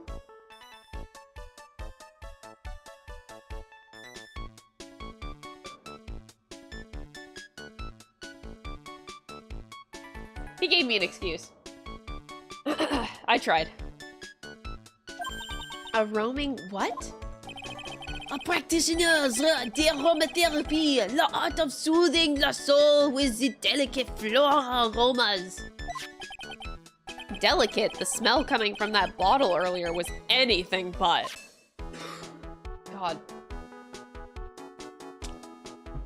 Ah, this guy's killing me. So, could you tell me about what you know about the incident? Bien! It makes me sad to remember it, yet I remember it so well. More than a month has passed since it happened. Yeah, I guess it's been about a month since Maggie's sentencing. So, it was the 3rd of last month, just after 1 of the afternoon. A man who was in here for coffee suddenly became ill. Because of the poison in his coffee? That is the truth as I know it. It was Maggie who took his drink to him. I was in the kitchen. I heard the sound of someone collapsing. When I came out to see what it was already slumped in his chair. He was dead? Oh mon dieu, oui! He was dead. Maggie had passed out also. And this man who died, was he alone? Oui, monsieur. All alone. Melody, mate, thank you so much for the prime. I appreciate it.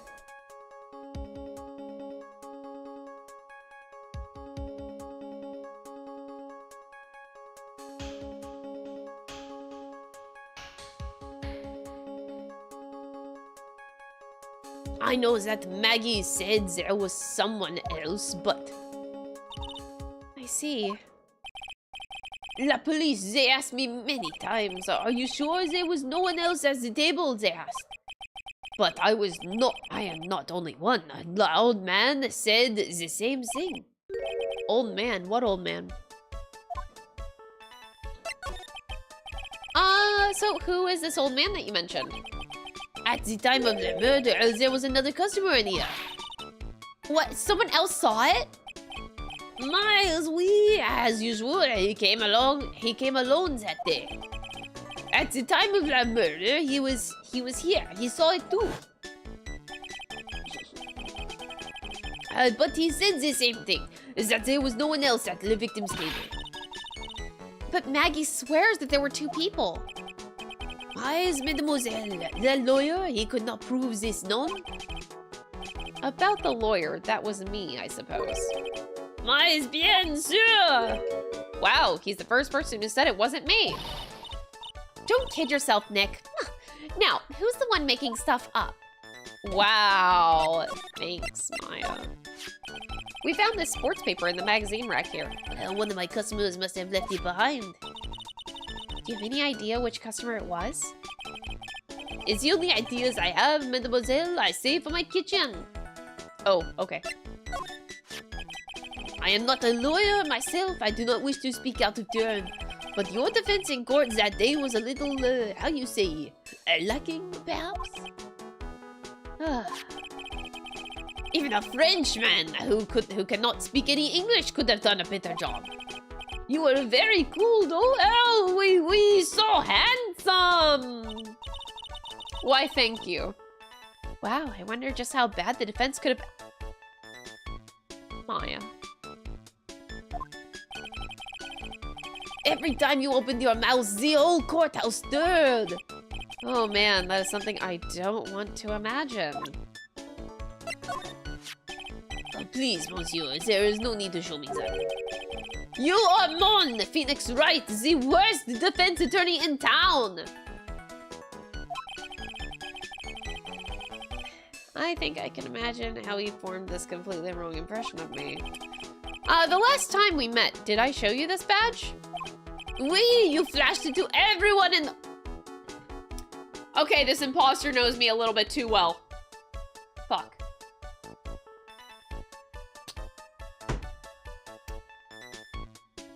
Caught.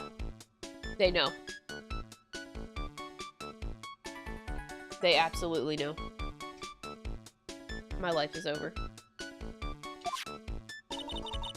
Looks like If is a bigger fan of flashing stuff than you are, Nick. Ugh.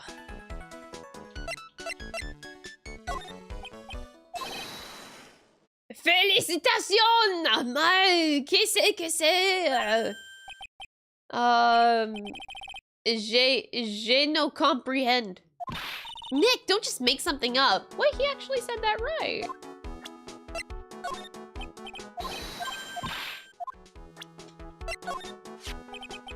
Oh, Maggie was a policewoman once, n'est-ce pas? Yes, but she had to quit for reasons beyond her control. Oui, oui, she was the suspect in the murder investigation, non? Oh, you know about that? That is why I gave to her the perfume for the happiness. Happiness perfume? Oui, blended from bergamot, like I have given to you before. But she's been arrested again and found guilty this time. This is true. Her natural aroma of unhappiness must have been very strong. Just admit it, your perfume doesn't work! I'm not surprised that she was the prime suspect after something like that took place before my very eyes. Is something like what? What's this guy talking about? Does this mean Maggie did have a motive? We've got to ask this guy more info, stat. But first, I want to present himself. It is hard to imagine, I know, but I was an apprentice for 5 years in La Gay, Paris.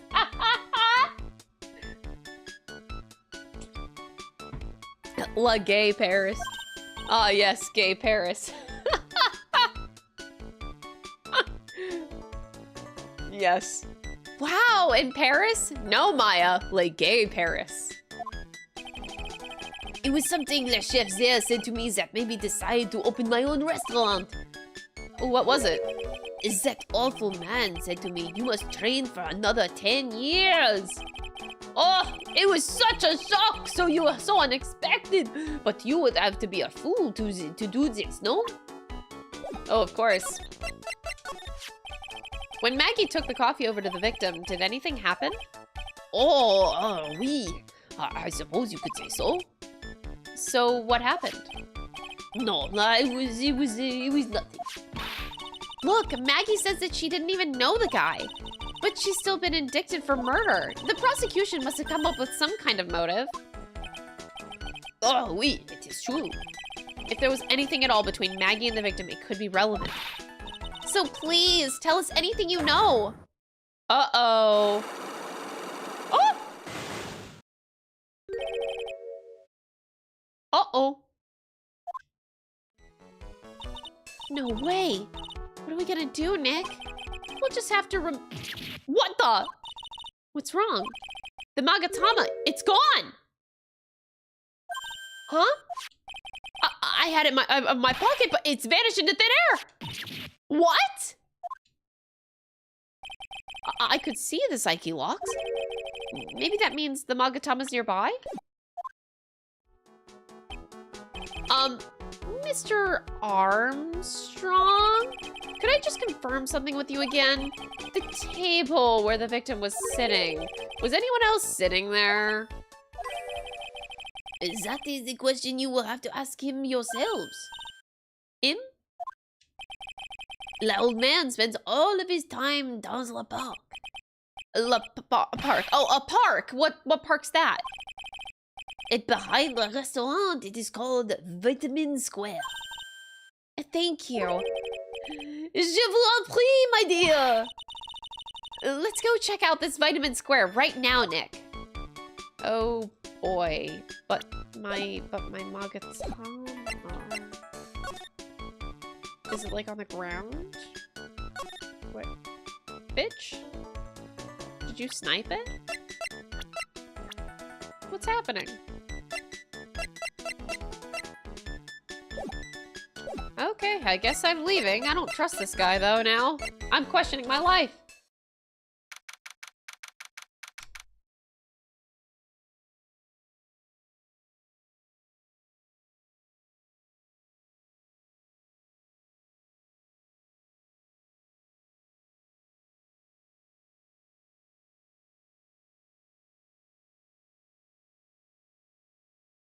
All right, dealt with my nose. So this is Vitamin Square. Vitamin, whatever. Yeah, I see where they get the name from now. The fruits scream vitamins at you. Hey, Nick, that's the guy, right? Isn't that the old man Mr. Armstrong was talking about? That grouchy looking grandpa? He's throwing seeds out for the pigeons. Maya, he's not throwing seeds for them. He's throwing seeds at them.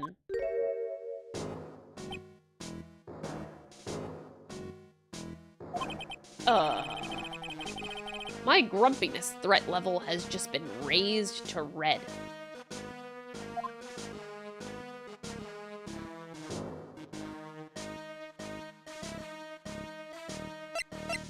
Hi! Excuse me. Would you mind if I had a word with you? Yes? I just want to ask you a couple of questions. What's the matter with you? Can't you see that I'm busy? Still like, so you don't like my seeds, eh, pigeons? He's really chucking those seeds at them. That's gotta hurt. Go on, eat this! Ugh.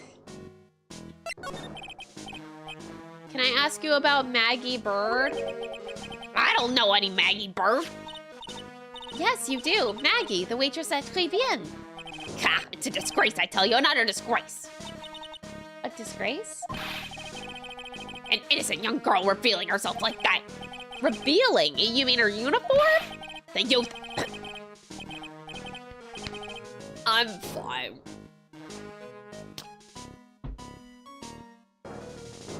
The youth of today, they don't have any shame. No shame, I tell you, not 1 ounce. Whatever happened to the old Bushido values of Japan, like honor and modesty? What about me? I'm not wearing anything revealing. You? Your problem is you lack any sense of grace. Talk about hitting a girl where it hurts. Yikes.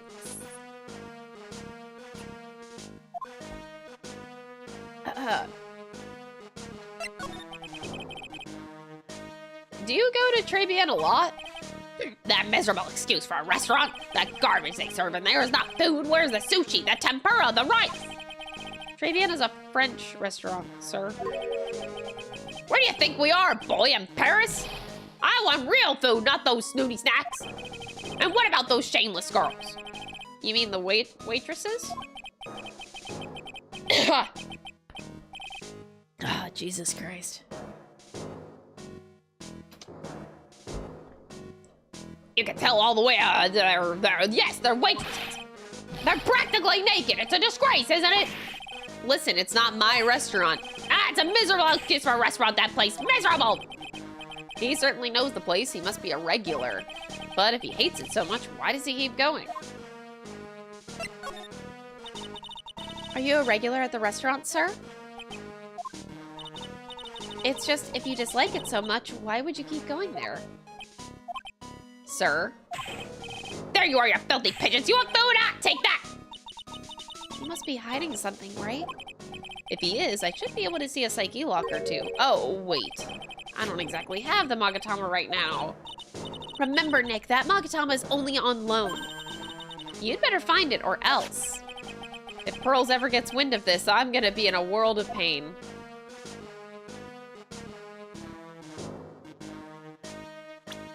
Oh boy. This guy. I'm just gonna take a look at your birds. Hey, look, pigeons! Yeah, and heaps of them too. Did you know that pigeons are a symbol of peace? That's a dove, not a pigeon. Poor things. So they can't be symbols of peace and harmony just because they're gray? Is that it? You're overthinking this one by just a smidge, Maya.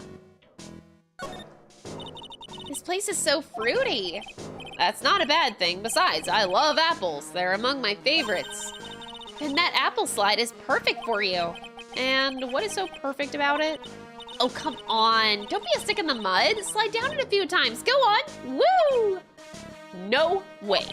I'd get covered in sand if I slid down that slide. Anyone could see that.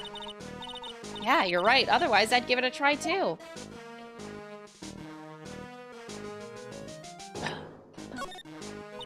I used to love sandboxes like you wouldn't believe. Really? You? Sure, finding iron fillings in the sand with a magnet was my favorite thing to do. Iron fillings? Wow, that's too exciting for words. It was my ambition to collect every single shred of iron in the sandbox. I was such a kid back then. So, did you manage to get all the iron? No, I never did. I think I came close, though. Come to think of it, I still have all the iron fillings I found way back then. You want them? No.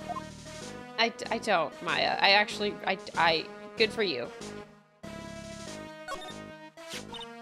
Oh, there's a magazine. It's a magazine full of job listings. You disgusting rogue, picking up something else someone else threw away. Throw away? Did you throw this away? Are you looking for a job? That's none of your business! Sorry, I guess I'll just take the magazine with me then. I don't want anyone else having it. Give it back! Too bad. Now that you want it so bad, I don't want to give it up. Damn, Phoenix. Okay, King.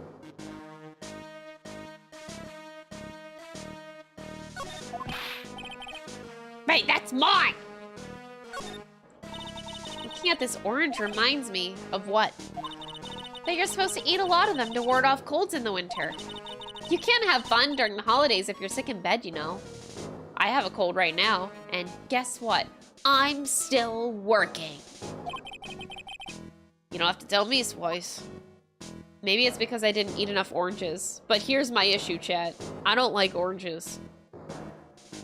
I'm just destined for failure.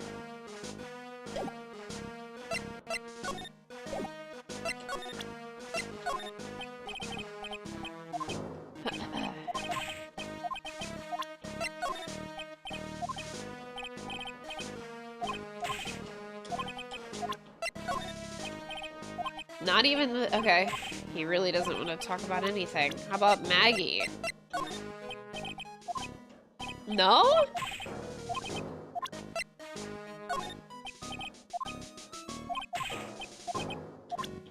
I wish I could show him me, a picture of me. Ah, fucking hell.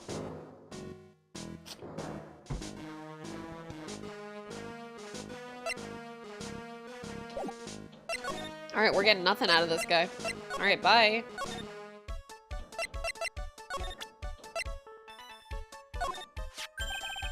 Oh, mademoiselle! Are you looking for a job? What? No, I was just... Oh, let me see, your style is un peu different, but you have a good face. Oh, félicitations! You have passed! I will hire you. Bien! Now come with me. I will teach you everything I know. Nick, help! I don't know whether to laugh or feel bad for Maya. Maybe I should do both. And Maya's gone. And the person I was supposed to be talking to. What a good day.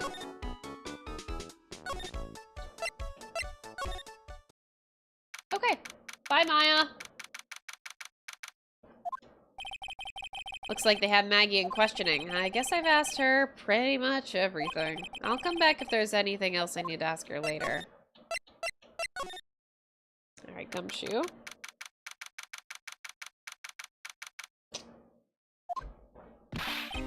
Well, pal, Have you found the evidence yet? The one that's gonna find her innocent? No, not yet. We've only just started our investigation. Whatever you need to know, I'll give you the dirt on it. I'm putting off all my other cases for now, pal. Gumshoe's really fired up about this. Oh, yeah, one more thing. The retrial's been approved. Court's sitting at 10 a.m. tomorrow.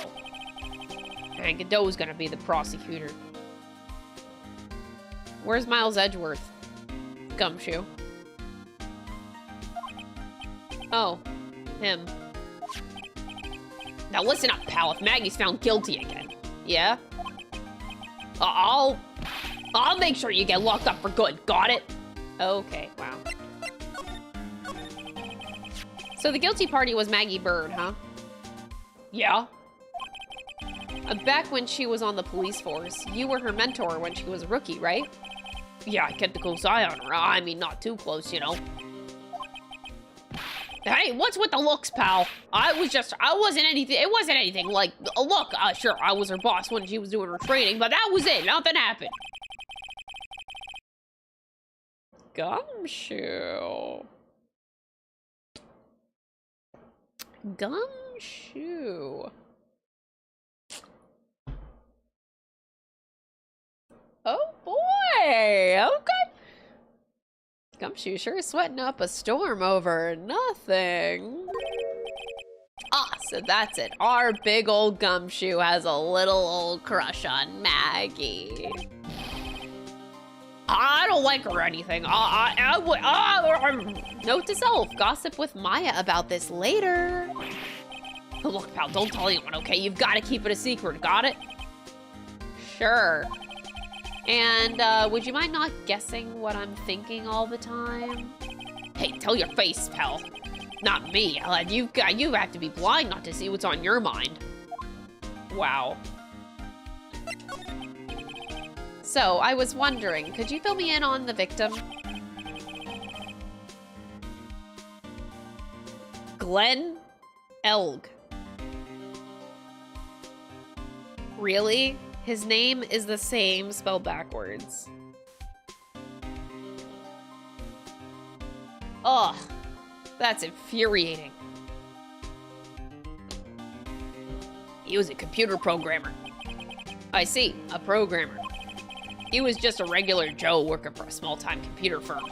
Maggie never had any contact with the guy before that day. And all she did was take him his coffee on the day of the murder, pal. Yeah, Maggie also claimed to never have seen the guy before. Did the victim go to the restaurant often? Not according to the chef. Said it was the first time he'd seen the guy. A programmer and a first-time customer at that. What possible reason could Maggie have had to kill a guy like that? That's what I thought. But a motive was still found somehow established in her trial.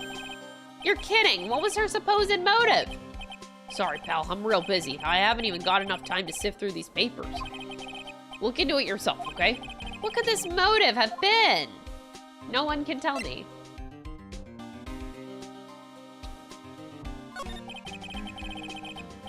This isn't really a proper investigation. I'm kind of working on it by myself. Oh, that's right. The judge already ruled on the case and all the evidence is in already. The only problem is with Maggie's testimony. Yeah, it doesn't sound very good for us, huh? Look, pal, I've got a mountain of papers on this case to look over before tomorrow. I'm gonna say this. Maggie Bird's no liar. She's what, Gumshoe? Okay, so she's a bit out there and a bit off base sometimes, but she was a good cop. That's not exactly complimentary, you know. So, what do you think really happened? And just how contradictory is her testimony? The biggest problem with Maggie's testimony is the number of people at the table. Yeah, my thoughts exactly. Maggie still insists that there was another guy sitting with the victim. Right, but get this. Everyone else in the place says that the guy was alone, even the chief. Chef, not chief. And then there's that CD.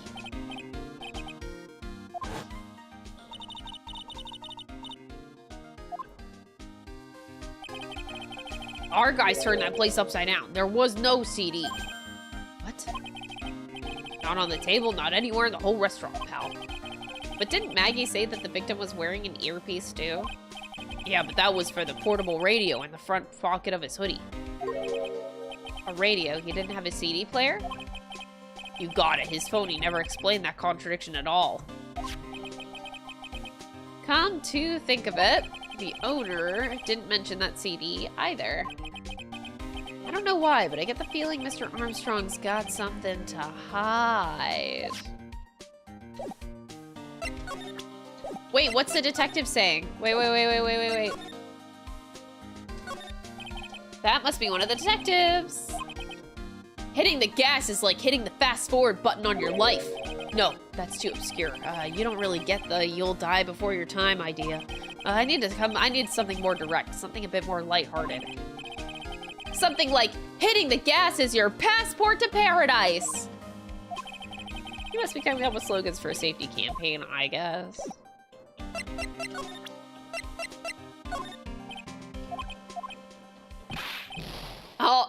He said all I can think about is Maggie at the moment. No, I didn't mean anything like that, pal. You don't have to explain, really.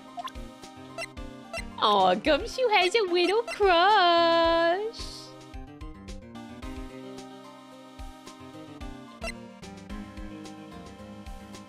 Is it just me, or does, like, Armstrong, his eyes bother me so much because they look demonic.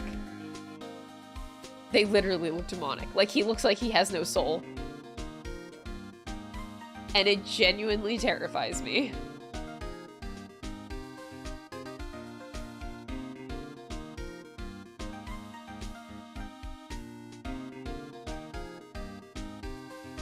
He just really creeps me out. Anyway, it's the eyes. They're soulless. Oh, what do you think about Maggie, Gumshoe? Have you gone to see Maggie? Of course I have, but I wasn't much good at consoling her. I'm not very good with words. Yeah, I guess I must have looked a bit down. Maggie was really supportive of me. It was great to have someone to talk to.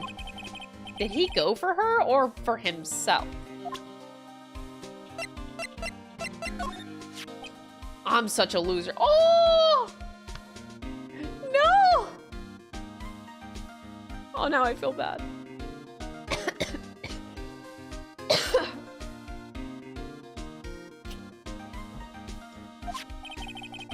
I had high hopes for Maggie. I was gonna make her the best detective there ever was. And all of a sudden, she was charged with murder and arrested. I never saw it coming. I never imagined they'd find her guilty. I hate myself for not being able to do anything. Oh, it's okay, Detective Gumshoe. We still have a chance to make this right. You know what? You're not such a bad guy after all. But you think I was? Bitch, did you think I was?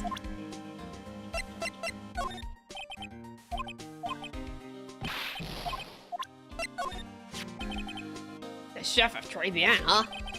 You know what that chef said to me? Oh la la, your body is full of toxins.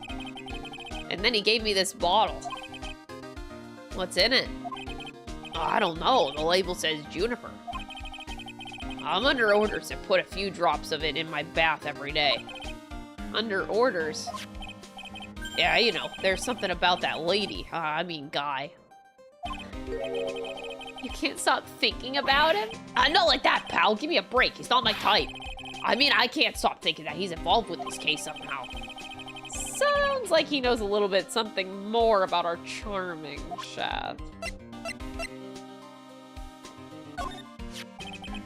That's the guy who's going to be the prosecutor in Maggie's retrial tomorrow. Oh, really? He was working on a bunch of more important cases at the moment. Yeah, but he canceled them all just so he could take you on, pal. Why is that guy so determined to see me fail? You sure attract a lot of attention, huh? Too bad it's all the wrong kind. No, I got Miles' attention. I'd say that's not all the wrong kind, personally, but that's just me. How come she's not with you today? She's working down at the restaurant right now. Working, huh? Yeah, it's tough being broke, I would know. Okay. Next time I see her, I'll show her how to make the world's best instant noodles. Oh, God. We low earners have to stick together. It's the only way.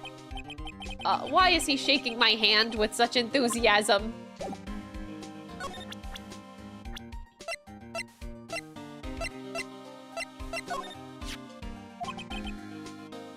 I wasn't at the trial myself, but I asked this one detective I know how your defense was. He started off by saying I'm at a complete loss for words, but he must have found some quick because he went out on about how bad you were for another hour. But he said you sucked so much, it seemed like you were trying to get Maggie found guilty. It looked like I was trying to get Maggie found guilty. So, what exactly is it that caught your attention about the chef? Kind of hard to say. The guy's probably not even connected with the case anyway. Hey, come on, detective. Didn't you say that you would give me the dirt on anything? This sort of stuff is kind of unimportant, gossipy stuff, you know, pal? Look, how about this? You go to Travian and investigate the place yourself. And if you find out anything suspicious about the guy, you report it back to me, okay? Don't suppose I got a choice in this, huh? I guess I better find out more about the chef. Oh boy. Alright, well, before I go find out more information about the chef, I think I'm gonna end it there for the day. Alrighty, that's it for today, friends. Thank you guys so much for watching. And I shall see you on the flip side. That flip side being tomorrow. Alright, I'll try to recover. Today was better for me and my voice than it was yesterday. So hopefully tomorrow I can be completely normal, but I doubt it. I'll try to rest up and hopefully my voice will recover. Alright, bye everybody. Thank you so much for watching. I'll see you tomorrow. Bye! Don't be